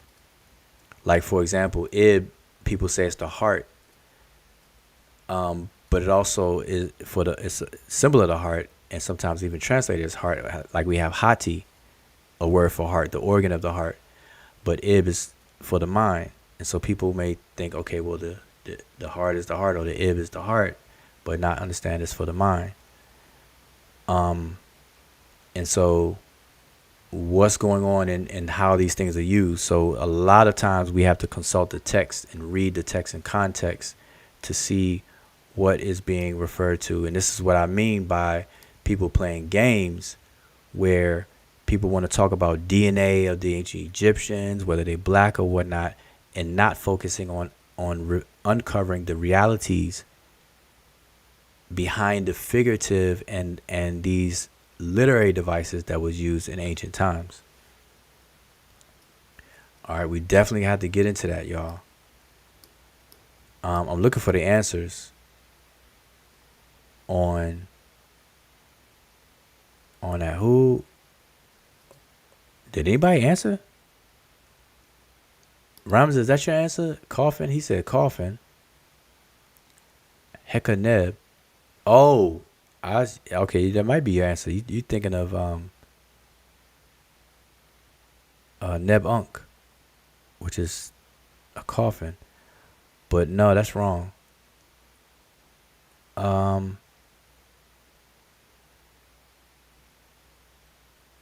Okay, Sadiq says all. Ramza says possession of Lord.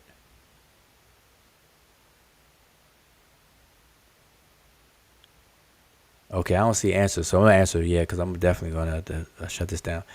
All right, so the answer here would be that when Neb is following a substantive, it is no longer this word Lord, owner, possessor.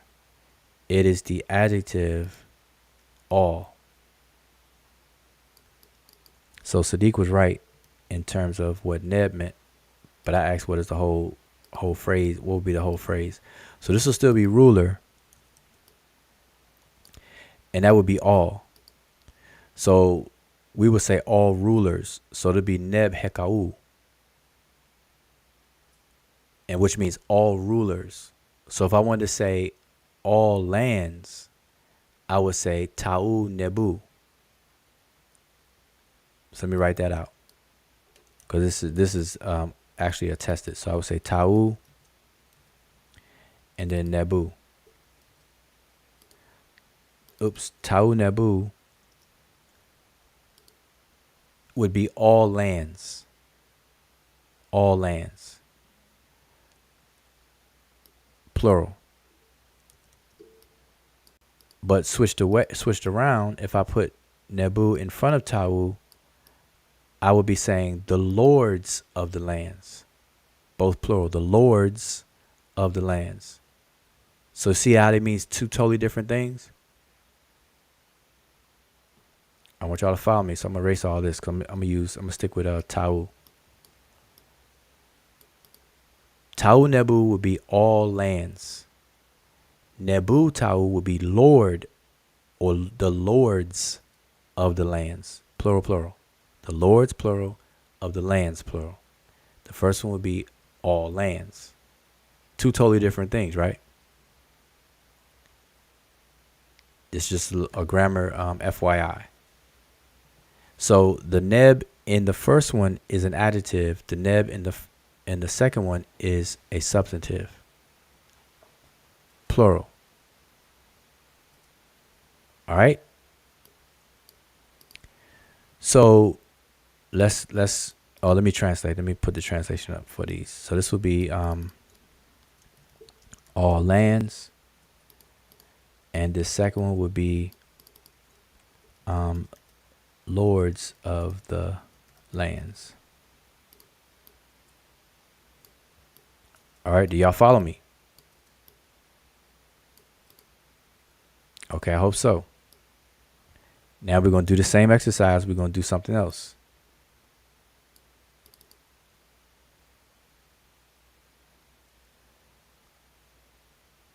Matter of fact, let me flip it and put this on top.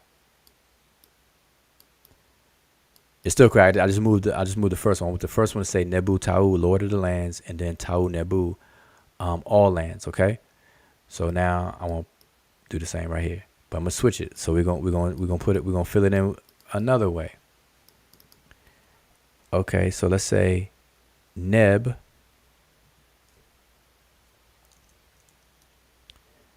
Y'all still with me? 2. What does Neb Netcher mean? If Neb Ta or Nebu Ta'u mean Lord of the lands, what do y'all think that Neb Netcher means?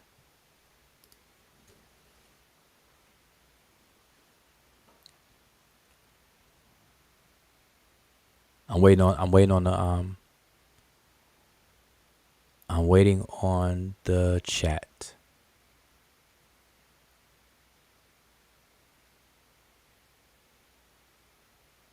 Every breath, Rasan, every breath is chau. The word for breath is chau. Wind or breath. Not tau, but chau. So every breath would be chau nebu.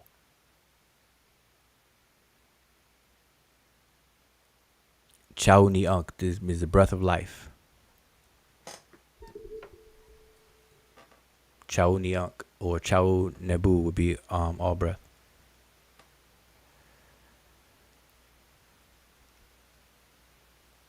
But yeah, somebody answer. What does Neb Netcher mean?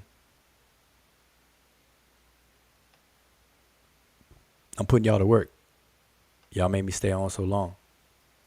Yeah, this should be easy after going out the first one. Just look at the first one and then switch up the words. Yeah, you already have Neb. Don is asking, what's the question? So we have Neb Netcher. So how would you translate that? Let me make this first one singular up here so y'all will be not confused whatsoever. Lord of the land. Singular. So Neb Ta would be Lord of the land. Nebu Tau would be lords of the lands. And Tau Nebu would be all lands. The first two are the same. One is singular, one is plural. The third one is totally different. So I'm asking y'all, what would be the translation of Neb Netcher?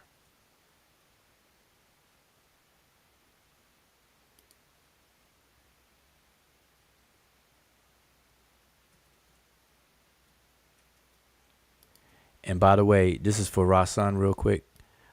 Chau would be this.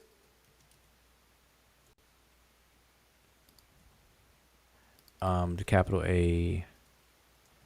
My spell check is self-correcting, but that's how it would be. And in diacritic format, it would be this right here. So you see the T with the underline, the diacritic 3, and then the W. So that would be the difference. Chau instead of tau. All right, so hopefully you can see that.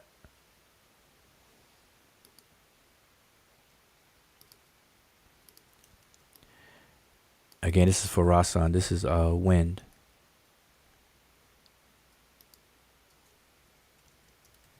Or breath.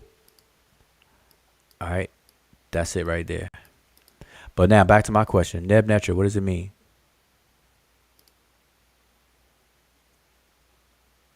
I can't believe nobody in the chat is actually answering this question. Oh, Donnie says, good Lord. No, not Nefer. Netcher.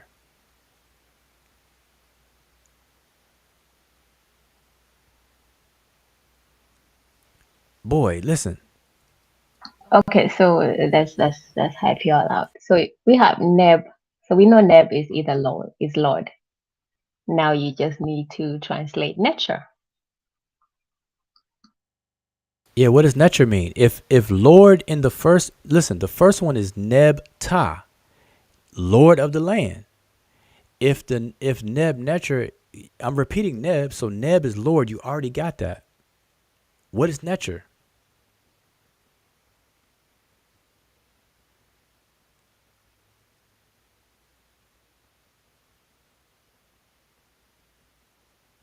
Okay, yeah.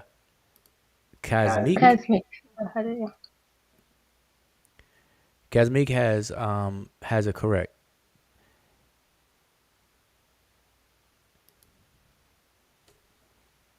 You all are really worrying me at this point. So you know this is kind of telling, because the point is, see, in order to deal with Egypt, you got to have some basic of the language. And so what this tells me is that we got to start. Y'all need to either go to our archives, or I need to really just spend some time later for all these Q&As and just get into some more of the language. Y'all need to really take the class. So I'm gonna start pushing that. And I'm being dead serious about that, because this is some simple stuff right here. I'm giving you the answers. I'm saying Neb is Lord, Ta is land. So Lord, land. But together, this is a genitive construction, Neb belonging to the land, or the Lord of the land. Same thing here. Netcher, the Lord of God. Now, without getting complicated, it says be Lord of the God. If we're going to stay in the same format, but without getting too complicated, if this was written in apposition, which means one after each other, it would be Lord, comma, God. So Lord God, or the Lord God. Okay, so I'm going to put that over here. And I hope y'all are following me. The Lord God. Okay, Netcher. So what happens in this case, if I switch it, I put Netcher and then Neb. What does that mean? Think about this one before you answer, and answer that one for me.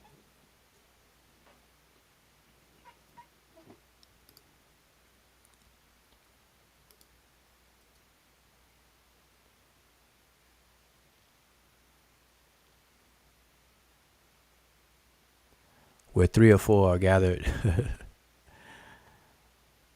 Where 3 or 4 are gathered. Nah, we're gonna really go in on the language though. This is I'm being serious because that's like a big thing. And if I don't think that you all, go ahead.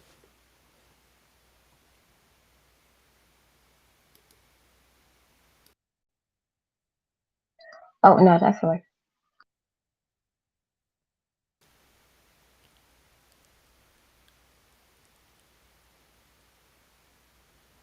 Yeah, I'm starting to get a little worried, y'all, for real. Like, all jokes aside.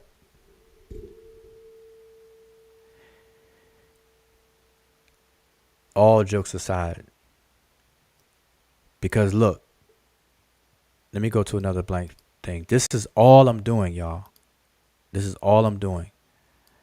I'm saying X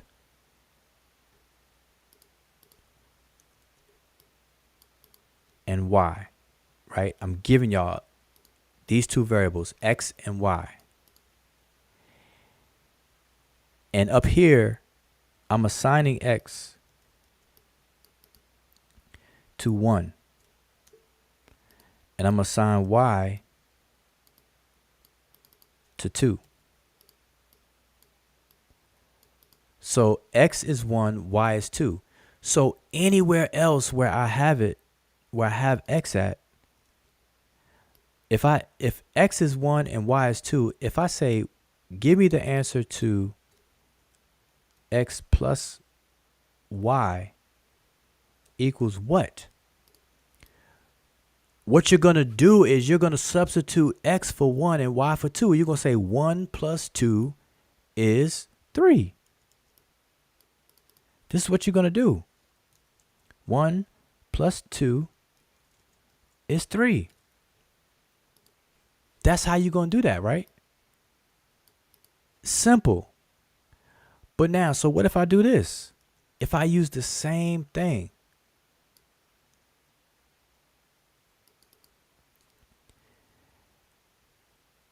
But now I say Y plus Z now. I would have to give you Z, right?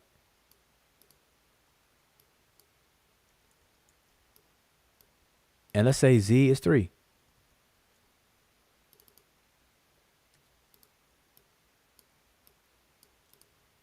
You already know what Y is, 2.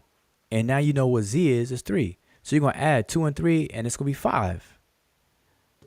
So all I'm doing, I already said that Neb means Lord in this first example right here. Neb means Lord in the first example. But Nebu in this second example does not mean Lord. It means all. So Neb means Lord in this first example. That's why we have Lord of God. But it's more correctly saying the Lord God. So Netcher and Neb, the Neb here does not mean Lord. It means all. So you would literally be saying, I'm giving y'all the answer at this point. You would literally be saying all God. Or every God.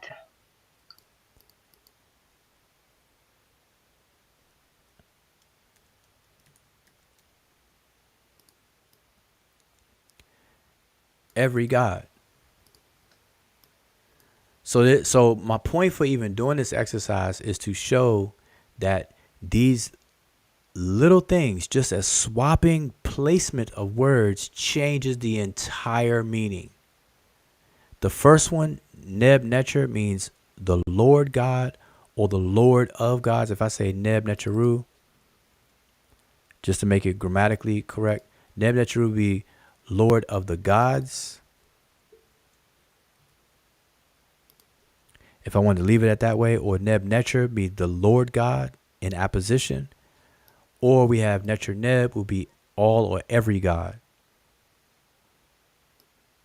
That's what that means. And these are two totally different meanings here. So I want y'all to pay attention to that. All right? That's what that means. So you can't be writing Netcher Neb as a phrase and name yourself Netcher Neb, but you think Lord God when it really means every God. Same way you can't name yourself Sarah Sutin Seti, not understanding that Sutin is really Nisut, and the Sarah and the Sutin are really two prefixes on two separate different names, the coronation name and the family name. And Seti was not the coronation and the family name of King Seti the First, which is the brother Sarah Sutin Seti is naming himself after. That's an error. And so people go down in history misnaming themselves. And the reason why is because people jump into this lane without first learning the language. And so what I just demonstrated to y'all is the importance of learning the language just on some basic level of even naming yourself or branding yourself and then projecting yourself out there under these mistakes. People are making these mistakes. And it's not cool. And Desharab says, Netcher don't mean God. What does God mean, Desharab?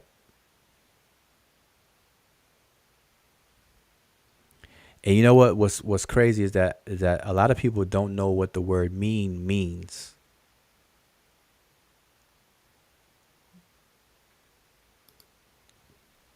What does the word God mean, Desharab?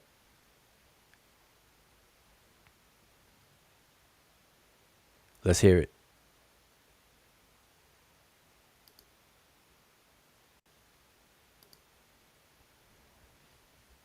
If P equals Q and Q equals R, then R equals P. If Neb equals ruler and ruler equals all, then Neb equals all.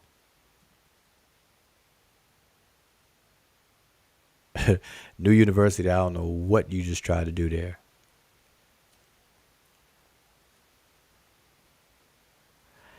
Dashareb doesn't mean Dasharab. But Deshareb, what does God mean?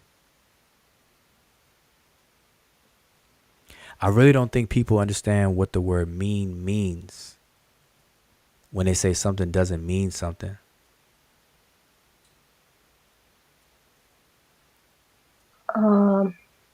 Cosmic was asking why there isn't the plural. I'm not sure plural on what. Why isn't there the plural?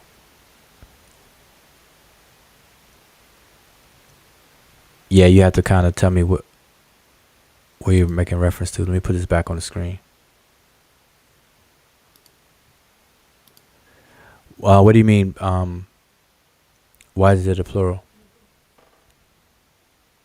This is on Nebu. Is that on the second nib at the bottom? Netcher Nebu? Yeah, okay, so remember, okay, that's a good question.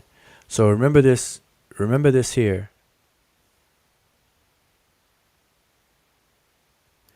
Ta'u Nebu. Okay. The way that we notate it is we put a dot in between endings. So let me spell this out. Oops, excuse me. Let me spell this out to answer your question. I'm going to isolate this. Well, actually, let me just go ahead and create this. All right. I'm going to erase all of this. I'm going to explain it to you. Okay. So ta'u is a masculine plural. And remember what I said about the attributive adjectives must agree in a phenomenon called concordance. It must agree in gender and number of the substantive that it is qualifying. So because ta'u is masculine and plural, the adjective neb must also be masculine and plural. Therefore, ta'u will match with the word nebu. Nebu in this instance is an adjective. All right. So it means every or all lands in this case. All lands. If I were to make it singular, both singular, and I'm going to do that for you. If I were to make both of these singular, take off the plural ending. If I say ta neb, what am I saying? I'm saying every land.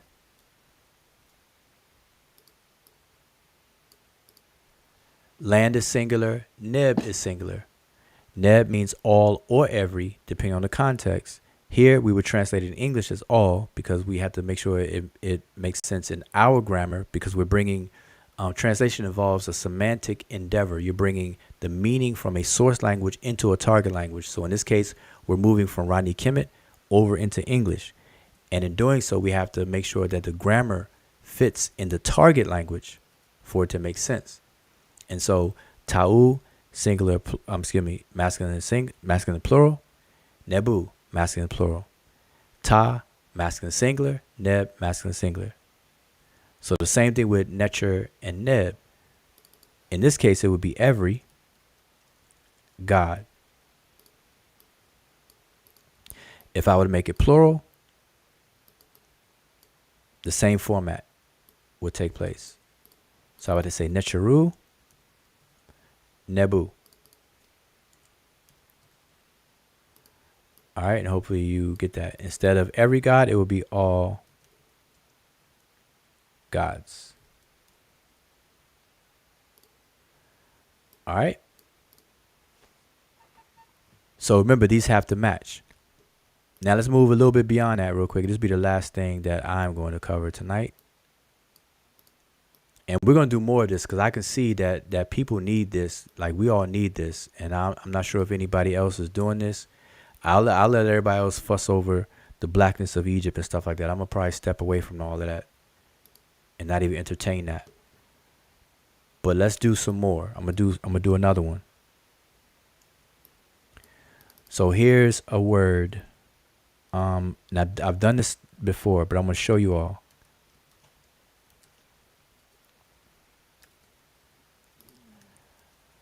Okay, the word majat. This is what the word majat means. It means book or papyrus, to be more specific.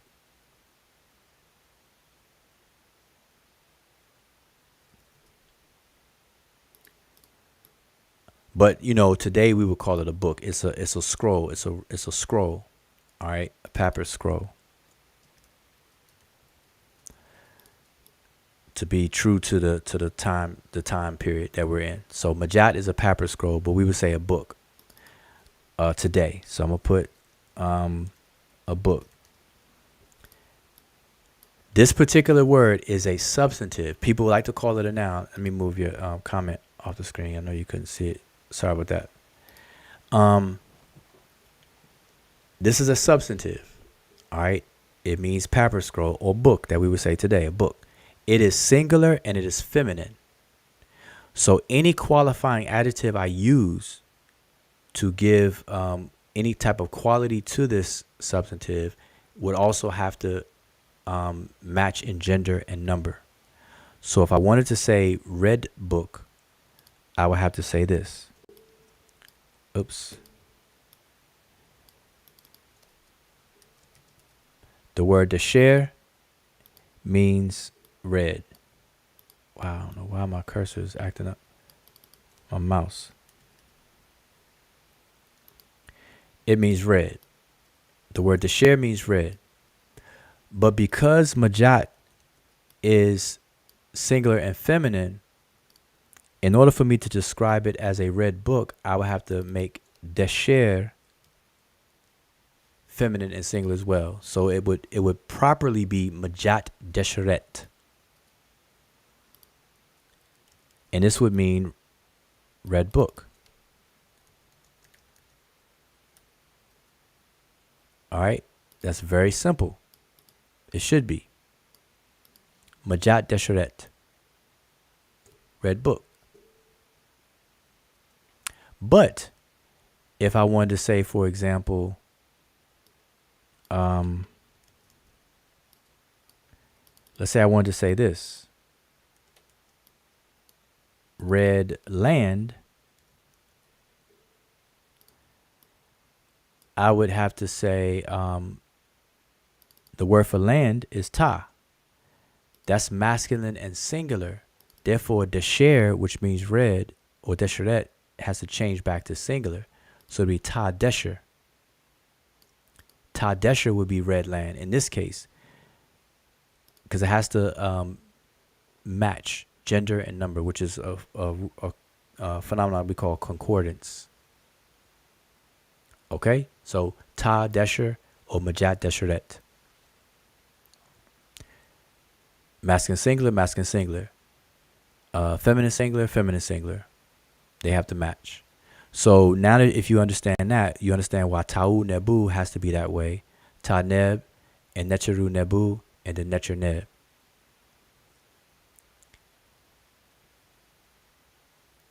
All right.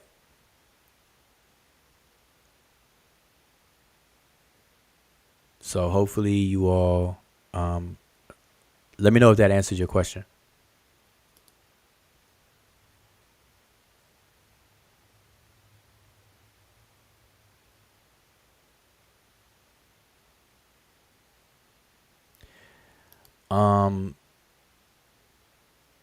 New University. So thus Nebta is Nabta Napta. Boy, I don't know what you're butchering right there. That's definitely not. I don't know what you're doing with that. Rhyming, nepti, taseti.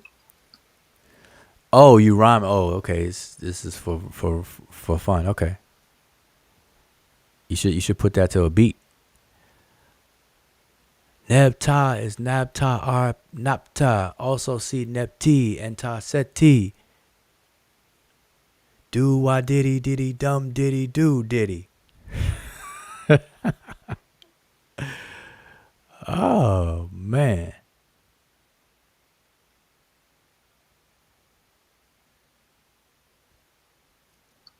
Rowan is asking if they had cuss words. Yeah, I've seen some that people call cuss words. So Kamza, let me know if you assuming Kazmeek. I think you would want to ask the question, right? That I was answering. Okay. Yeah. Let me know if you got it. If you understood what I put on here. Don't leave me hanging like that. But you asked, what program did you have that writes in transliteration? I'm not sure what you're asking me on that. If you're talking about these transliterations, it's just the I'm using a diacritic transliteration, so you see these marks above and below words and stuff like that. I could change it. So if you, like for example, let me show you how it looks. So you see Majat Desheret written with diacritic way, and then I'll just duplicate it and show you it being written in the normal way.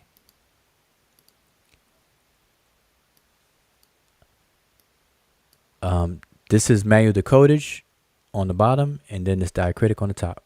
Same thing. Majat Desheret or Majat Desheret. So these are just fonts. All right, so I'm not using any special keyboard or anything like that. These are just fonts. All right, the first font, I map myself so that I won't have to use the keyboard or anything like that. All it took was the diacritic characters and mapped it to the upper and lower case of the keyboard and stuff like that. So when I just switch back and forth, that way I cover two different transliteration systems anytime I need it. So he's saying he writes so that's not just Microsoft Word, is it? It's the fonts that if you had Microsoft Word, you'd have different fonts like Helvetica, Times New Roman, then you would have the diacritic one as well. So you would select a different font and it would appear as well. Yeah, so the change you're seeing is not application based, it's on the font. So I created the top font. And all I did was map the upper and lower case of the pertinent characters to the diacritic form of that letter. So the capital D is mapped to a D with the underline under it. The capital A is mapped to a diacritic 3. The capital S is mapped to the S with the I forgot what that symbol is called above it.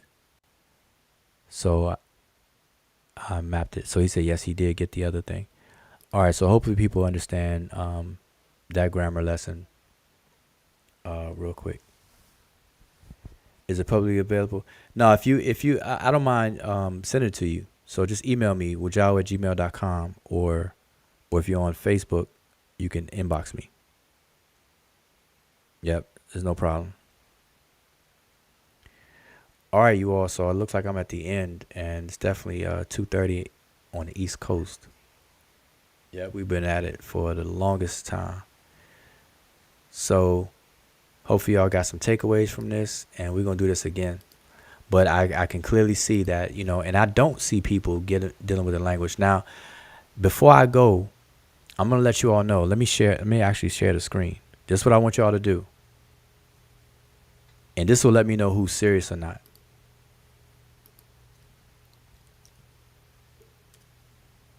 Dealing with this language.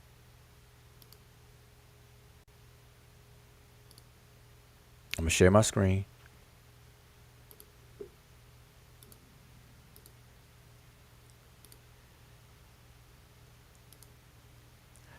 All right. If you are serious about the language, or you think you're serious, or you have an interest in everything, don't be intimidated and don't be scared. What I want you to do, if you want to learn about ancient Egypt, you got to start with the language. Language is the DNA of culture. To have any kind of understanding of the ancient Egyptian culture, you got to approach it by way of its language. At the very least, a beginner's basic level. You don't have to get a PhD, a master's degree, or whatever in the Egyptian language and things like that. But you definitely have to have the basics, the fundamentals under your belt, a mastery of the fundamentals.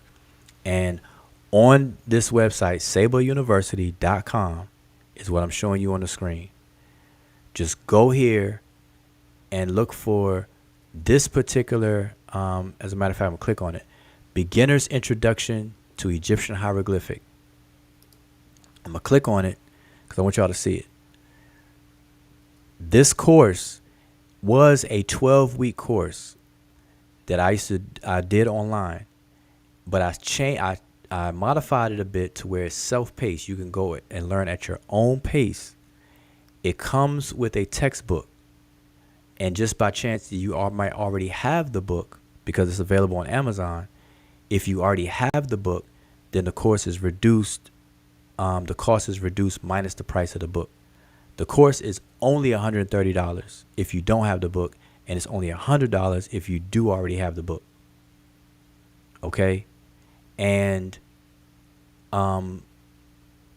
by enrolling in the course, you get the book and you can follow the book, and the course will walk you through it. There's lessons and quizzes at the end of each chapter. There's 8 chapters, so the beginner's level is broken up into 8 segments, and you're going to learn everything from, and this actually tells you, if I were to show more, you learn about the history of the Egyptian language and writing, the language family, the divisions, the type of scripts, the directions of reading and writing, which is the aesthetics, what is pronunciation is all about, the different glyph types or the sign types, how to look up words in dictionaries, the grammar basics, breaking up words into sentences, numbers, dates, royal names, offering formulas, deciphering temple wall scenes, etc., etc.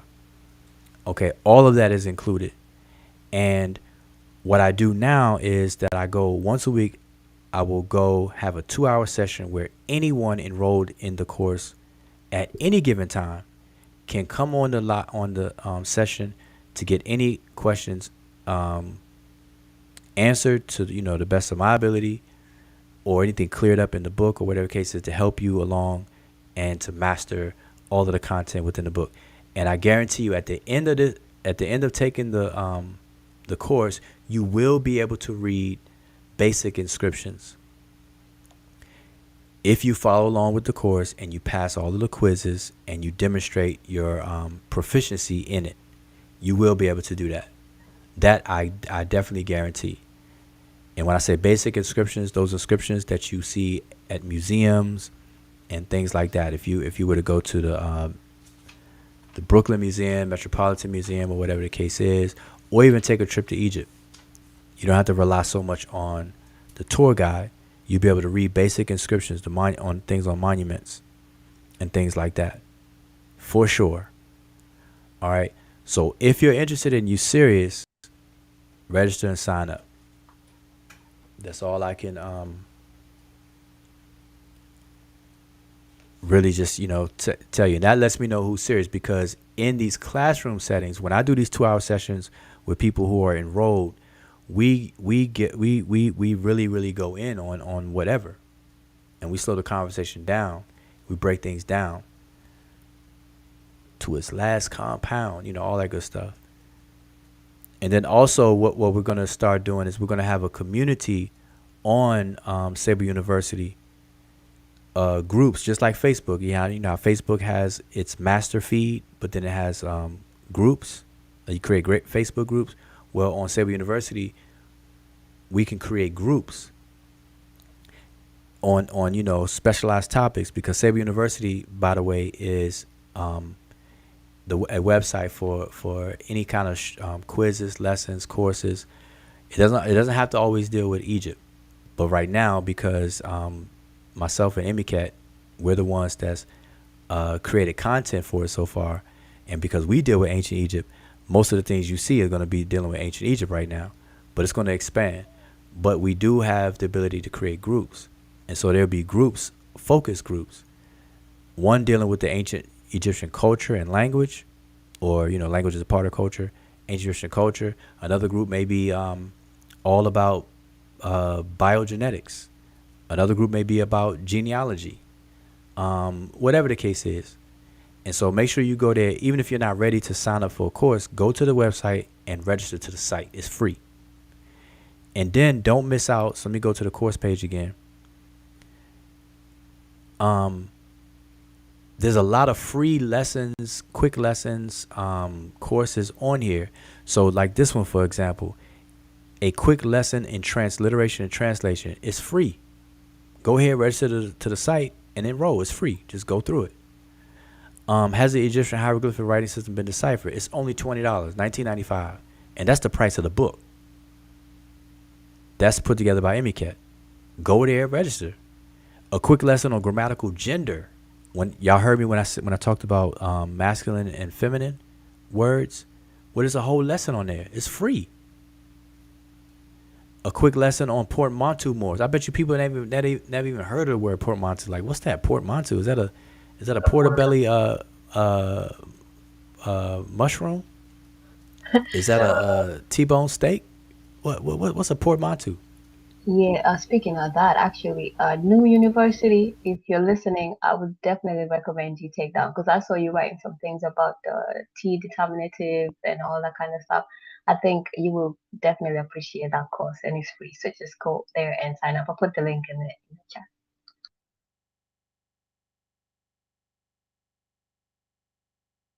So my point here is that this is not this. I'm gonna speak for myself. I take this stuff serious, but at the same time, this is not. I don't like gimmicky stuff. I don't like scam stuff. I don't like clickbait and all that kind of stuff. I don't. People do it. That's like, hey, do your thing, but I look for serious, mature conversations. But we have fun though. And if anybody who's been on my live streams and whatnot, or been, heard me live stream, y'all know I can joke and I can, have fun. But I always look towards progression. We never should have fun at the expense of progress and growth. If having fun stunts growth, then we need to stop having fun. Otherwise, we're throwing in the white towel. We're giving up. That's like, being responsible for paying your bills and taking care of your family, but it becomes too hard. Then you just be like, oh man, just forget it. Let me just throw in a towel. Let's just go to Disney World. Let's let the bills pile up. Let them evict us out the house and stuff. See, I don't deal with that. I don't get down like that. So we need to take this stuff serious. And I like having fun, but not at the expense of our own learning process. So I say that to say that most of these things right here are free. So go to the site, sign up, and enroll, and just go through these. Look at this one: how to look up hieroglyphic words in dictionaries. Theory of Evolution 101. It's free. A quick lesson in reading hieratic jar labels, free. The only ones that cost is the beginner's course, and that's cheap as all outdoors. Everybody else, if you go online and you look up any course about the Egyptian language, you're going to definitely pay $500 and up. Period. Logic and reasoning, $9.99. There's only 3 things on here that cost money. Logic and reasoning, $9.99. It has the Egyptian hieroglyphic writing system to decipher it. And the only reason why that costs money is because you got to buy the book. Actually, yeah, that's actually a free course. It's just buying the book because that's the price of the book, whether you buy it here or there where you see it on the screen, or you buy it in Amazon. So you're paying for the book, which is $19.95, and then you're getting the free course. So if you buy the book here, then you get the free course. If you buy the book on Amazon, you still pay the same price. And then we probably are going to have to implement giving people some coupon codes to be able to enroll for that after they buy the book. But for now, the best option is to buy from there. So you get the book either way, and then you get the free course. Yeah. So if you already have the book, the course is free. Period. All right. So we're not gonna make people pay $19 twice. All right, unless you just want to give a free will offering. But anyway, so I just want to show you all that, and this is how I filter people who are serious. And so people ask me questions on these live streams, Kemet and Chill and stuff like that. I don't know if y'all notice. I try to be concise and kind of brief on the questions when I know that some of these will take a more in-depth conversation and prerequisite and a further breakdown. And YouTube is not really the place for that. In an open form, and stuff like that, it's really not the place, because I need to know that you understand what I'm saying. Because I don't want to just run my mouth and then sound heavy and then just hope that you understand what I'm saying, or that you might even have a question or something to say against what I'm saying. So that's not a learning environment. I come from a background of proper pedagogical and andragogical skills and processes and procedures of teaching. And so that's where I'm comfortable at. But anyway, so just let y'all know, Sabre University exists, and for y'all to sign up. It's free. It's free to register and sign up. You can sign up for any course you want, and let's get busy. And I believe the brother Sachs, I don't know if you're still in the chat. He was the most recent person to sign up, and I was going to ask him if he received his book yet. If not, then I definitely need to check on it, because now I'm gonna tell you the turnaround for your book is about 3 days. So if you were, if you impatient like me, when you order stuff, you don't want to wait a long time, don't worry. You'll have your book in 3 days. Bam. I mean, unless it's Sunday, they don't do anything on Sundays. So if you order Thursday, you might get it Monday. Outside of that. So I look forward to seeing y'all, you all who want to, get serious and get down and have these conversations. Just ask around. Ask people who are already students, who've been students, because this is a community type thing. This is like a sub community of the social community, because I've had students from the continent, in Africa, Uganda, Kenya, Liberia, people in the UK, and of course, people all across the United States. And throughout the years I've been teaching, I used to teach in person, and then I moved it to online in a more structured way. Now I loosened it up to be self-paced the way it is now. And I'm very, very stingy with the certificates, because what I did find out in my experience is that some people be curious and gung-ho at first, but then they fall away, because their motivation for learning in the first place may have not quite been where it should be. And, that's okay, because it happens. But some people want to learn just to have a one-up in an argument. And I tell people straight up, like, if you come in for that reason, then nah, you go, pull up some YouTube videos or something, because I take it serious. You're not going to come and just try to learn a little something just to have a one-up in an argument. See that glyph right there, right? No, not that one. That is Gardner Code 049. It's the X-Men belt buckle. See, it's the X-Men belt buckle. You wear it around your belt. That's what the Egyptians did. They were the first people to create the X-Men. See, I told you, Marvel copied it from the Egyptians. Everything come from Egypt. See, if that's your motivation, nah. Y'all are definitely barking up the wrong tree if you coming like that. Kazmik Sankofa says, can I just use Allen or Depute? Yeah, I mean, you can use whatever it is you want. Now, if you already experienced in the basics, and you want to focus more on the morphology and syntax, aka grammar and stuff, I am coming out with a course for that, and that's going to be a very serious undertaking. I'm working on the book. Matter of fact, I can show y'all a picture of the book as it is so far, but this is I'm not finished with it. I thought I had the picture handy. And yeah, I thought I did. I'm going to have to show you all another time. Yeah, I thought I had the book, picture of the book handy, and I don't.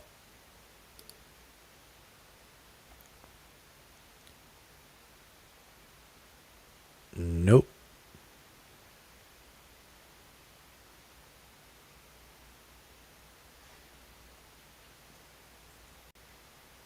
So yeah, we just got this dead silence. All right, so I'm gonna definitely. So hopefully everybody gets it and understand. But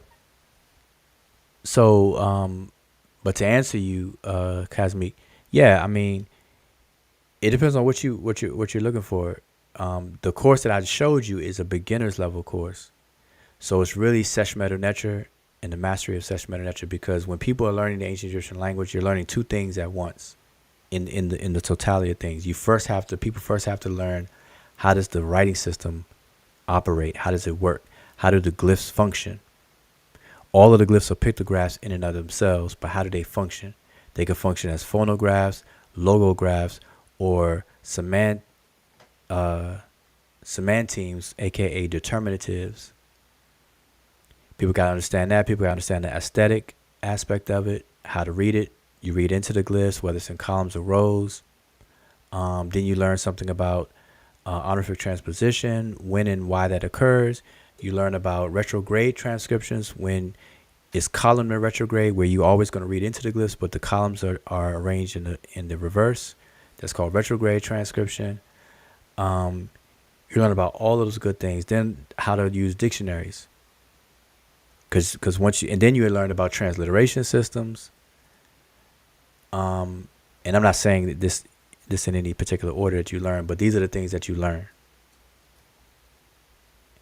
And what else? And there's some basic grammar, because in order to transliterate and translate some, even the basic inscriptions, you got to learn a little bit of basic grammar. So the pronouns, all the personal pronouns, the demonstratives, you learn about dates, you learn about the 5 royal names of the king, you learn about the calendar system, you learn about the Hotep Dinasuf formula, and then the Jed Medew formulas, both of them, Jed Medew N and just Jed Medew formulas, which we call them quotation formulas. What else? You learn about the, like I said, the different writing systems, the different divisions, how scholars divide the language up into 5 divisions, which are really 2. All those good things.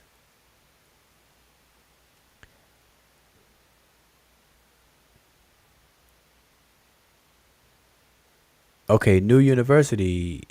You said there's a super chat. I'm paying for my. Wait. So hold up now. Are you saying the super chat you're paying for the booking course, or are you doing a super chat, which we're grateful for and appreciate it, and you're going to go pay for the booking course? Like, kind of clarify that for me, because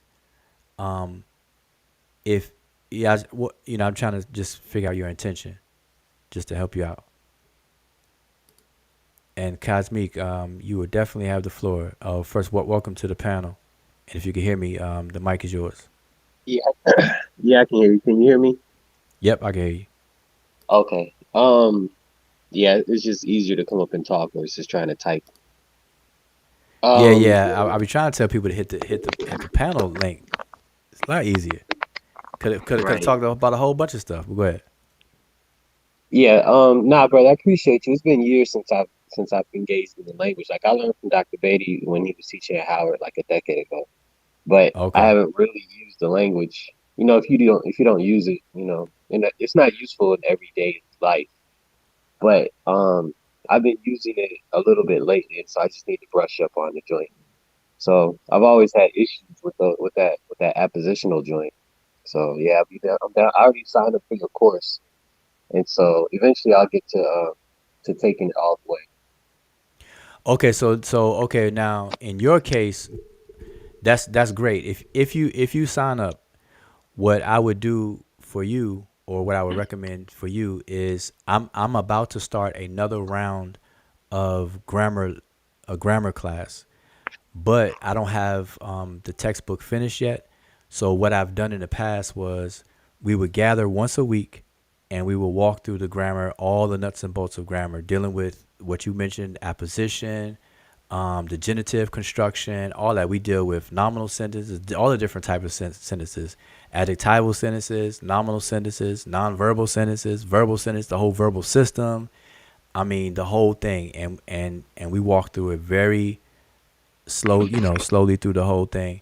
And the only thing that I would, because I'm not familiar with where your areas of competency are, is that I would probably just give you like this one shot exam that's should be easy for you, like on a basic level, just so I can gauge, what you remember, what you know, and stuff like that, and then we can just go from there, and you can be part of the grammar group. All right, that sounds good.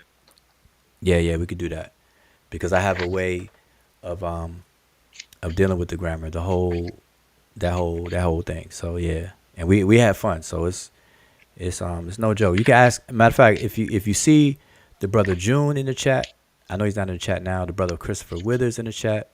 You can speak to Emiket. You can speak to who else is part of the grammar? Jehudi. Jody Ma'at. I'm trying to think who else is part of the grammar. See, what happens with the grammar class, just so everybody knows, because this is where, when the rubber meets the road, it's like class can start with like 50 people, but then it all trickles down to the point where it ends, it's like 5, 10 people. So grammar is no joke. So that's why, like, when you're trying to think, it's hard. It takes work on the grammar, so you get less and less people. But we have the grammar starting again this Saturday, so that would be a good time for you, Casmic, if you commit to that. What time on Saturday? Well, we had them at 12 noon Eastern Standard Time on Saturdays, but we I'm flexible. I'll probably have to find out from everybody because it's like me doing this round again. We've gone through it, and see, this is all in lieu of me publishing a grammar book, and I'm publishing a grammar book based on my experiences and what I feel that the other grammars are missing in terms of the way, like, they have the information, but it's the way it's organized that I organize it differently and explain things a little differently that people have appreciated, and I find it easier for people to retain and keep, so I'm that's what I'm working on. That's a project for me, and so that's why I have these rounds, and it's been a minute since we've done it, but it's taken a while. Like, we meet once a week for a whole year, having fun, talking about other things and stuff like that. So we really, really dig in. Okay. Really, really dig in. Hey, are you familiar with, do you know how to transliterate Coptic as well? No, that's not my strength. I could, if I take my time with it, but that's not something that I normally do. Okay. So, yeah. Coptic, I would recommend Coptic. Well, it depends. It just depends on what people have going on, where I would recommend Coptic or not. Okay. Yeah. So our next thing is because once you learn the formal Sesh Medew Netcher and the monumental glyphs, or the formal Sesh Medew Netcher, and even the simplified ones, then we get into what they call hieratic as well. So we'll be able to read all the hieratic texts directly instead of relying on transcriptions that the scholars have done. We'll be able to read the Maximum Ptahhotep straight from the papyri or the papyrus, or the book of Knowing the Transformation of Ra and Overthrowing of Apep. We'll be able to read directly from the papyrus itself and things like that. So that's in our near future. All right, I'm down. Yep. I'm definitely down. Just let me know. So I signed up, and I guess you have my email. So okay, yeah. If you sign, yeah, I'll get in touch with you. I'll shoot you an email, and just I'll check with everybody because this is be, starting that again. So I'm gonna check with everybody what's a good day, and time. Like, we did it on Saturdays at noon, and we just do it for 2 hours. So we go from noon to 2 p.m. and then that's it. Everybody still has the rest of their day to do whatever. And so that was been Saturdays, and that worked out in the past, but it may change. I'll just check with the majority rules, and so we'll go from there. Okay. Yep. Okay, that's cool. All right. So, but yeah, I appreciate you signing up, showing interest, and it's just good to know people like you who take it serious enough. And you say you study under Dr. Beatty, and so I know you were in good hands and everything. I studied under Dr. Raketi Amen, like before she even had online courses. She was teaching over the phone. Her and Dr. Nalani Valentine, Phil Valentine's wife. Oh, I met her, and she was down in Orlando last year, a year and a half ago. Okay. I met her. Yeah, this place called the Bronze Kingdom down in With Dr. Ricchetti or Nalani? Dr. Phil Valentine and Dr. Ricchetti. I guess that's his wife, Doctor. No. Nalani Valentine is Dr. Phil Valentine's wife. Right. I met Dr. Phil Valentine and I guess his wife down in down in Orlando. I got you. Yeah. I got you. Oh, okay. Yeah. Okay. Yeah, I never met Phil Valentine, but I met his wife through the courses because she filled in a few times, or she assisted Dr. Ricchetti I met back then. I didn't even. those days. Okay, so like my brother in Seattle, he talks about Dr. Ricchetti a lot. When I met Phil Valentine, I didn't even know that. I didn't know Dr. Ricchetti's reputation, so I just said what's up to her. Just took a picture. That was interesting. Oh, okay. Okay. But I just don't want you to confuse Dr. Ricchetti with Phil Valentine's wife. They're two different people. Okay, wait. I guess I am confusing it. Sorry. Hold up. Yeah. I can't leave Dr. Ricchetti out there like that. Okay. So wait, Yeah, her name is he's saying there. that, So there is no relation. Okay. Sorry about that. no, he was saying that it was Dr. Akita man that was teaching, and then sometimes Phil Valentine's wife would step in, and Oh, her name is Nalani. gotcha. Okay. Yeah, that's it. Yeah. So Dr. Ricchetti Amen and Nalani Valentine, they were kind of tag team in the course back in the day. She was assisting Dr. Ricchetti Amen, but Dr. Ricchetti Amen she's the foremost of teachers and whatnot. So I'm sure if you heard, she's actually the teacher of Dr. Mario Beatty, and his pedigree includes Dr. Ricchetti Amen and Dr. Theophilo Dr. Benga. Obanga. Yeah. Yeah, and so my pedigree, as people call it, would come through Dr. Ricchetti Amen. And so I took her classes years ago. This is before I was teaching. So, and big up to Dr. Ricchetti Amen. I mean, man, she is the mother of all of this in terms of the language goes. So Dr. Ricchetti Amen, utmost respect to her. And she's not a person that people see online or do no fussing or anything like that. She's definitely doing her thing and raising people up to continue this teaching. So, but yeah, so I look forward to. So look out for my email. I'll definitely email you and just update you like ASAP, and then just so you'll know where things are. But just kind of tentatively, just probably plan for Saturdays at 12 when we kick it off. And I'm not sure when we're gonna kick it off. I just gotta make sure everybody's still available and down with it. And I'm probably gonna wait maybe 2 weeks before I do it, because I'm trying to see who all is interested, and so that we can all kind of start at the same time, or people can jump in whenever they feel. So All right. just look out for that. All right. All right. Sounds good. Okay. All right. So appreciate you coming on. Yep. All right. Peace. So you can stay if you want, because I'm about to shut down in a few minutes. But so I'm just going down the comments. So Sean John says, "Woo, do I think that Brother Jabari and Garfield would be a good debate?" See, I don't look at debates for people against a person. Like you never debate people, you debate issues. And so, but so I kind of know what you're asking me in terms of their debate.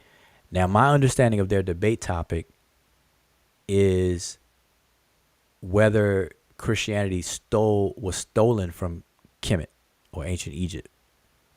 And I don't know. I'm split on that topic even being debated. Just period. Regardless of who's doing it. And I never get into those debates because I personally don't think that's a meaty debating topic. Whether people say influenced by, whether Christianity is influenced by Kemet or stolen, if they want to stick to the word stolen or influence and all that kind of stuff, I just don't think that that's enough to debate, because there's just so much things that people can say about that. People try to make and that's what I meant to do earlier, was to show this word henut, that people translate as virgin, and they try to say Isis is a virgin, and that's where Christianity stole the virgin concept for the mother of Jesus, because Isis is the mother of Heru. Therefore, Heru is Jesus, and Isis would be the equivalent of Mary. And they use that word and all that other kind of stuff. I mean, so many things that people would like to do with that. And what I would rather see people do a thorough investigation of the connection, if any, between Christianity and ancient Egyptian culture, and then show the breadcrumbs, direct links, direct influence, not the implied stuff, the speculative stuff, and things that we could just kind of get creative and say, okay, yeah, the word Christ comes from the word Kares in Egypt. The word Messiah or Mashiach in Hebrew comes from the word for crocodile, the crocodile fat in ancient Egypt, Mesa, and you know, all that kind of stuff that people tend to do. You know, I would rather see somebody or a team of people just do a thorough job and then do a presentation for that and just show the direct influences or you know, put the pieces of puzzle together, you know. All right, so because really the Bible, you don't really have to go into Egypt to find a lot of things about the Bible. You can stay right in Mesopotamia, the Akkadian text, the Ugarit text, Sumerian, all that whole Mesopotamia stuff. There's a lot of correspondences there, especially with the so-called, you know, the Old Testament. But anyway, sorry I said all that to answer your question. I don't, you know, I think they should get it over with though, because they've been slated to debate for the longest time. So man, I'm like, you know, just go ahead and do it, get it over with. That's my feeling on it. New University, I hope you clarified it. I think I saw somebody said the latter or the last thing. I'm not sure what was the last thing that you said. Okay. Sorry about it. Yeah, New University. Appreciate the yeah. So I look forward to you signing up. Definitely. And go ahead. I'm just running down. I'm running down the. Okay, so I'll help you real quick so we can get off. We have room for debate was asking whether Shemsu Heru blacksmiths real or myth. Also same for the Edfu text, myth or is it myth or historical?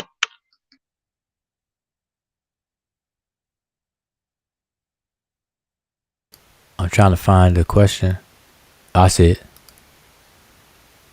Highlight it. Were the Shemsu Heru blacksmiths real or myth? Also same for the Edfu text, myth or historical.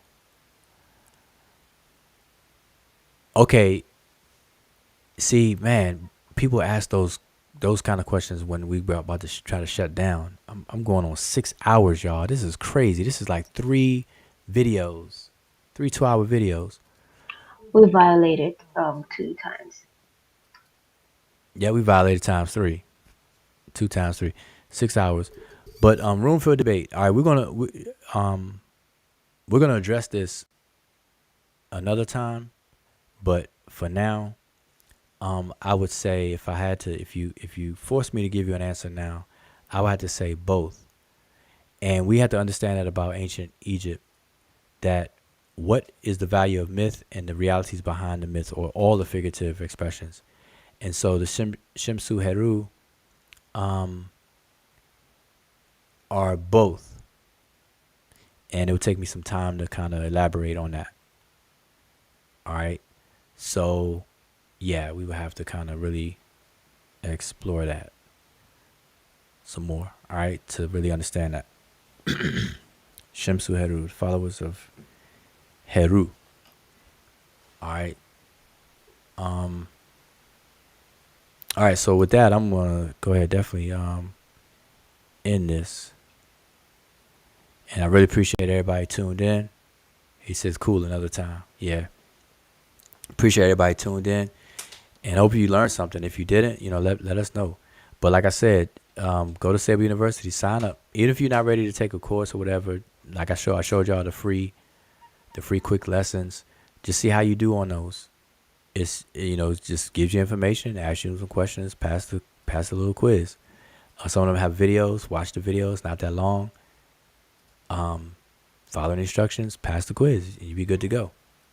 All right. And you know what? I didn't want to interrupt, so we can close out. But we also I put the link on the chat for seshmedenetcher.com, because that's one website that has a lot of the information for that's related to Seshmedenetcher. So that's like the headquarters of all the info that we have. You'll find translations, you'll find articles, you'll find sign lists, you'll find book resources, all of that nice stuff that deals with Seshmedenetcher, and also links to the videos that we have on our archive. So everything is there. So just check that as well. And with that, that's it. So Shem Hotep, which means to go satisfied, and good end affairs is good night. So hopefully everybody have a good night and peace, and I'll see y'all next time. You said that when you go to Kemet school, you became more alert. You more wake up. Your spirit wake up, and you became a more human being. That's your character is built in a school.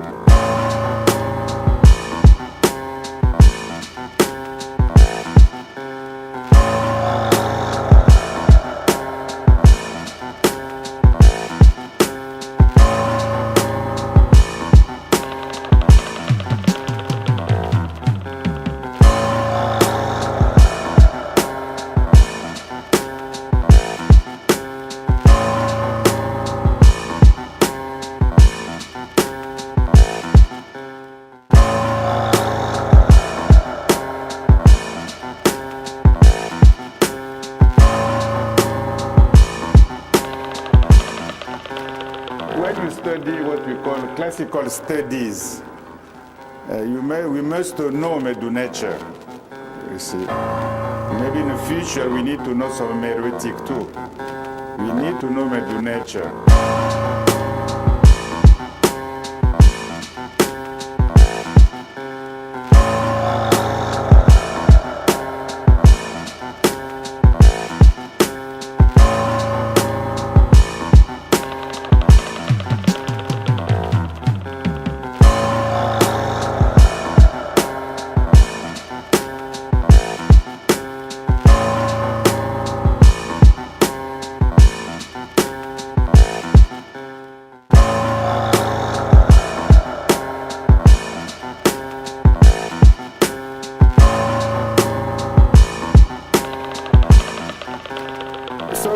Achievement in Kemet for me is education. The way they think, they build, and they practice their education is very unique in history. Without education, I believe there will be no Kemet.